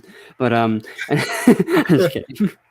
But anyway, I'm kidding, but she didn't make a really intelligent point, which was that basically it's really improper and kind of weird to call the baby fetus a trespasser because once it's inside the belly, that act is consensual, and then it grows into a conscious being and it's just basically from her perspective, it's just very like it's a category error to call that baby like an aggressive trespasser within your entity. It's like if a live thing were just happened to grow inside you, like you wouldn't have a right to kill it or evict it. Like that, it's not really accurate to call that like a trespass in the way that like going onto someone's lawn would, if that makes sense. She described it in a really better way. I mean, we could watch it, but I kind of agreed with that position a bit more. James says last time he contemplated it, he came to a pro-life conclusion. However, I typically don't think about abortion all that much. Mm-hmm. Yeah, I don't know. I mean, like, I see the argument for, I mean, within it being that, you know, you would have to develop a sort of cognitive faculty to really say it even has that same, like, rational ability as man, and thus it's like it's not really a human beforehand. But, I mean, it is, like, genetically speaking. But as far as, like, its mental faculties, I can see that argument. It still doesn't make me feel comfortable to say, you know, just go ahead. But, I mean, I can see, you know, I guess there needs to be more discussion there on that. Mm-hmm. I mean, some of that might be just more, I don't know. I don't know if I have a completely consistent logical framework or not. I think I need to sort of think about it a bit more. Because when I was like a conservative, like just, you know, straight up like Republican or whatever, I had their basic talking points of like, you know, life begins at conception, and thus, you know, from there it's like you can't really end a human life. Yeah, I don't know. I guess it gets a bit more nuanced. Yeah, for sure. It seems like a very base level sort of conversation when you're talking about it that way. But yeah, let's listen to this. Let's listen to Bosch just freak out. Yeah. Will he be invited to the Diddy party with how much he's going to freak out? I'm not worried. It's just 2020 vibes. Well, don't get it twisted. There's a very real possibility that we lose here. In fact, I would say the odds are greater that we lose at this point than that we win. Not necessarily by an overwhelming amount, but no, nothing. for sure. I don't know about that, Gamerizer. Yeah, I don't know. I'm doubtful by that. Hold on. It's going to be so. What we have right here is that he's going to win Pennsylvania. He's going to win Georgia, likely. I mean, like, look at that. It's like so close. Michigan, she might still win. Wisconsin, he's probably going to win. Arizona, he's probably going to win. Well, actually, I don't know who's going to win Arizona, actually, because it's very close. Well, because, yeah, I mean, like, it's Arizona, Biden last time. Yeah. Biden won Arizona last time. But to be fair, by a super, super small margin, like, Biden won Arizona last time by 49.4, and Trump got 49.0. That's crazy. Bro, hold on. Look at it. Listen to this. It is genuinely wild that Harris seems to be underperforming Biden literally everywhere. That's just not consistent with any of the information we had running into this. You had the information she was a woman. I don't Wow. understand. Wow, amazing. All the polling data that you got showing Harris being ahead happened to be wrong? Wow, what a shock.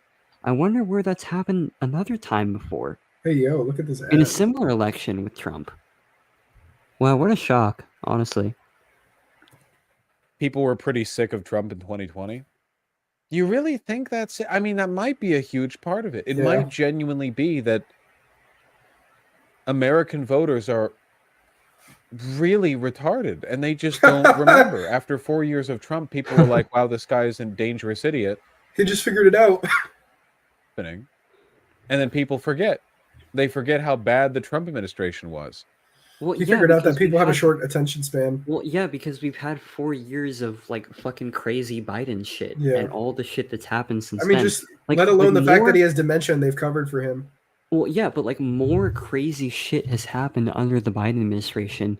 The Ukraine shit, the Gaza shit, the inflation shit, the fucking huge recession stuff. A lot of the like all the COVID stuff, basically. Most of it. his dementia, like all the fucking drama surrounding that. Like, there have been so much more problematic things when it comes to Biden, for sure.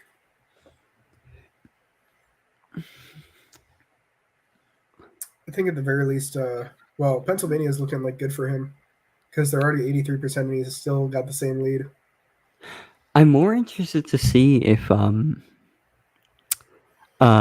he wins Michigan the or popular Wisconsin. vote. Oh, because he's it never looks won like the he's been popular vote. consistently ahead. Yeah. Also, But again, is this but like, again, but again, or like is there Kamala even more of has a been turnout catching than? up. Is there even more of a turnout than last time, or no? You think? Ooh, I don't know. Okay, so on the last election, Biden got 81 million and Trump got 74 million. Okay, so we're not there yet as far as this count. Yeah. But we might be, because look at how, like, you know, how much is counted already. Yeah. Do we want to talk about something else for a little bit until we go back to the polls, or do we just want to keep on this? Because I'm fine with whatever. So you probably go to a different stream. Yeah, we could. Bosch is getting kind of boring. Is Yeah. Destiny streaming? There's no way he's not streaming. Yeah, I think he's streaming. Did he stream on YouTube?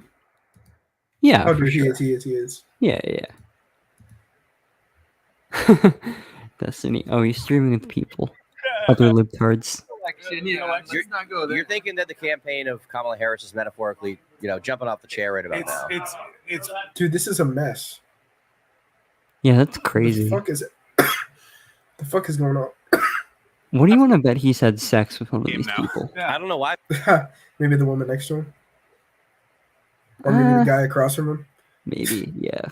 Maybe Maybe they're both all at the same tired. They time. don't even care if he wins anymore. True. They know they're going to lose. That's what I was hearing. He's saving energy right now for the big victory soon. Oh. They're both saving I energy. think we're the smartest people They're on saving YouTube energy. commentating about this. Hmm? I think we're the smartest people on YouTube commentating about this. Yeah, it's just such brain rot. Yeah.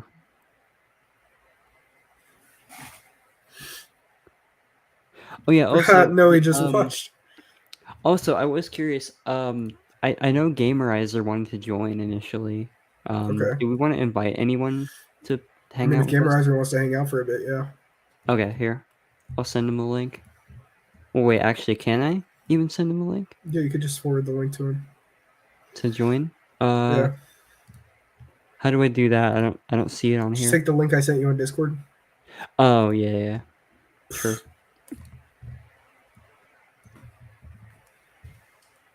And then I'll put in my VC if anyone wants to join, they can. Join in the election session. DM me, DM or ping me. I'll send. Get a load of this. Hang on. Okay, here we go. Somebody put this in my Discord. James is already typing. I masturbate. Dude, just blow a fucking hard nut on the ballot and then Pause. put it in there. Corey, you're mentioning you're still here. You want to hop on or something? Yeah, Down to do dude, that? Corey, feel free. Down to do it? You could give your spiel for a bit. Okay, James you is could joining. comment on James some of wants this to with us. join. All right, make it a party, huh? Hell yeah. Get everybody from the stream that's watching it live and put them on the stream. Yeah, no, true. Hey, yeah, if anyone wants to join, send me DM on Discord or ping me. Or Ahmed. We'll both send you an invite. Yo. Oh, what's up, gamer? Hell yeah. See, Yeah, now Corey, this, if you want to come on, I'll send you the link. this is the good part of the stream where we get the audience interaction. The Goon Squad. Hell Hell yeah. I was saying in the chat before that Pennsylvania, Georgia, and Wisconsin are all, I think, basically guaranteed to go for Trump.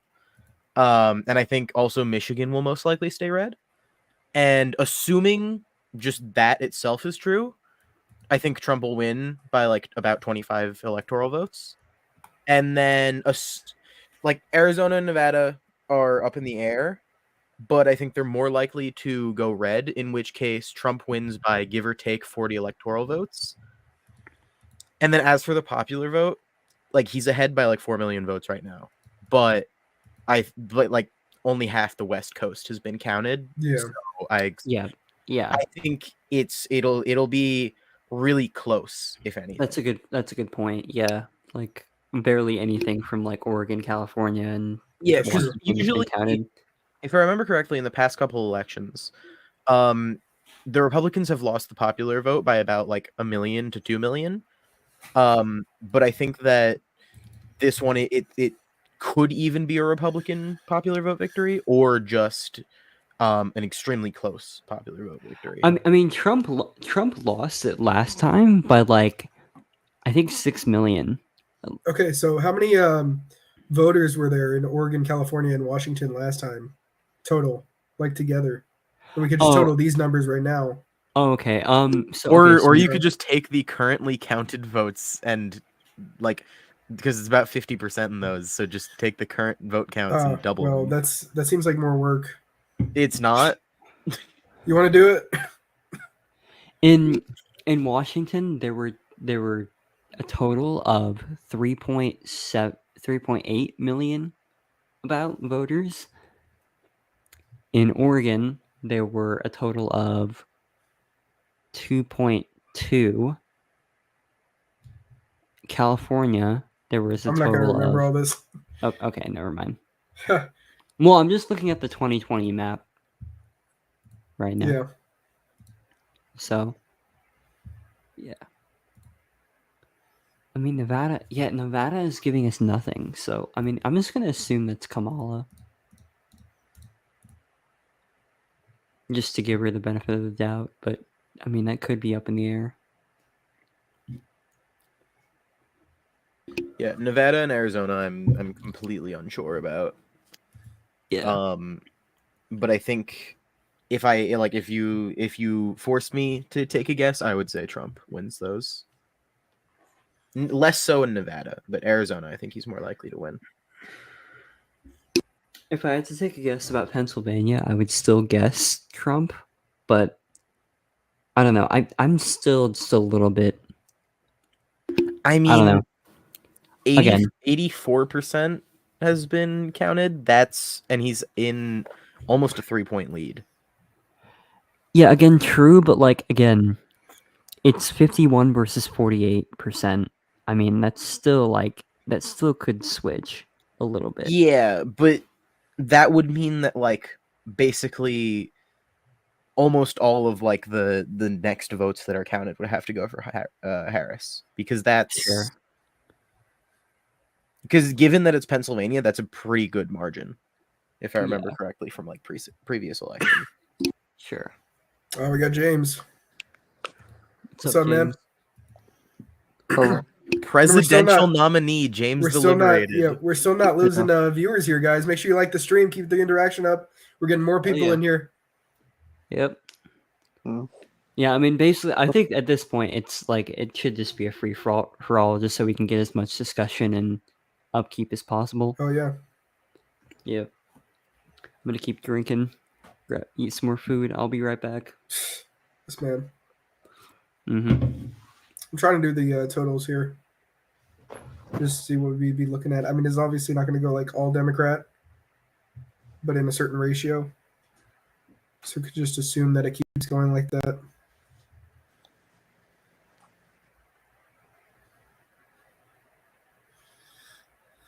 Well, actually, I don't know, because like I take it they've counted, if anything, more from the rural than they have the cities. Right.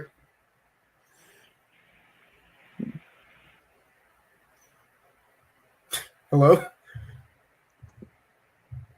Okay, I guess everybody took a break here. The whole chat zoned out, or the whole yeah.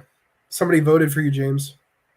Yeah, that's wrote in James the Liberated. James the Liberated is a fake agorist. He is a presidential nominee. He's not a real agorist. Yeah, people in the server keep on writing me into the ballot. They write in James the Liberated. So I guess.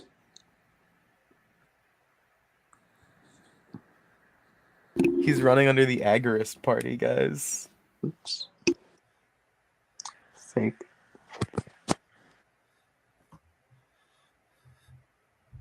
Let's get ChatGPT to work this out. Because I don't feel like doing all that math.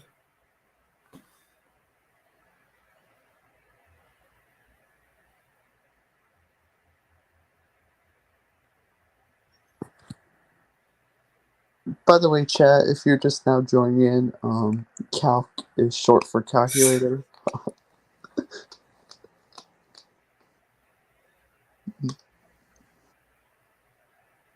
I'm just using slang, guys. Calc is short for calculator. Jesus.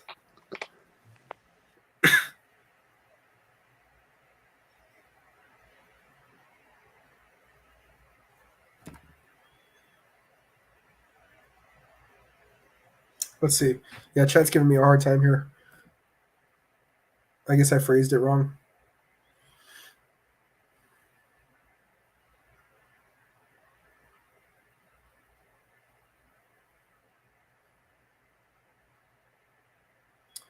So what have you guys been up to tonight? Dude, I played fucking D&D with my goon squad all day. That's what I did. Come home, fucking stay up late watching the election. Hell yeah. I hope Civil Offense was your only news source, man. Oh, of course it was. I don't trust any other news source.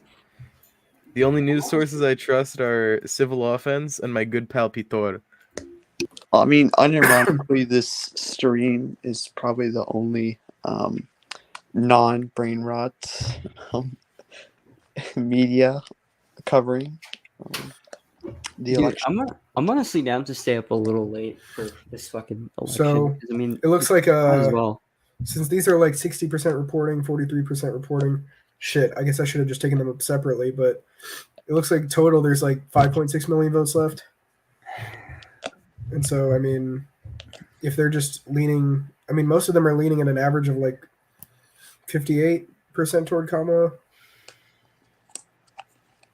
If that were to keep the case, she'd pretty much catch up with that amount of votes. If they're all from the cities, she'll definitely like probably overtake Trump. But if it remains at like a same like 58 to 39 or like 55 to 42, 60 to 37, I think she might just like be right below Trump on the popular vote. Yeah. Could be.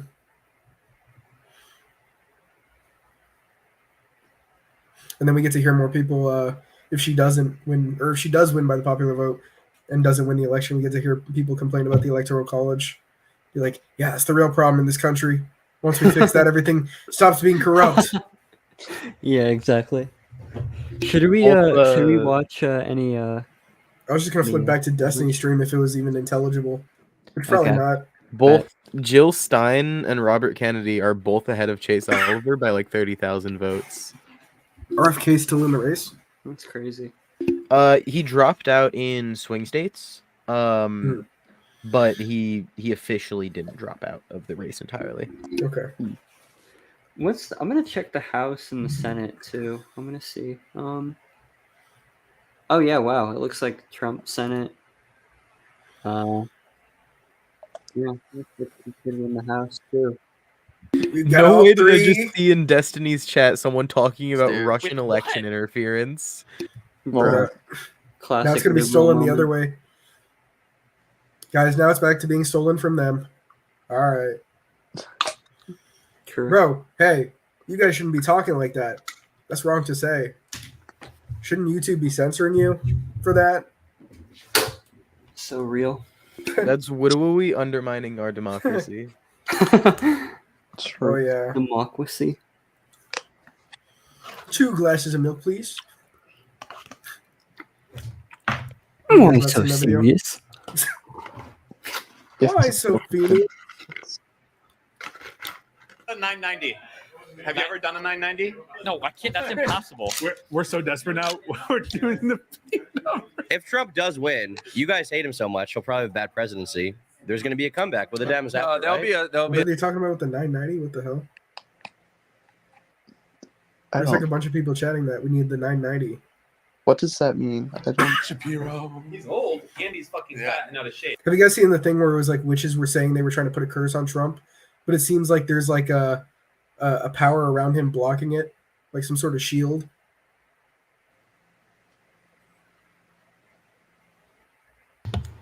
Jesus, you guys are dead. No. No. Bro, okay, to be fair, I was eating, so fuck you guys. But anyway, Justice Commons hashtag start the steal.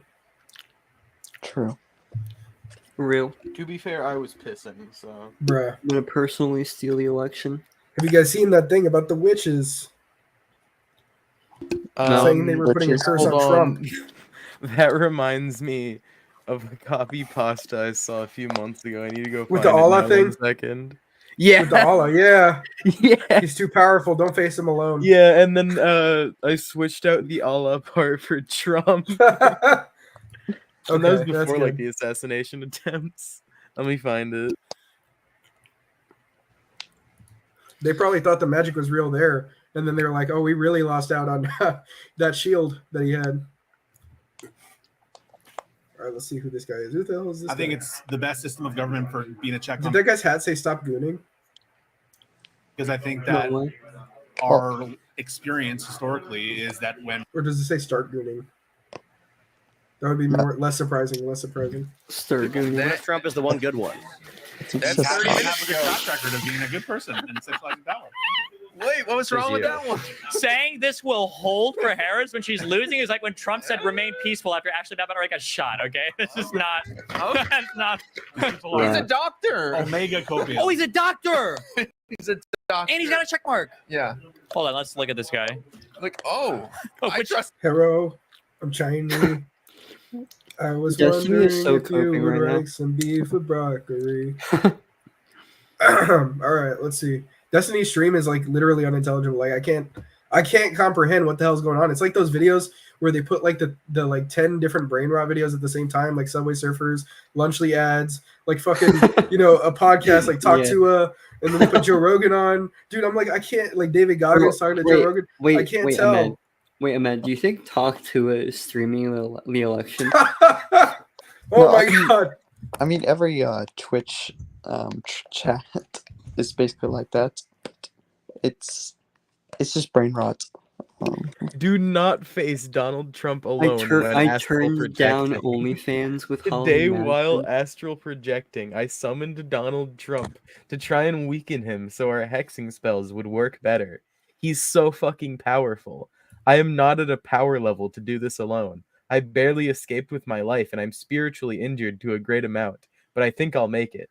I can't imagine what he would do to a new, unsuspecting witch.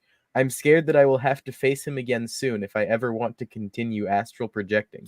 I'm currently burning healing incense and drawing spiritual energy from my crystals to try and heal as quickly as possible.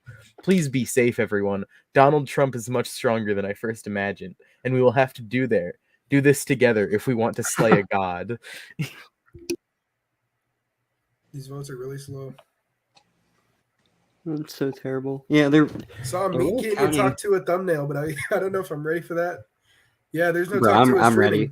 She's never live. I'm not ready for that. I wonder why she's never live streamed. It's almost as if she doesn't have those sorts of faculties. She's an in AI live. creation. I mean, even those can talk live now.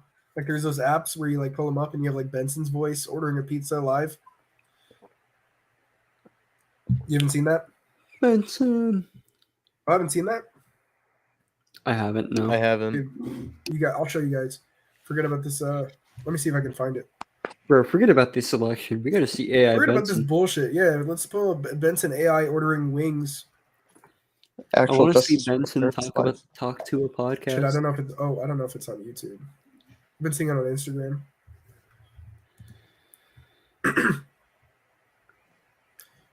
Let's see. I guess it's not on YouTube, or at least it's not easily searchable. But he was basically like, is Benson live talking with the person? The person's like, "Could I get a name for their order?" He's like, "Benson Park Party." Benson Park Party. Did you not hear me? And the person was like, "Can you spell that? BNNSONPARTY."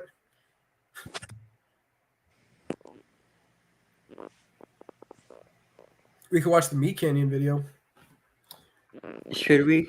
Oh, Yeah, wait. let's. I let's might do die. it. Let's do it. Don't listen to this podcast. Just to pass the time during the election, you know. Why would we talk about the election for hours straight? I don't understand. Exactly. There's no point. There's no substance. We're gonna talk about the Talk to a podcast Quite literally. with Haley Welch. Ah, you heard what about fart to fart on that thing. Right, girl. Squirt to it. Webster began listening to the Talk to a podcast. Well, I should say he was watching it. He started. Dude, what the hell? Is it like the spit coming from her mouth or something? No way. Two. Hopefully.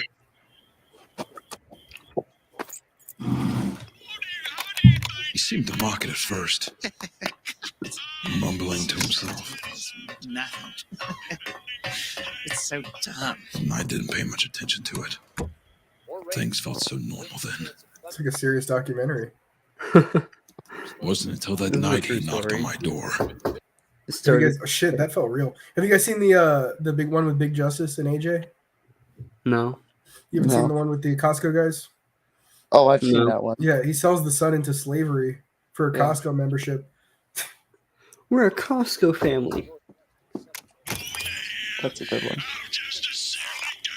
He raised his head along with his phone to look at me, a crazed look in his eye, accompanied with a sticky, wet smile. He was showing me the podcast he was watching earlier. You gotta check out this podcast. Why do you think The joke people is so like that funny. so much? I wish I knew. Multi-layered. Yeah, I could do. I can't I mean, that's quite literally what Talk 2A is. Let's be real. True. recommend it enough. Oh, the Hawk Tua thing? It's just the dick sucking It talked to a spit on that thing. Excuse me. joke, right? You think it's just that, but then she talks to you. She speaks to me at least. Well, no, it's not entirely. She saw through me. Yeah, I don't know. I mean, I could see my soul leave my body. It's like a SpongeBob slow motion. Yeah. I'm fucking losing. And this looks it. like regular show. Yeah. Oh my god. You are lost, but can easily be found. Bro, I hope she spits on it. Spill from your mouth the essence of truth, and it will set you free. Do you think she's gonna like look at this video in the next Talk 2A?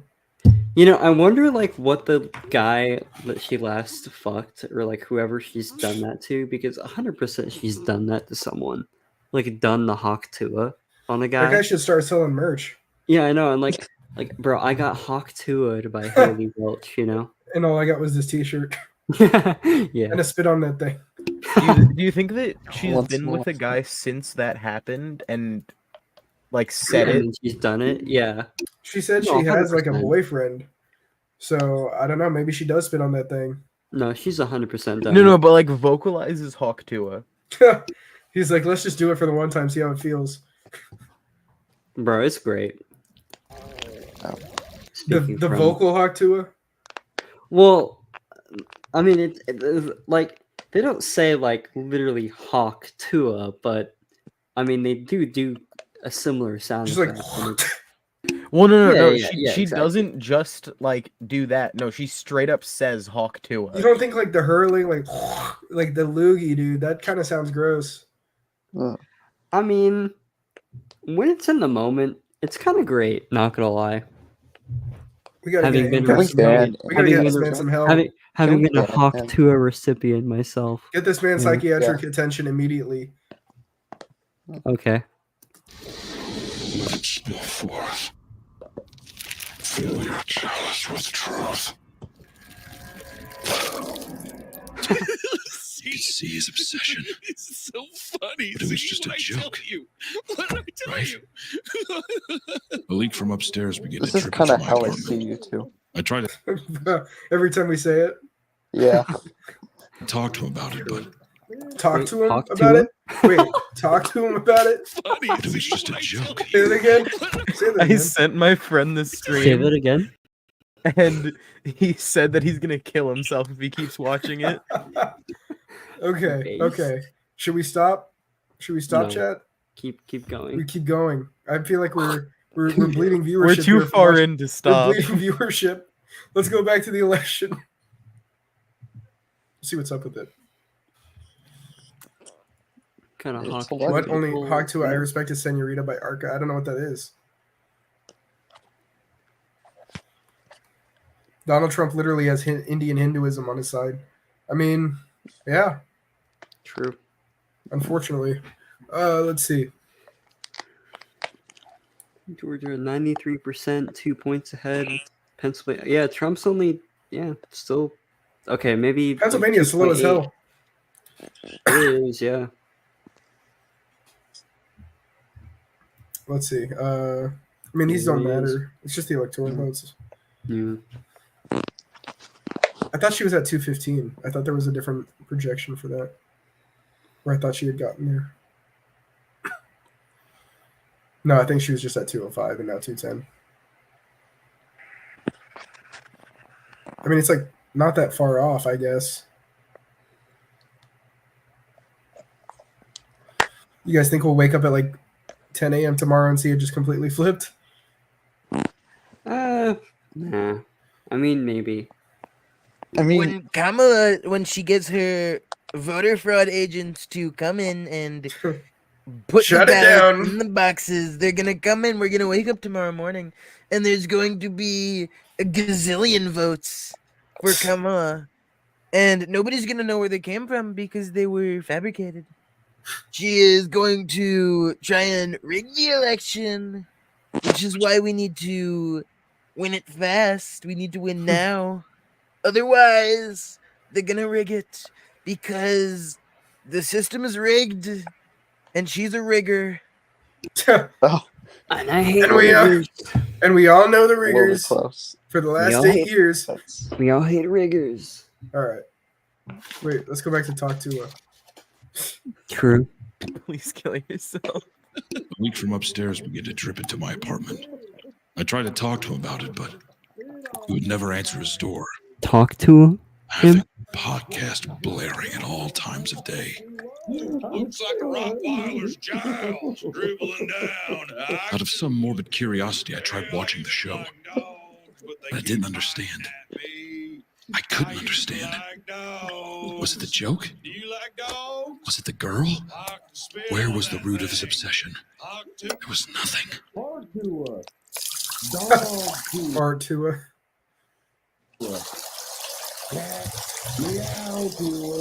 Now too is kind of interesting because that's also about pussy, but not about the lady kind, more about the little fur baby kind. I don't want kids because I think that the world's a corrupt place and it makes me afraid. I really don't want to bring another conscious. I mean, this is pretty accurate. Yeah. This is how I felt watching Talk to her. Bro, I feel nothing but bliss watching him talk to her. It was so funny. Spit on that thing.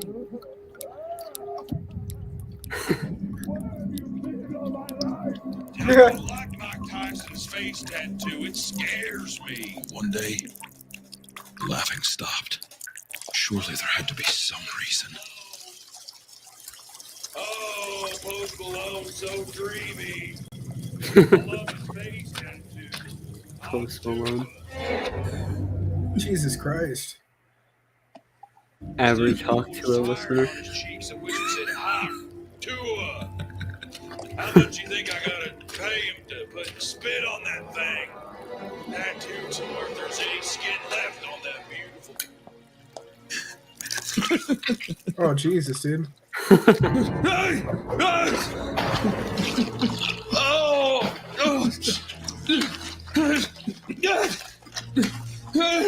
Oh God! He's just gonna try to turn it back on, or?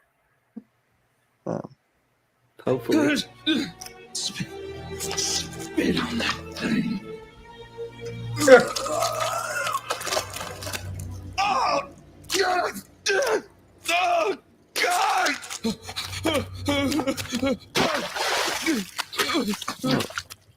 Yeah, my dad didn't like the Hawk Tour meme, but I must admit, Hawk Tour. The show does hook you pretty fast. No. It's not just a one-dimensional joke. It's truly very moving. So funny. It gets funnier every time. He does encapsulate the horror of watching Talk Tua. Okay. Beautiful the average Trump voters. What a sad ending. Made me cry. POV, you're watching CNN or Fox. True. Okay, so they're still at 210 to 230. Is this The Substance? Yeah. Did you watch that movie, Ahmed? No. Yeah, I did. It was kind of creepy.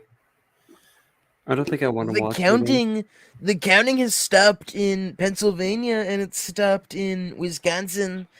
It's also stopped in Georgia. It's because the liberals are going to rig the election. They're going to import ballots, and nobody's From going to see it China. coming. Bamboo ballots from China. They're made of bamboo paper. True. Real. They need to become liberated. James the Liberated. So true. Real. Somebody's asking, why is Ron Paul or Liberty Report not live streaming? Because he's setting up the Government Efficiency Agency already. That's Come on, his man. bedtime. True. Oh, shit. Oh. I mean, sleep is the first step becoming more efficient. So True. Designated nap time for all government employees. No. permanent nap time for all government employees. Goated? No.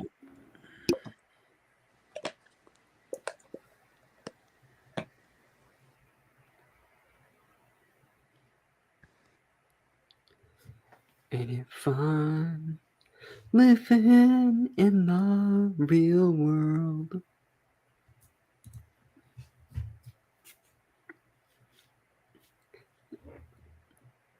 Corey said he might get on if we're still around. All right.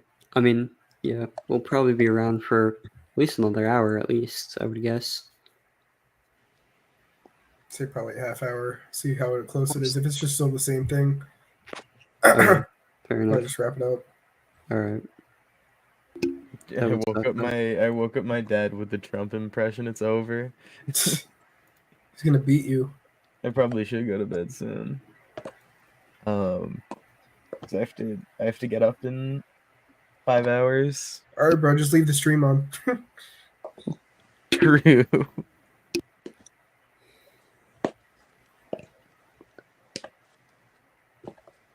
What is that sound? Somebody's like opening and closing a container. Yeah, I'm hearing that too. Who is it? Is it James? Oh, yeah, that's I'm kind of fidgeting with something. James. I didn't know that's being picked up. I'm sorry. Should we watch the Daily Wire? Yeah, sure, why not? Okay. I kind of want to see what they're saying. Dude, everybody's streaming still. Yeah. No, they're gonna be streaming for at least another 3 hours, I guess. Yeah. Probably. At the very least. All of them.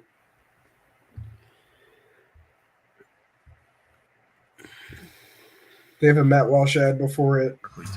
It is one of the most important contributions to cinema. Order them to not stop. Okay, so we may have It is very. It is. and at the rate Charlie Twerk. he is from Pennsylvania. Dennis Prager just called it. We can Yeah. go home. Good point. I was a question. I don't know. I thought I had a question mark. As you Yeah. know, these votes come in from. Dude, they've been streaming for over 8 hours.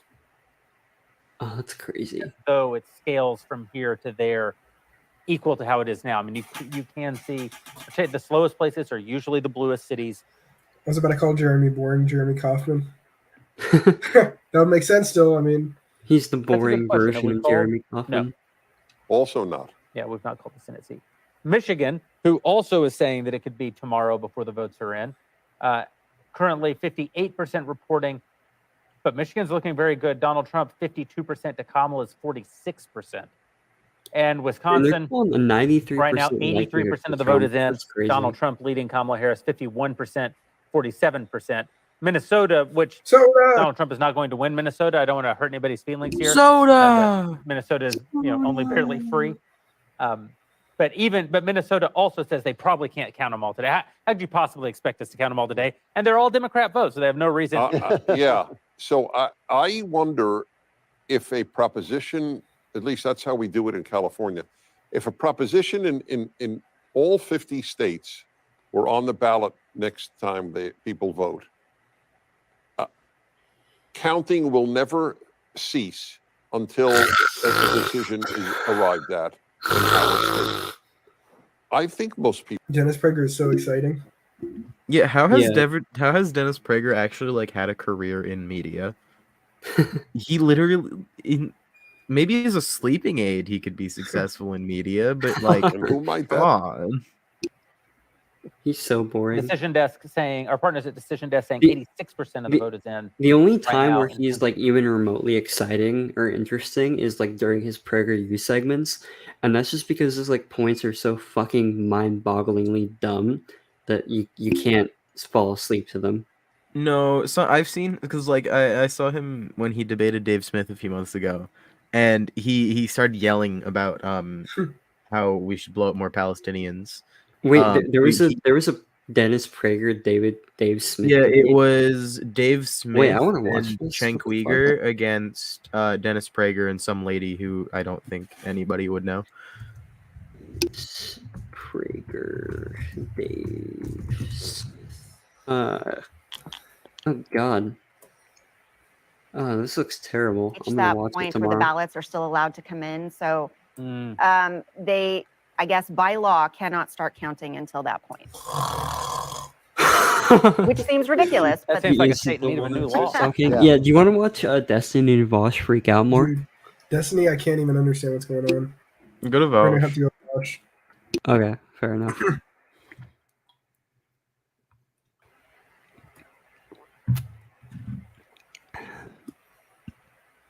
He's so coping. His audience is 75% sure Kamala's going to win. Is it just the Republican, or sorry, is it just that Americans are super reactionary? No.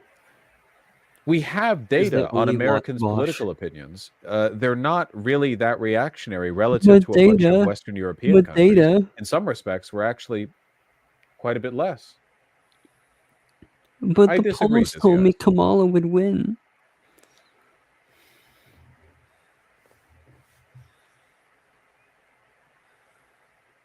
Your data is wrong. Don't argue with me. These are points that we've talked about for years on this stream. When it comes to a bunch of positions, gender, transgender-related immigration, stuff like that, Americans tend to break to the left of a lot of Western European countries. I don't think it's that. Vosh Trump is speech? actually the Yep. best. Yorp. Guess I got to go to Europe. He just bans everyone who thinks that Trump's going to win. True. Don't argue with me. I'm curious, as we get a day or so away from this, as we look at what happened with the performance amongst women for her, did she win African American women, Hispanic women, white women at a bigger rate? Were there disparities between the two? And then the race thing for me, I'm going to be curious also to get more. We heard that there was around Hispanic voters, but even black voters, where that might be. And interestingly, Carl, normally we see a race where. I mean, we'll give it a bit since right now we're just playing news coverage. Victory declaration incoming. I mean, I'm not going to lie. If I was in Trump's position, I would probably also do that. We already won it. No need to count. Chat can't handle it. I know that for a lot of people, pride and spite are very strong factors in their stomach for political content. I heartily encourage you. Don't remember that this is about human lives and livelihood, not about I can't stand that the stupid red hat people have a dig on us. Is that Gavin Newsom? I think that's Gavin Newsom It's about the lives and the in the brick suit livelihoods. because he's the wall. Get it? Wins. It's gonna be Jober. Guys, democracy's over. Oh, Gavin McGinnis. I'm sorry. I'm tired. Gavin McGinnis, not Gavin Newsom. We need a revolution. Slightly different people. For Leninism. Fix it. That'll fix everything.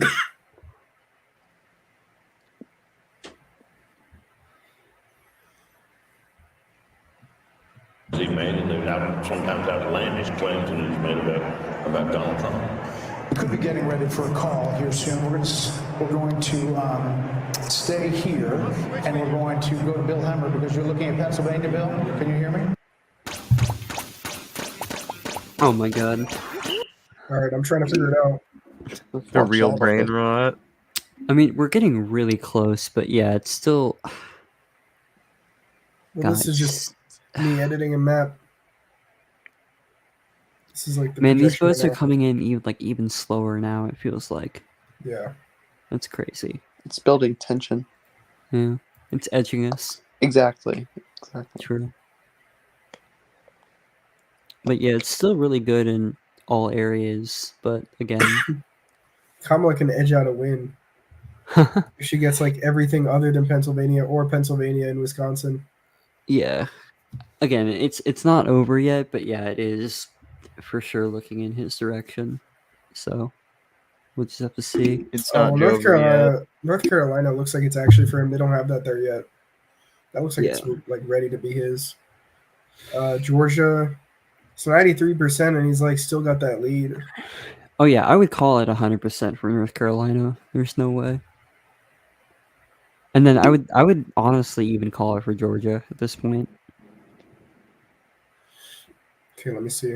And then 93% to Nevada, they have no data. Almost 2.5 points ahead. He's not going to get Minnesota. Yeah, no, for sure. Wisconsin, Michigan, Pennsylvania. Thoughts on those? So yeah, again, like I think Minnesota is still too early to tell. Only 56%. Wisconsin. You mean Michigan? Yeah, sorry, Michigan. Too early to tell. Wisconsin. I would even for both. I would still say too early to tell. I would say like wait until like 93%. And if Trump's still ahead, I would say that yeah, I would call it for Trump probably. But I'm still skeptical of this. So even if she got Nevada, Wisconsin, and Michigan, in addition to Minnesota, she still needs Georgia or Pennsylvania. I mean, even if she doesn't, well, I think if she gets Georgia, she could get it. She gets right there. Yeah, she needs like all of these, which Nevada's probably going to go to her, maybe. I think of the states that are like still, open for anyone to take, I think that the only ones Kamala has like a chance at taking is Nevada, Arizona, and Michigan. And if she's able to do that, then Trump still wins, but by a much slimmer margin.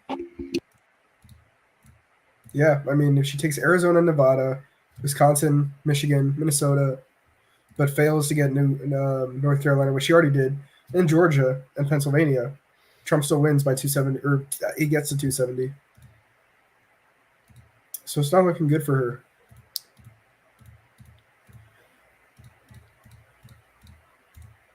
Yeah, I mean, if he wins Pennsylvania alone, that it's over. I mean, I think she can still win if she gets everything other than Pennsylvania. No. If she gets everything other than Pennsylvania, Trump still wins. Mm-hmm. He has to get look at my map. He has to get Georgia. Well, no. I mean, I think Georgia's kind of in the bag for Trump at this point. No. Maybe 93%, 48.5. I don't know. I mean, I guess. Well, yeah. Even. Oh my God! Look. Okay, wait. Hang on. Here, let me.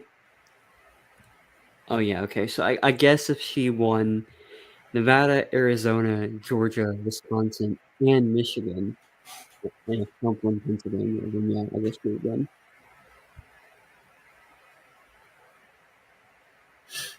But damn it, like it's just still too early to call a little bit. Do you have a some map you're trying to states. share? Well, here, I'll just show you kind of what's up in the air right now. Like basically, it's gonna come down to 6 states. Zach says Kamala could suck off a win. Yeah. Will she? Yeah. Will The she election- be able to? Will she be election- able to suck it off to completion though? The election is touching me inappropriately. True. Well, I mean, Trump this might is actually. this is fairly close. Yeah, I mean, so basically, it seems like it's just down to these 6 states, but I think that he's gonna get Georgia. So again, like if he gets Georgia, and he also gets Pennsylvania, he wins. It's over. He just gets those 2, which is really, really huge. But again, like she could theoretically come back and get Georgia, Arizona, Nevada, Pennsylvania, and Wisconsin, and Michigan. Is that very likely? I don't fucking think so. No way. So, but the thing is, like, Trump really only needs to get, like, Pennsylvania, and then Michigan, and then, I don't know, I guess, Arizona, right? Or maybe one of these weird districts flips, right? Like, you see, like, these weird fucking districts. Oh, we got Corey. Oh, hey. Oh, he's in. Hello. What's up? Hello, Corey. What up? Nice to finally talk to you guys. Was it? I'm gonna stop sharing. Oh man. No camera?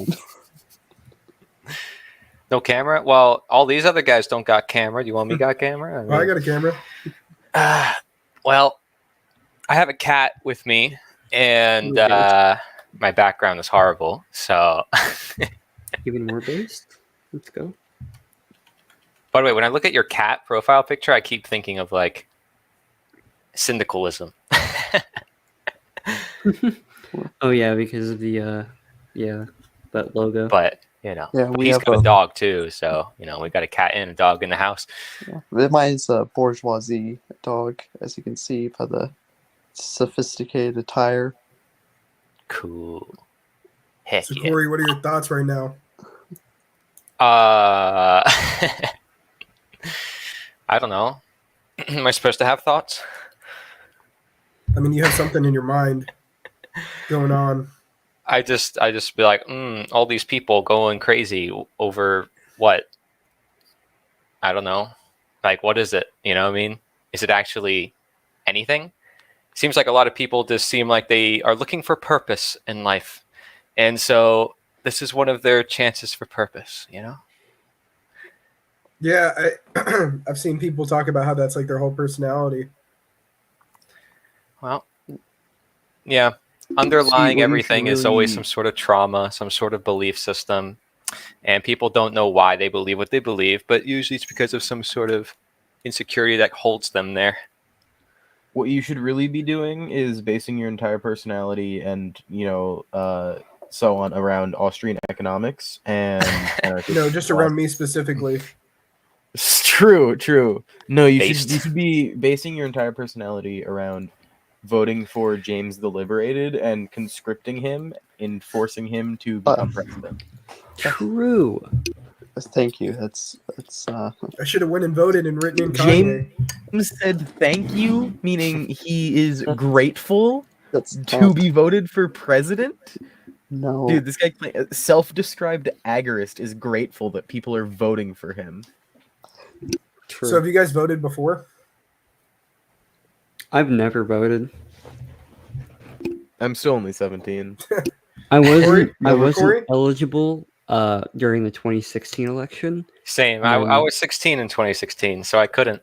That's when I was the major Trump supporter. But I held open the door at the polls with a Trump shirt, so that kind of kind of did something at the And, time. and You then know, what's funny too is I don't even think I was eligible in the 2020 election. I think this is the first election with which I become eligible. I voted in 2020. That was the first one I was eligible in. Didn't vote in 2022 and haven't since. Then didn't you like vote for Trump or some Yeah, shit? it was like one time. all right. Well, listen. Well, it was Let's a be one-time honest. thing. I mean, Let's be honest. Who wins? Who loses? Right? Well, who wins? Israel, the Federal Reserve.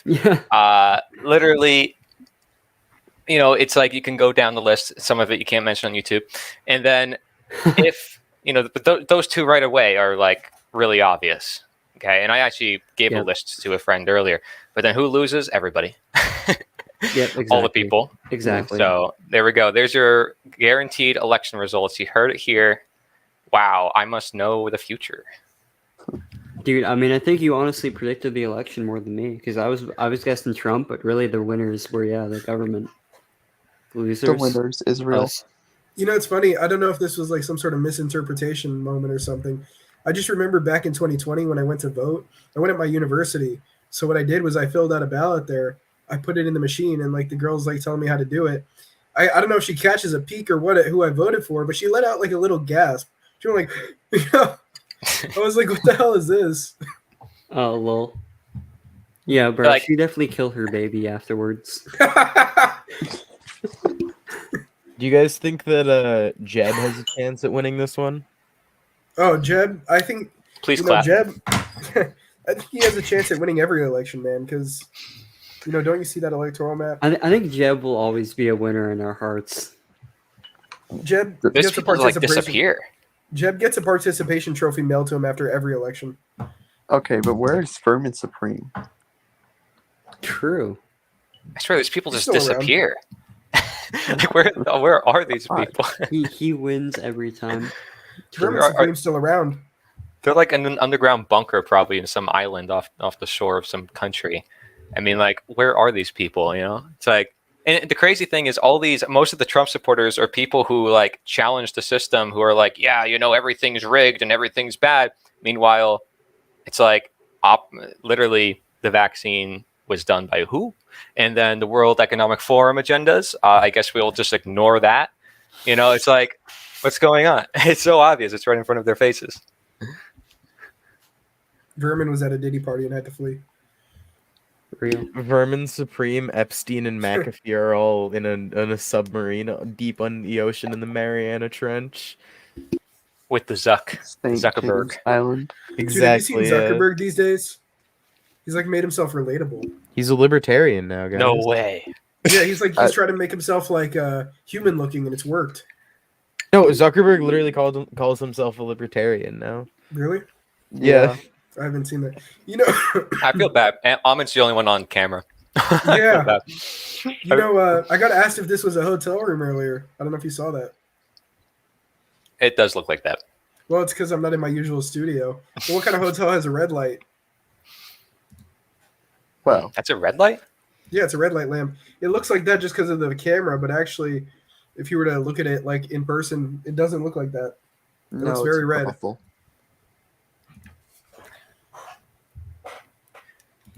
But yeah, I got them at Walmart for like $10.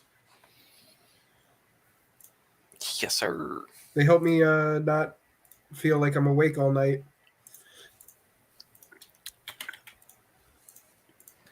I'm glad that you're streaming because somebody is. I'm like, I didn't post anything today. I'm like, I can't even be on the internet for 5 seconds without seeing something pop in my head, like election, most important election of the year ever. Please vote. Yeah, no Please panic vote. talking here. It's always the most important. No panicking here. Did we have any other talking points that we wanted to bring up just in the meantime while we wait? I sent Ahmed a trailer for a movie coming out. It's like basically the first voluntarist movie, second to the Jones Plantation that I know of, being produced by a friend of mine. And I sent him a link to the Indiegogo page. And they're doing a trailer. It's pretty cool. They have the trailer on the page. I didn't watch it yet because I wanted to wait to see if you guys would watch it with me or something. Yeah, we could watch it right now if you wanted. Let's see. Maybe. I have no clue what it's about, but it says it's a voluntarist movie. It says action romance movie, anti-woke. Atlas shrugged moment. I was just about to say that. Yeah, I know. Could be. Atlas Shrugged keeps getting mentioned all the time to me and Jim Gale because he's at Galt's Landing. So Galt is like one of the characters from the book. So Yeah, who is John Galt? yeah. All right, let's check this out. David's got great energy and it's crazy. So I guess he's producing this movie. I have no clue what this is about. Don't judge me. Do you want to help make an anti-woke movie that attacks liberal hypocrisies? Are you tired of Hollywood's left-wing propaganda? Yes, so are we. That's why we're taking a stand. In our world, conformity is the norm, but with the power of story, we can dare to break free. We're making a modern-day Romeo and Juliet film, where instead of the two being separated by their families, they're separated by their political ideologies. Woke liberals versus freedom-minded conservatives. The name of the movie is Sacred Life. It is a heart-pounding thriller that reimagines the classic Romeo and Juliet tale for our times. While most of these crowd-funded projects are made by amateurs, our director is the real deal. Renee Perez. He's made 39 commercially released movies for distributors such as Sony and Universal Pictures, and for vendors like iTunes, Best Buy, Walmart, and Amazon. Unlike other crowd-funded films, this won't be an amateur production. This will be a commercial grade made by a professional with 20 years of experience. And here's a few clips from Wow. I just want to say, is this girl going to play AOC? Freedom-loving conservatives. Very It's kind of like AOC. Like, look at her. Amazon. As conservatives Unlike are other actually crowd-funded libertarian. films, this won't be an amateur production. This will be a commercial grade No, made he's by not a professional conservative. with 20 years of experience. And here's The a few producer. clips from his previous movies.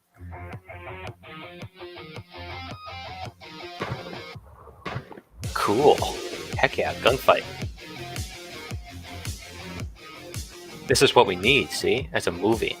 Cyberpunk ass music, bro. Yeah, see, this is what we need.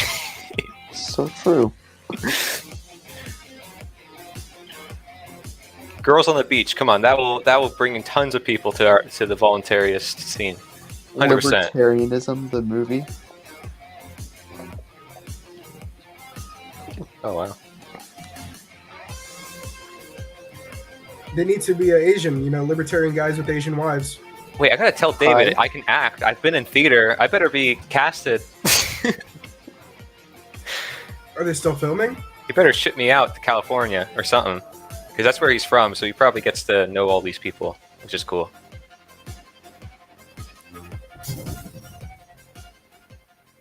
This isn't just another movie. It's a bold statement about individual liberty and the power of voluntary association. Featuring an That anti-woke looks agenda, terrible. Sacred I mean, Life follows shit, our I would. hero as he navigates a government that has Okay. gained almost total control of the population. We will introduce the concept of voluntary living, where individuals create intentional neighborhoods based on consent, mutual aid, and objective morality. In an era of government tyranny and population reduction, I mean, freedom seekers forge their own path. We're not just making a Bro movie. drank too much. We're starting a movement for the future of humanity and freedom. Watch as our characters build a thriving life outside of the corporate system, demonstrating real solutions Why is she like like I mean, voluntary she's speaking relationships, facts. free markets, and growing food. It's an emerging concept that'll be fully explained in the movie. But when love Wow. Better blossoms than between most. two people from opposing Better than most, worldviews, Ahmed. a conflict erupts.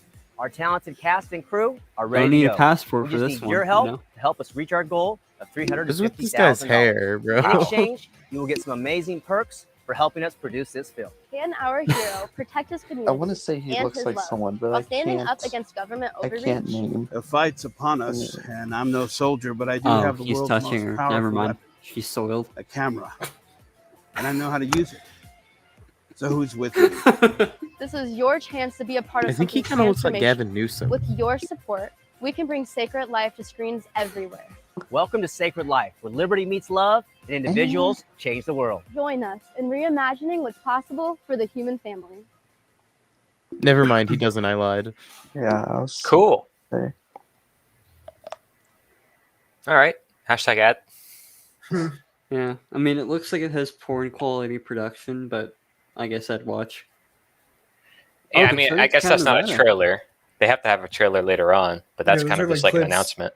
Yeah, like initial.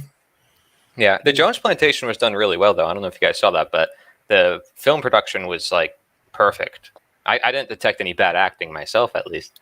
So it looks like Trump just took Georgia. Well, I guess Yep. it's better than the Atlas Shrugged movies. He's probably gonna take Pennsylvania and then he wins. I never saw that. I to be can't wait honest. for the Daily Wire to make their own televised version of Atlas Shrugged. It's gonna Yeah, be because they so bought the accurate. rights. Yeah. It's totally gonna maintain Rand's stances on religion, right? Oh, totally. Real. Yeah, objectivism is interesting, right? Because it's like it's not really playing the political game, but at the same time, it is. It's like in the middle between libertarian. I Like mean, I find that okay. interesting. Right, because I am an objectivist, and because I think Rand was really good when it comes to metaphysics, epistemology, and ethics, right? I think really she just starts to fall off when she gets to politics, because she really just didn't understand how to successfully derive like she sort of got to the point where like, oh yeah, like being a parasite in society is wrong, but she never really fully got the conclusion of that, because the conclusion of that is anarchism. But Rand just had some really bad takes when it came to politics, and you like the rest of her philosophy is not just compatible, but the conclusion of it is anarchism. It's just that Rand herself never took that pill. I mean, she just sort of took polis and put that into her assumptions. Yeah, I think I was in a server. I think it was Fabian Liberty a while back, and I think you Oh, know no. what I'm talking about, Ahmed. But there was a bunch of objectivists, and they had their own server, and it was very interesting, you know, for sure, talking with them. But yeah, I'd say they're pretty much aligned, kind of like you guys said, to everything other than like the final, oh, well, you get rid of the state altogether. But for me, it's like when I get into those conversations, they don't have any psychological understanding. People always speak about like philosophy and economics, but they don't ever get into psychology. I find it to be a problem because psychology to me affirms the foundings of the anarchism that we speak of deeply. And that's why I've actually dedicated a medical project to this, which I'm going to be releasing very soon, which is over 24 hours of content with 4 whistleblowers in medical industries. And it's never been done before in this scope. There's been people who talk about the psychology of totalitarianism and different things like that, but it's very limited. And they don't go into it deeply. Well, we cover it all. And so look forward to that. Be right back. My cat's attacking. Yeah, I Okay, mean, epic. I know Deleuze and Guattari definitely go into that, but that's something I was hoping on making a video for actually in the future. Sort of fascism as a mindset.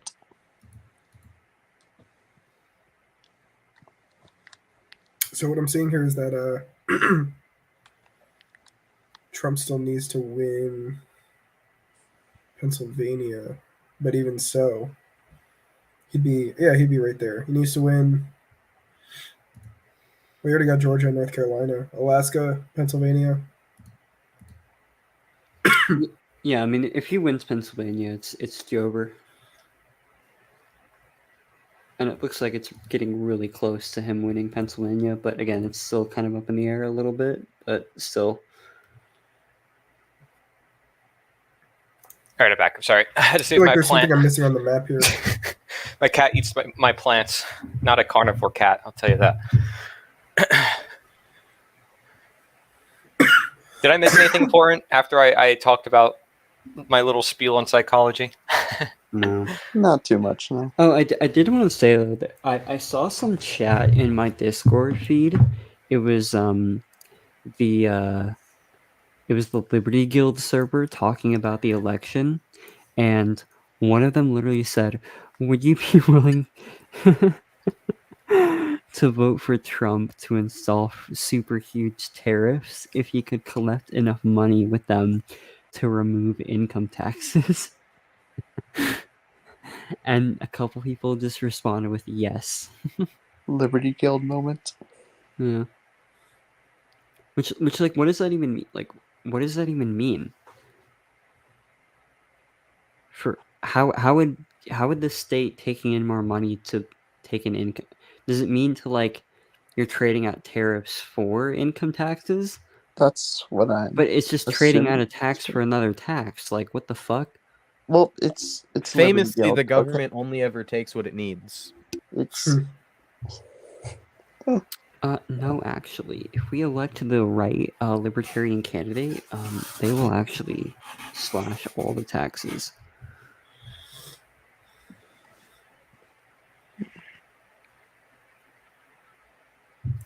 The real question is, where's Elon? On Twitter. Should we check his Twitter? Yeah. the Department of Government. You should check his Efficiency. Twitter. He's probably Yeah. posting some memes, knowing him. Yeah, he posted a fire Hyperborean edit. That was so Animated. terrible.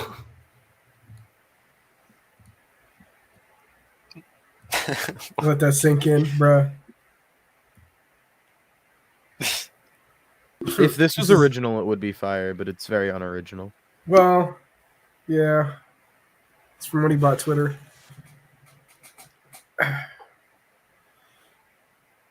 You can't really beat a joke that you spent how much for? Like 40 something million? 40 something million, so just so I've been told.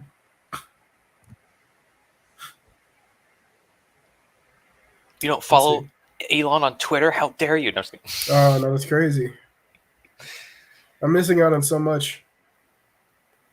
Well, all the memes, man. You're missing out on all of them. What the? Kapow? What is this?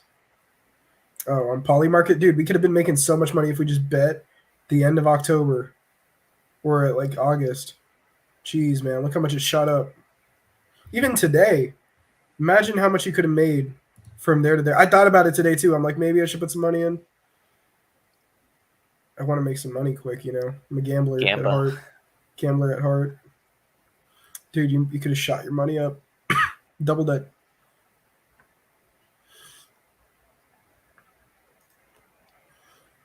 I guess I just got to go to the casino now. Yep.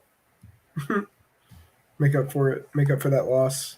Yo, Ahmed, are you coming on the 8th? Gulch for an event? Yeah, I need to see because of the time. Cool. I'll What be about able anyone to, else here? yeah. Is anyone else here from Florida? I don't No. think so. Rip. Where are you guys from? Can I ask? People New don't like York. doxing themselves.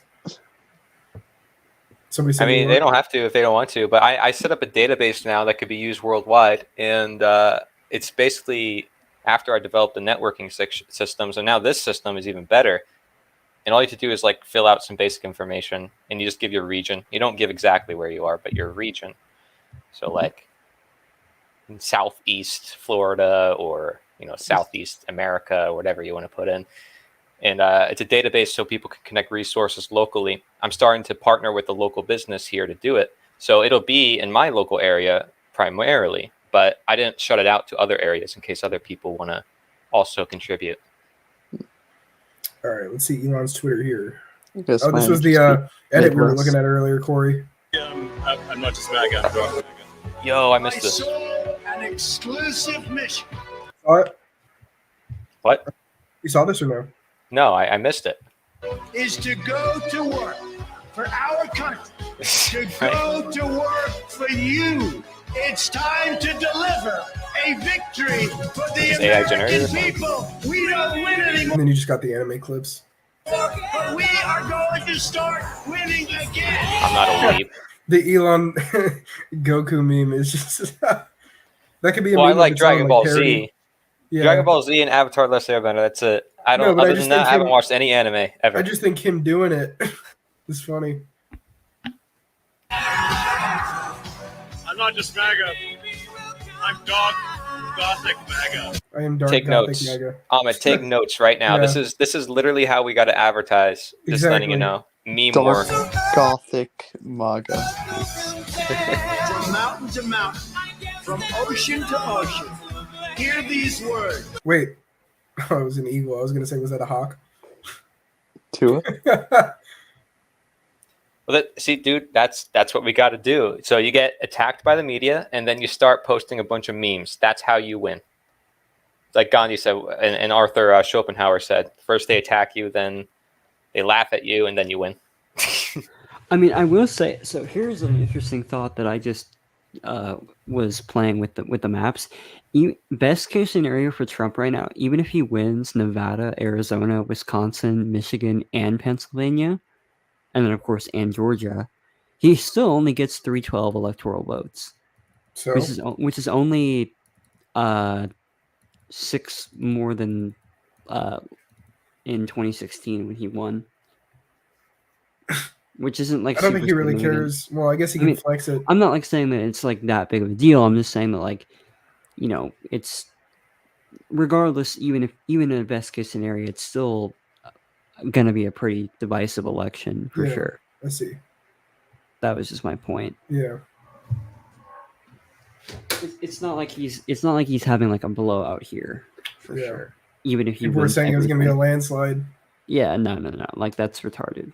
So I mean, People were saying he was gonna flip New York. I said that earlier.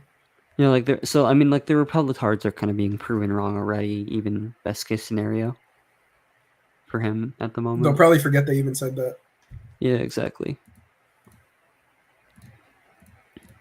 Bro, 4 years from now, all this will be like, no one will know about. I mean, if I had to guess, I think he's going to win less than 306 than he did in 2016. I think he's going to get less electoral votes. I think it's going to be that contested. You see, that's the power of the material that we share, is that it's universal and timeless, at least if we purport to claim to have the truth as well. It's something that will last through the ages. I mean, these elections, they go by like crazy, and they have to like pump out so much advertising, so many signs. But what we're doing is sustaining, and it's a long, steady, but slow race, just like it were for a lot of other struggles of the past. That's the way I look at it. So I know I'm like being optimistic, but I do see, where we can head. Mm-hmm.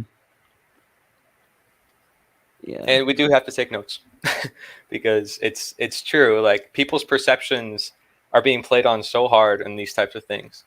Just by, like, when you attack somebody nowadays, that's a good thing. You know, like they say, any publicity is good publicity. So it's not like we want to get attacked. It's just that you shouldn't be afraid. It makes you be more courageous to speak the truth. It also makes you better at defending your points. Because the more arguments I get into, like, usually the first argument I have on a specific topic is always the worst argument I ever have regarding that topic. From that point on, I'm able to figure out exactly what points need to be made and what needs to be explained in order to successfully present the argument for something, you know, even if it's something that's outlandish to the average person, like getting rid of the government. Yeah.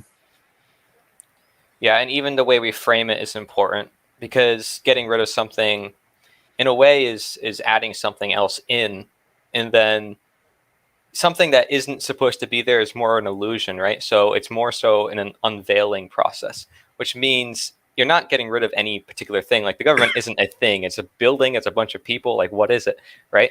So it's rather the people's minds and their shift in mentality. Like, when I talked about psychology, the closest people who have gotten to what I've talked about with the psychology part of it are not psychologists. Like, Dr. Young talked about how, like, this is state slavery and everybody's in that mindset. That's very direct. But like Alan Watts and the spiritual teachers, they were the ones who got the closest, in my opinion.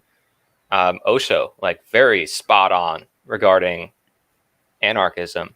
And I don't think they get the credit from the political groups because they don't look at spirituality as any important at all. But it is having a pivotal role for shifting mindsets. Like, the 60s was a big movement, right? Of like, peace, not war. It's very interesting.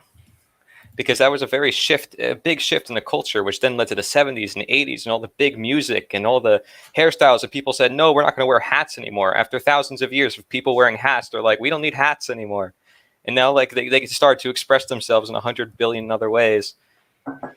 Like we can change our fashion, we can change the culture. Like there was just a whole revolution just because people expressed their freedom one bit. So if we can inspire people to just express their freedom just like that, we can expect the music and the culture and the games and everything to come back like unlike anything we've ever seen before. Just saying. Yeah, I'm looking through these Elon memes. Did you see this one earlier? They're not even memes. They're like postmodern fucking like art projects. They're like schizo. They're just like schizo posting at this point. They're not even memes. True. Yeah, guys, if you're still on the stream, make sure you give it a like. We've been here for 5 hours. Hell yeah. True. Bro, it's a big day. Yeah. Fucking 4 years, you know? Yeah, 4 years. Or at That's least crazy. political people My like life me. is probably not going to change. Yeah. Well, what's crazy, like, is just how much we've changed in the past 4 years. You know, like Yeah. 4 years ago, during this last election season, even Biden and Trump, like, I was a completely different person. All of us. I Politically mean, we and all said that. personally. Yeah, for sure. Pretty crazy. There's a big shift happening. It really Mhm. is. And I think there's a lot of people who are just untapped potential, essentially. People who just don't know any better. And like I said, they cling to whatever purpose they can find. But when we show them a higher purpose, one within reach, they will take it. It's like the neuro-linguistic programming technique of basically people, based on what they know, will choose the best option for themselves. So if they know something better, they will choose it. It's simply that people don't know. We got another Sigma edit. Put on notice, if you fuck around with us, if you do something bad to us, we are going to do things to you that have never been done before. The forgotten men and women of our country will be forgotten no longer. Yeah. Wow. No anime I this mean, time, at least, I guess. I forgot them. Also, yeah, like, I mean, I wasn't even a libertarian anarchist at that point back then. One man had Because I only became one in to take on the corrupt 2021.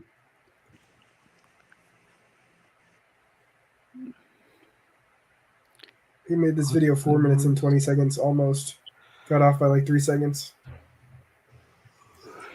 Bro, he just lives on Twitter now. It's crazy. Does he even work anymore?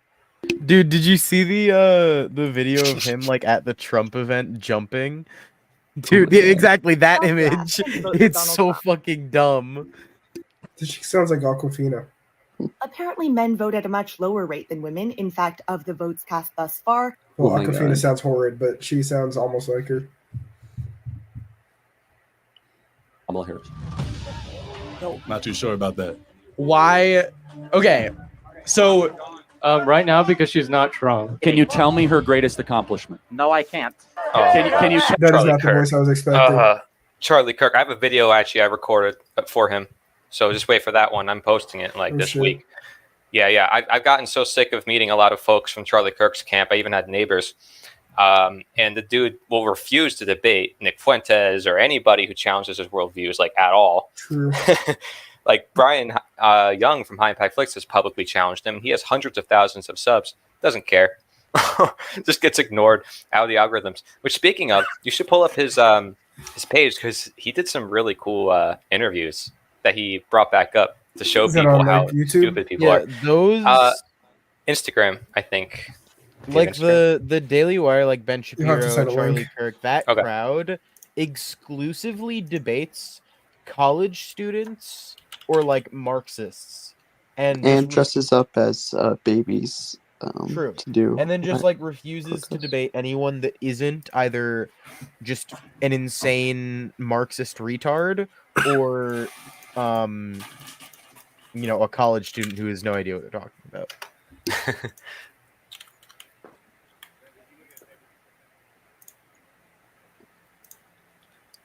Trying to find it. He's actually live streaming right now. You guys can pop in if you want. He's got 300 people watching. I know him. You could just be like, yo, what's up? Let's see. I guess he's the He's only live on other Instagram? person. Oh yeah. Oh wait, he posted this. Okay, yeah. I'm gonna send this to you. Now by the way, he's the one who actually made me an anarchist back in 2016 because he draws people into his channel from every side because the way he's very strategic. He used to have the top 9/11 videos on YouTube. Each one had like 11 million views each. He ended up on local news several times for being like so influential during certain like shooting events and stuff. Like he is insane. His amount of work over the ages. This is like his 10th channel, and it's still successful. Dude is amazing. He's a one-man army. I think you got to pick the lesser of two evils. Donald J. Trump! Yeah! Is there anything Trump could do to cause you to withhold your vote? Do you feel like he drained the swamp the first time? No. He's got a lot of. How can we expect him to do anything different than he did the first time? If all that was wrong with Kamala, there's many things wrong with her, was that she's for red flag laws and assault weapons bans. That would be enough for you not to vote for her, right? I think so. I think the Second Amendment is pretty clear on that. Now, Donald Trump instituted red flag laws. You weren't against that? I don't really know the details on it, to be honest with Bro. you. Well, he instituted red flag laws. Okay. But so are they that extreme, like what you just described? It's called the extreme. Bruh. He was like, yeah, I'm all for the Second Amendment no matter what. Well, if Trump did it. I mean, look, I will admit that I do think the whole interview versus, voters, protesters on the street format is really kind of fucking dumb because, again, it's just someone slightly more competent going against the lowest common denominator voters, protesters, so I think it is a little bit unfair, but again, I think these are valid criticisms that they haven't probably thought about because, again, they're fucking retards, but I still do kind of hate that format. Well, he awakened something within the people he's interviewing. Yeah, this is actually, I think we have to do more of this because, John's here. Yo, John, what's up? Yeah, see, John wants to see you at the event too. But anyways, yeah, if we do more content like this, it's more appealing to a lot more people. Like more people will watch on the street type of interviews. And not only that, but you're affecting the minds of people. And it's like a self-reflection technique because most people won't sit down with their own conscience and ask themselves questions. And most people are so easily distracted by other things. So if you give them something to distract themselves that actually makes them think about themselves because they see their own thoughts through somebody else's thoughts, it actually forces them to come to an understanding. It's just like when a doctor or health coach or whatever actually transference their emotions onto their patient to heal themselves, and the doctor actually needs more help than the patient. It actually happens more often than people think, and so there's a lot of projection that happens in our society. Anyways, I'm not going to get all nerdy. Go ahead. Extreme risk protection orders. Extreme risk protection orders. Why are you for Trump? I can't say much. I mean, he's better than Biden. So it's basically you're voting for the lesser of two evils? Yeah, you could simply say that, I guess you could say. I think you got to pick the lesser of two evils. What really irks me about Donald Trump is Operation Warp Speed. It's a $6.2 trillion big pharma banker stimulus package, most of which went to them. Mm-hmm. It was the biggest power and wealth transfer in American history. $6.2 trillion with one signature. That doesn't strike you as, how is that making America great again? It's not. It's not. Yeah, I mean, this is the SJW compilation. Yo, the mega targets.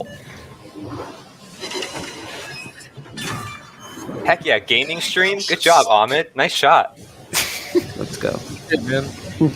God damn. Whether Donald Trump gets to be... Guys, I can't afford YouTube Premium on every account I have. Just get ad block. President or Kamala Harris or Joe Biden or whoever they put in YouTube's there, gotten the really Federal bad Reserve will when you still use be in the adblock these days. Yeah. No, I still use it. I use my own browsers though that are not Google or Firefox or anything because they put in stuff there too. Like you just got to do it right. You block Origin plus LiberWolf browser and you're set. Power, the issuance and value of our currency. So, in that realm, how does your vote affect anything? I mean, that's the sad, honest, reality of politics. All right, we are at the Trump rally here in Duluth, Georgia. There's 159 counties in Georgia, and it's known as a swing state. which means it could go either way in this selection process known as the presidential election. So what we got here is in 2020, Biden won by about 11,000 votes. Remember those 11,000 votes? So, look, all I want to do is this. I just want to find 11,780 votes, which is one more than we have, because we won the state. So it's 49.5% for Biden to 49.2% for Trump. Now, typically what you see at these rallies is a conservative trying to own the libs, or a lib trying to own the conservative, or the conservatives who are kind of singing to the choir, or the Democrats who are singing to the choir. Today, we are going by the edict and the precept that truth fears no scrutiny. So did James get kicked out? Oh, I don't know. we're going to talk to some Trump supporters and find out why they're voting for Donald J. Trump. Yeah. So we're out here with some Trump supporters. Anybody want to tell me why you're voting for Donald J. Trump? He's so great. Make America great again. How's he going to do that? Tariffs, securing the border. Okay. Golly, the list is big, but lower taxes, not taxing Social Security, not on the elderly, no tax on tips. Okay. Be respected in the world again. All right. So if you were going to say anything to a Kamala supporter to get her to change her view, stop voting for Kamala and vote for Donald J. Trump, what is your best case for that? Get off the television and do your own research. Yeah. And what will they find? They'll find the truth that and this guy's probably like Kamala's watching like Fox News like every other day. Oh, that's the television, buddy. policies are fake, for one. The truth is in her record, statements of the past, her record. Absolutely. You want to weigh in? Yeah, Get in. I always say most important thing is statements. It's just so funny. It's just like you'll find the truth in her statements in the past. It's national security. And you can't have a secure country without a secure border. That's right. And the border is just wide open. We see it on the real news all the time. And it's dangerous. I'm from Athens, Georgia. We had a major murder there, less than 2 miles from where I live. You can't deny that wouldn't have happened if the border were more secure. Okay, now two of the main issues are the economy and the border. Which of those two do you think is the most important for people? I think it has to be the border first. Once you get that fixed, then you focus more on the economy. I mean, both are important, but we have to have secure borders. It's national security first, I believe. Now, be honest. Is there anything Donald Trump did in his first term that you were not pleased with? And I'm asking you this because I talked to Kamala supporters, I talked to Trump supporters, and when I press Kamala supporters on the issue, conversation's over. Sure. Yeah. They don't want to go any deeper, and it's kind of a cult of personality. It's like, no, she can do no wrong, she's God, kind of thing. So, is there anything on Donald Trump's part in 2020? That's a good tactic to get him to talk. Talk to her. Definitely. That's right. That's why he's very effective, and why he got me when I was stuck in my trance. Are you on one of his videos? One of his videos one day when I was like 16, I found it and it was like mind blowing because he teaches like a professor in a lot of his videos, especially his older stuff. It's very like makes you question things. And it was like a video with like 5 questions. He's like, ask yourself these 5 questions. And I did. And I just couldn't wrap my head around it. And so now I use a lot of those questions for my own videos. I'm sorry, from 2016 to 2020 that he did that you didn't like. I would say the only thing that really comes to mind, because I don't know every single policy, the only thing that comes to mind is he could sometimes be his own worst enemy, just where, and I love his personality. I love that he's a tough guy and kind of trolls and taunts people like he did at McDonald's. I just feel like sometimes he could have just not tweeted this one thing against this one person, and no examples are coming to mind. But I thought sometimes his Twitter could get the best of him. Is there anything, I'm thinking of something that I think you would absolutely agree with. Okay. Hillary Clinton didn't see a day of jail.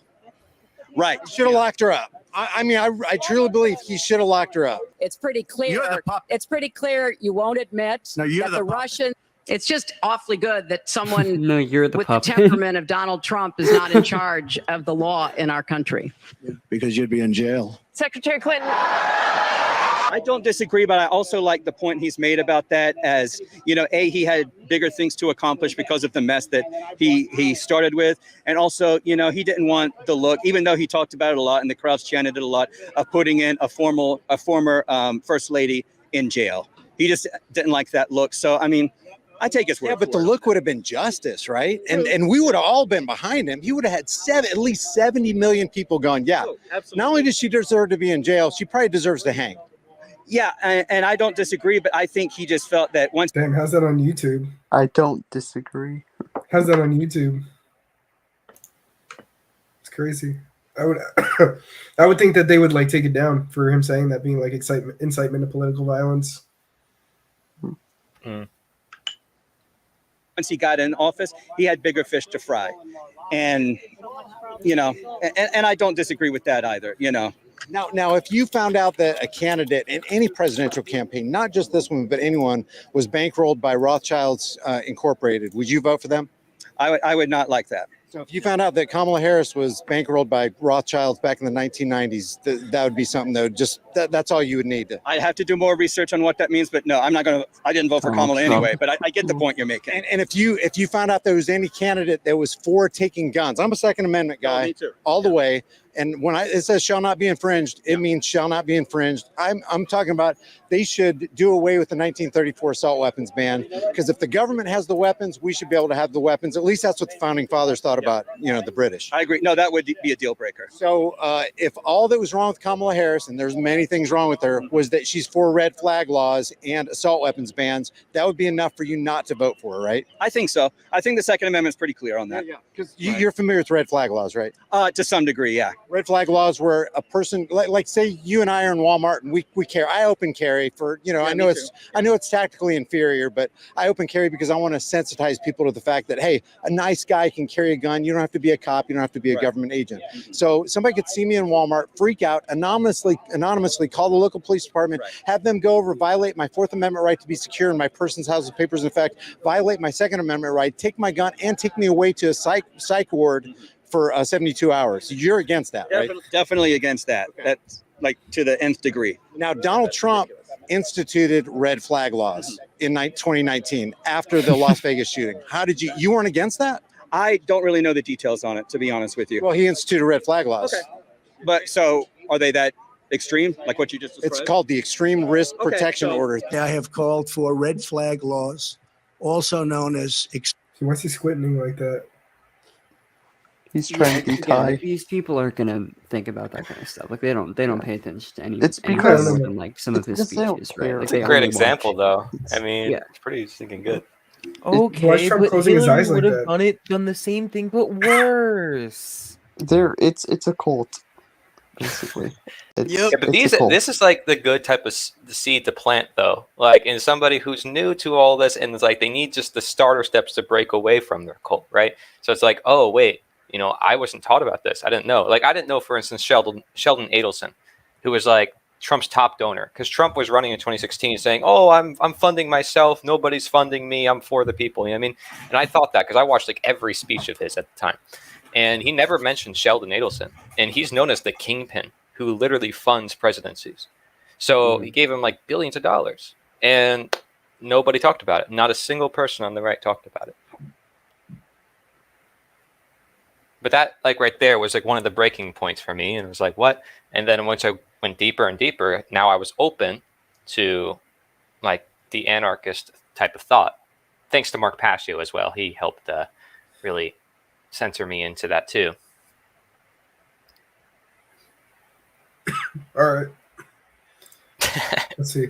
Yeah, I was just coughing over here. Extreme risk protection orders. Assault weapons bans, red flag laws, universal background checks. Well, I'm looking to do background checks. I think background checks are important. I'm all in favor of it. Hate seeing ads? Here's how to get rid of them. Bruh. There you go, Get Ahmed. paid to see them. Do you know how much of the content you see on a daily basis? I don't know for the Pickleball. ads. Pickleball. when we win in Want a November, break we from the are ad? finally going to pass universal background checks. I think we can have some really meaningful background checks. Red flag laws.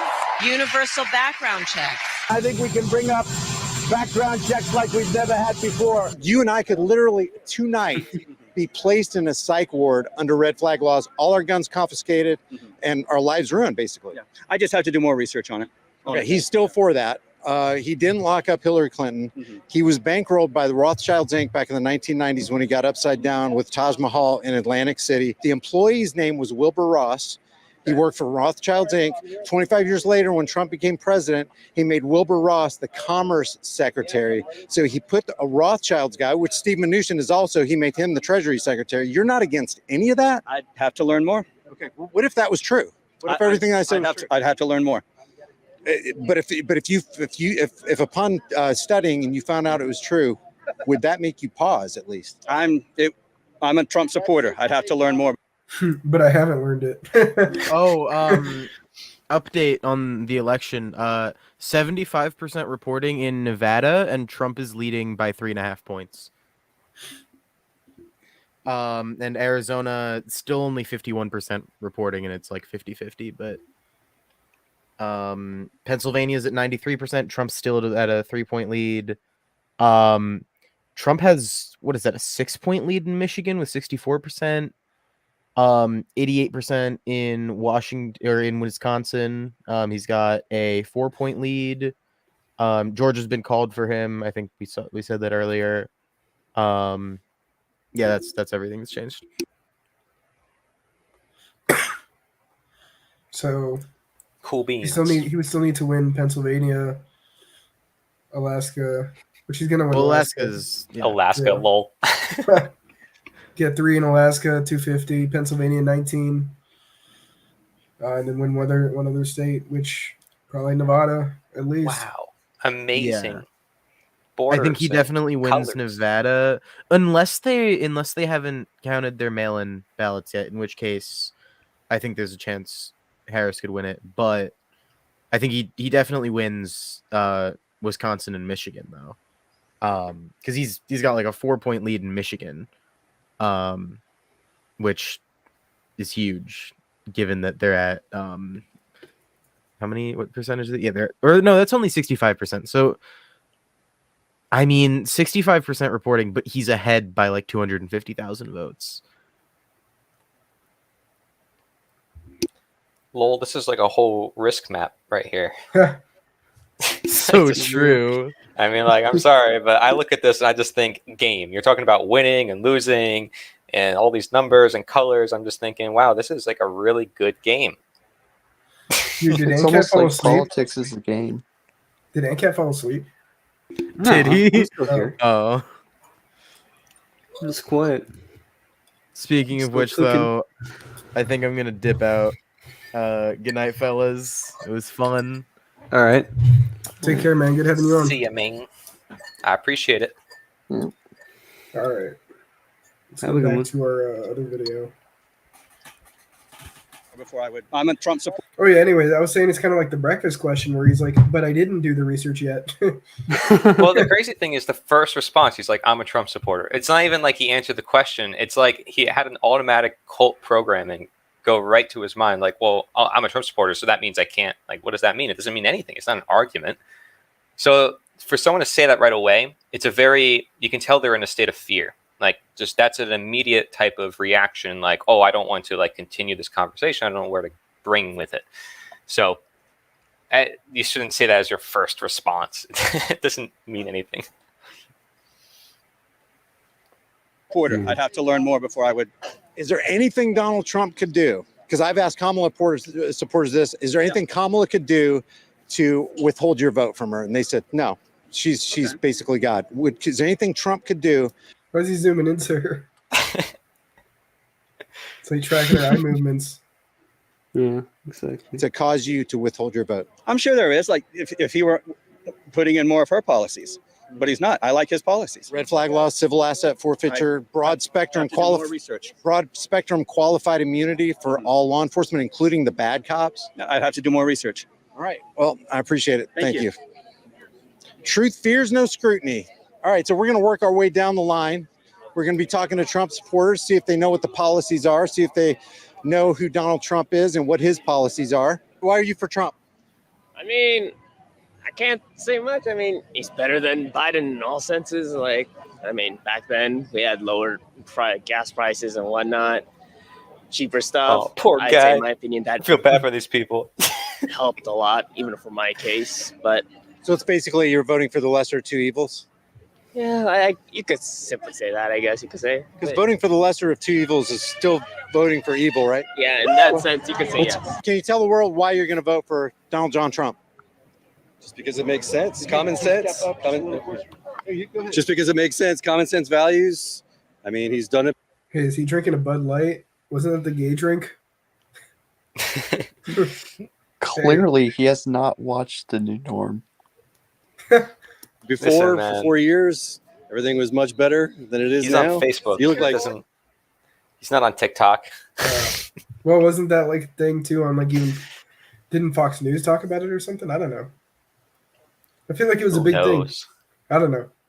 Haven't I watched didn't TV in months. I have no clue. Probably I didn't years, watch actually. to actually know, but I thought they would have talked about it. you look like Shawn Michaels, by the way. Maybe they get paid by Budweiser, so they didn't. I don't know. Yeah. Party of the people, just like Tulsi said. Party of common sense. Party of values. Let's just get this done. Go for Trump. Now, I talk to a lot of people, including Kamala supporters, and when I start pressing them on the hard questions, automatically the conversation is over because I don't think they're really interested in the truth. Kamala Harris wants assault weapons ban. First of all, what's an assault weapon? And that's antithetical to the Second Amendment. Is there anything that to define an assault weapon when they can't even define a woman? Yeah, no. Good point. Good point. Especially, I mean, we got Ketanji Jackson Brown. She can't even. She's a Supreme Court justice, for God's sake. Right. But I forgot she existed.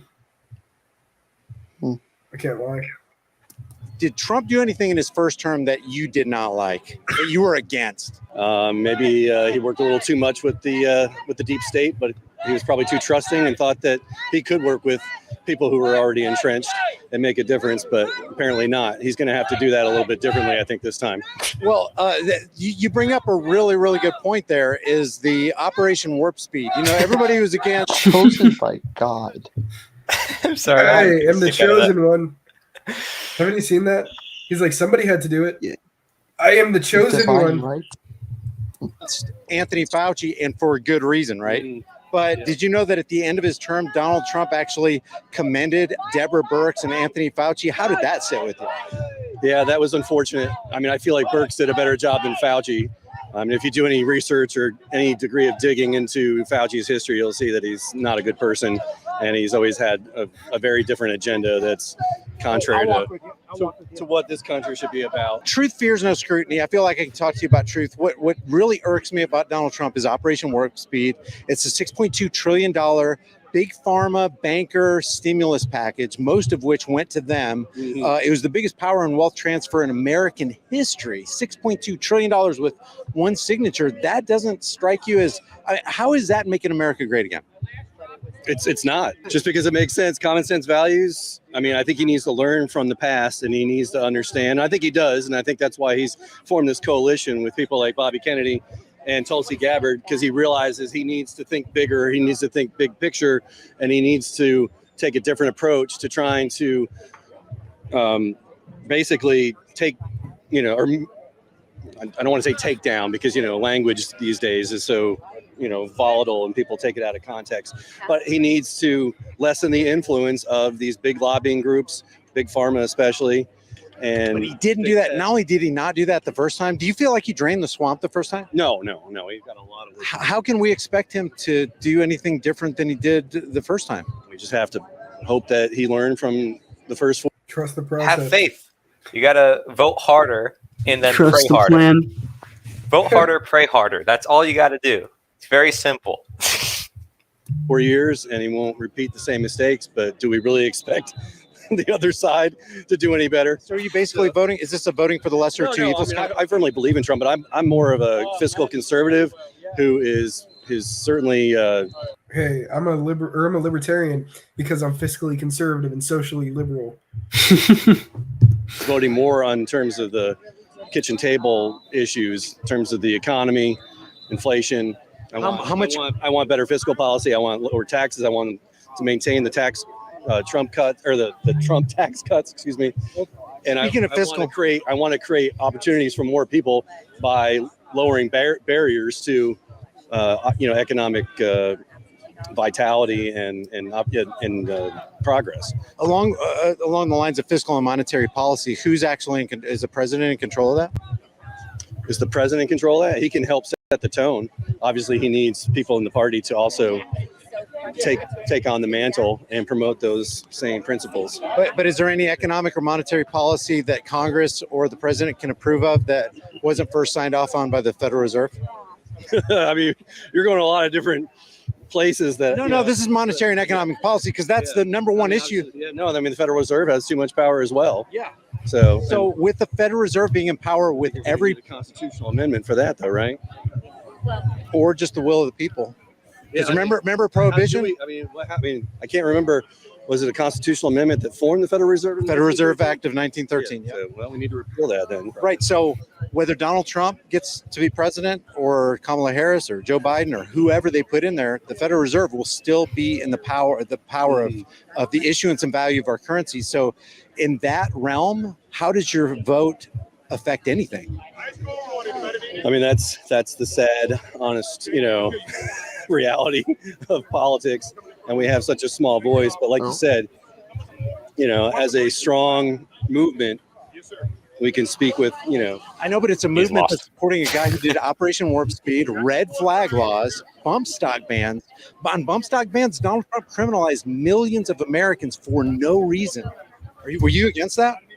I mean, I wasn't thrilled with that, but I don't really know the context behind that to really speak on. Well, it was on the heels of the Las Vegas shooting, and the guy had bump stocks, and he banned them, which criminalized millions of Americans who had them, which is antithetical to I'm a Second Amendment guy. The bump stocks in the hotel room didn't even commit the atrocities that everyone thinks he did. Yeah, but I mean, that's beside the point because Donald Trump actually criminalized Americans. I mean, I think the deep state's a bigger problem. We need to start. The deep state that have been kept from the American public. Bro, it's the deep state. It's George Soros. Is the deep state in the room with us right now? It's like you got to have sympathy for these folks. I know that someone here used the R word before on the people, and I get that, right? I understand, but you got to have sympathy for these folks because they're just so lost. I mean, you start asking them questions, and they don't know how to respond, right? So it's like, can you really blame somebody for their trauma, their loss, their failure to have any sense of security or purpose, or like whatever reason why they might be projecting or clinging to politics? It could be just for social validation. It could be because he wants to just drink a beer and be there to have fun. And he's like, oh, I get to be on camera too. Sick. It's like people are not thinking beyond that sometimes. Well, bump stock bans and red flag laws and take the guns. Remember when he said take the guns first, due process second, when he's sitting next to Diane, I call her Diane Frankenstein because she's a gun grabber. I'm a Second Amendment guy. Yeah. I'm totally against the Democrats. I believe that she is Comrade Kamala, and I'm not trying to set you up or anything, but I want to have I want to have an honest conversation about what the truth actually is. That. I'm not like in that right headspace to have that type of detailed conversation. No, and I appreciate you staying here and not walking away too. You had too much Bud Light. True. Okay, not enough. No, I mean, I think there's a lot of work to be done. And True. Sometimes you need more beer to be more efficient. Yeah, we need to be more serious about protecting our constitutional freedoms per the Bill of Rights, and we need to re-examine some of these things. I think Trump got himself into trouble probably thinking he could be magnanimous and work across the aisle on certain issues. It's like the second one. So much red and blue everywhere, man. Red is like an instinctual blood type of low chakra. So everybody is appealed to red, and they use it for like everything. And then the dark blue, it stands for authority. So it's like these two colors are used by governments for ages to appeal to people. It's like blue stands for peace and authority and to like trust. And so red stands for like, lust, love, base instincts. And so you're always drawn to it. It's just insane. They choose these colors to me. Oh God, still okay. Yeah, 94. Yeah, it hasn't changed. Yeah. But yellow is quite significant, right? Because yellow is often associated with like voluntarism and the cause that we're trying to share a bit more. I find that to be pretty interesting because yellow is usually a sign of warning or caution, right?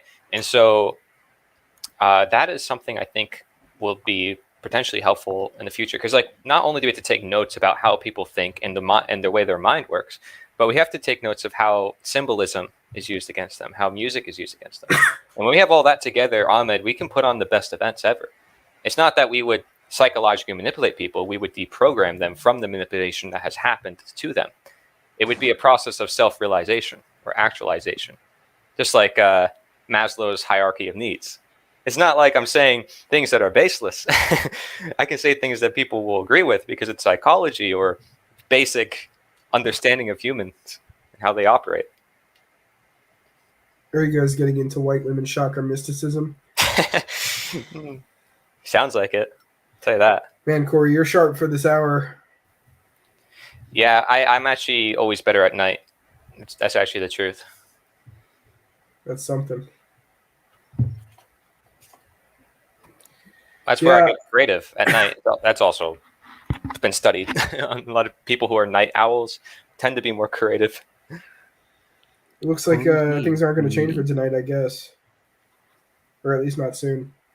Looks like Pennsylvania is 94% in. Trump still has the lead. He gets that. I mean, he's already getting Alaska. He's 1 point off. He's 67, 89. He's still in the lead in Wisconsin. I'll probably get that. It is what it is.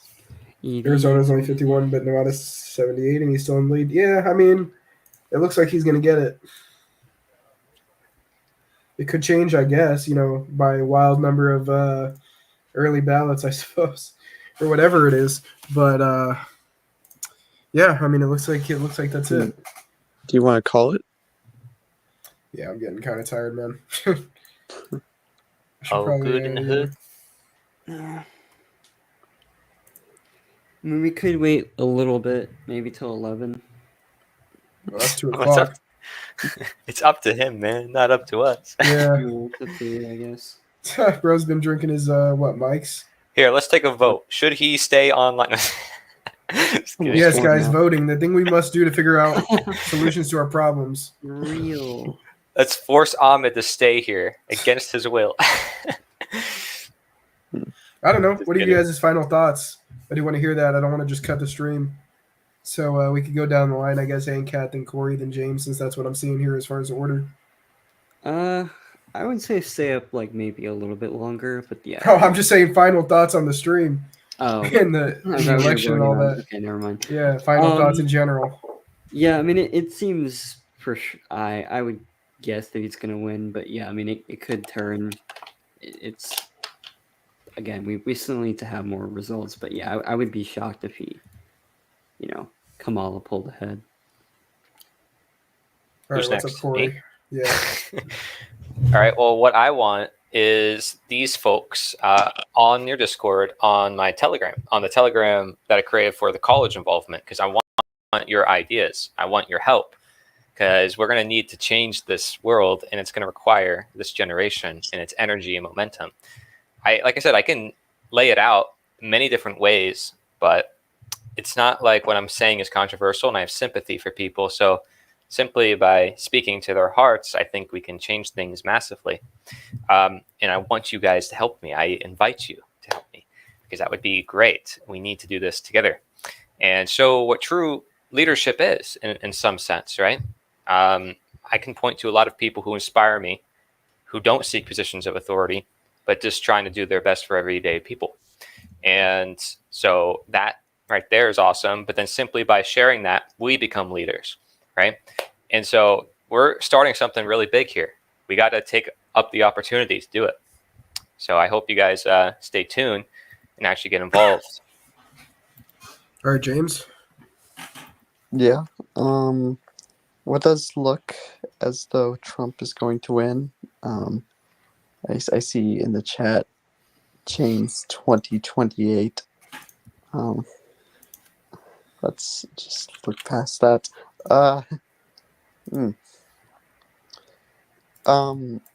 Ultimately, the only difference, the only significant difference, is that Trump doesn't have the obnoxious voice and cackle. So that's cool. And what Corey said. I obviously endorse that. I think that's all. All right. Yeah, I mean, he got one more point, like somebody said in the chat. So pretty much, you look at it. I mean, he wins Pennsylvania. He wins Alaska. I mean, he's already winning Alaska, but he wins Pennsylvania now. That's it. GG's. So I really don't even think Kamala can pull through at this point, honestly, because of where it's going. She could probably win Arizona, maybe Nevada, maybe Wisconsin, less likely than Nevada. Michigan seems like it's a big margin, but she still has time, I guess. But yeah, I just don't see it. Yeah, I mean, if I didn't have work tomorrow, I'd love to stay up longer, but just to actually. I'm just tired, sleep, honestly. but Frankly, yeah, I mean, we've been going for like 5.5 hours plus. yeah, So, no, real. yeah, definitely want to just get some rest. Yeah. All right, fair enough. But yeah, I mean, we got a decent number of views on the stream from the look of it, just like the analytics I'm seeing here. Yeah. Looks like a lot of people came in just to check it out. I mean, if you're still here, anybody? We could if you wanted to. We could do a small stream tomorrow if you were up for it, just to sort of see, Oh yeah, we can look into that. And post clips. Yeah, sure. Yeah, that too. Do more clips. Yeah. You guys have good editing. Dude, I'm like lacking. I'm lacking. It's just all right. get aside from having conversations, just sitting at my computer and just putting stuff together is kind of like doesn't excite me Draining. as much as it used to. Yeah. Yeah. I used to be so excited. I mean, like with a passion project, it works a lot better. But the clips, I don't feel like are a passion project as opposed to Yeah. the No, I actual understand, stream I'm doing 100%. there. I still am working on that Gulf Landing thing, when I was working on it, I definitely had a lot of inspiration at the moment I was doing it. Like I felt really motivated to keep going. Yep. Yeah. That's why I'm moving my efforts in real life. Part of Yeah. it. It's like, as well as I realize how necessary it is. I talk to so many people, and it's just like, man, we got to do it. Yeah, it would be nice to have more of a viewership, though, for sure. I mean, it would be nice to be able to do this more often as opposed to having it just as a side thing. It would be cool. Yeah. So Bro, it'll happen if you got 50 people in one room all on TikTok. I'm just saying. Yeah. Real. All right. Well, yeah. I mean, for anybody that hasn't liked yet, just make sure you like. We're pretty much just gonna wrap it up here because it looks like things aren't gonna move that much faster. Watch it be like in like a couple minutes after we end the show. Trump wins completely out the gate. But it honestly, They're waiting on us. We've been kind of going over this throughout the whole stream that like, does it really matter? Does the election results really matter? Exactly. No. It's interesting to see, I guess, just to see the numbers on the map go burr. Yeah, I mean, ultimately, Yeah, I we mean, have it's to more just remind like- ourselves that we ought to disengage with this. Yeah, and I think that was entire- something that we expressed throughout the stream for sure. I think the fact that we didn't vote was good. I mean, that's an improvement for sure from, the last like election aside from the midterms. For me at least, and for some people they've already been off it. But overall, I mean, we still have like some attention on it, but just because again, interesting, and also people want to see it. They talk about it. We want to engage with that. Still have that there, but still like bring them to our position as well. Kind of what that other guy was doing, where he meets them where they're at. And he's definitely just like involving himself in what they're interested in, but at the same time giving his opinions. I think that's a good way to run things. Let's see. 99% of stream that quits never get to see the winner live. Yeah, That's the gambling mindset just keep me up. Just Exactly, watching this still until we see him win. Dude, we're gonna be here for like another hour possibly. And it's just gonna be like staring at the screen like oh, I went black. No. Oh, well, you went to your natural state. But yeah. I don't know. Yeah, I mean, ultimately, like, yeah, I mean, really, just for anyone who's interested, just go back and watch like the first hour and a half, probably, because that's kind of where we tore down most of the, pro-electoralism shit. I mean, the rest of it was just us Even kind of so, goofing off and our last stream was the real reason to not vote, and we responded to Anarch. yeah. That was responding to a communist who was saying, why it still makes. Well, I guess he was going over ContraPoint's video. I guess he was sort of giving a defense, no? Or I guess he was, for sure. or was he just saying there's no point in voting, but it wasn't for the reasons he thought? Yeah, we had better it's getting reasons late. than he gave. Yeah. Yeah, So it's I mean, getting late honestly, here. I think this video and then the stream and then, or at least the I mean, for first sure 2 that hours of this stream. Yeah, for sure. And that other stream I did with Corey, very good. Just as far as getting like set on, what's good for your health, like where, how you're sort of getting taken from you, what you can do. I mean, we've touched on all that in our stream too. And then we had what was the last thing we did as far as just like anti-politics? I'm trying to think. We haven't done as much of that as of late. We kind of been touching on current events, sort of sprinkling that in, like that perspective, but trying to think of like a comprehensive one we've actually done recently. I mean, I had that interview with like Esso. Yeah. So and I that was think that. also Ancat had his interview with Esso and Filthy. Yeah. So, yeah. All right. Peace out, boys. Goodbye, Corey. All right, guys. Peace. Have a good one. Take care. See you guys later. Keep me posted. If you want to join the Telegram group, let me know for the college group. And remember Peace. that civil offense is the key to winning. Hell yeah. Thank you.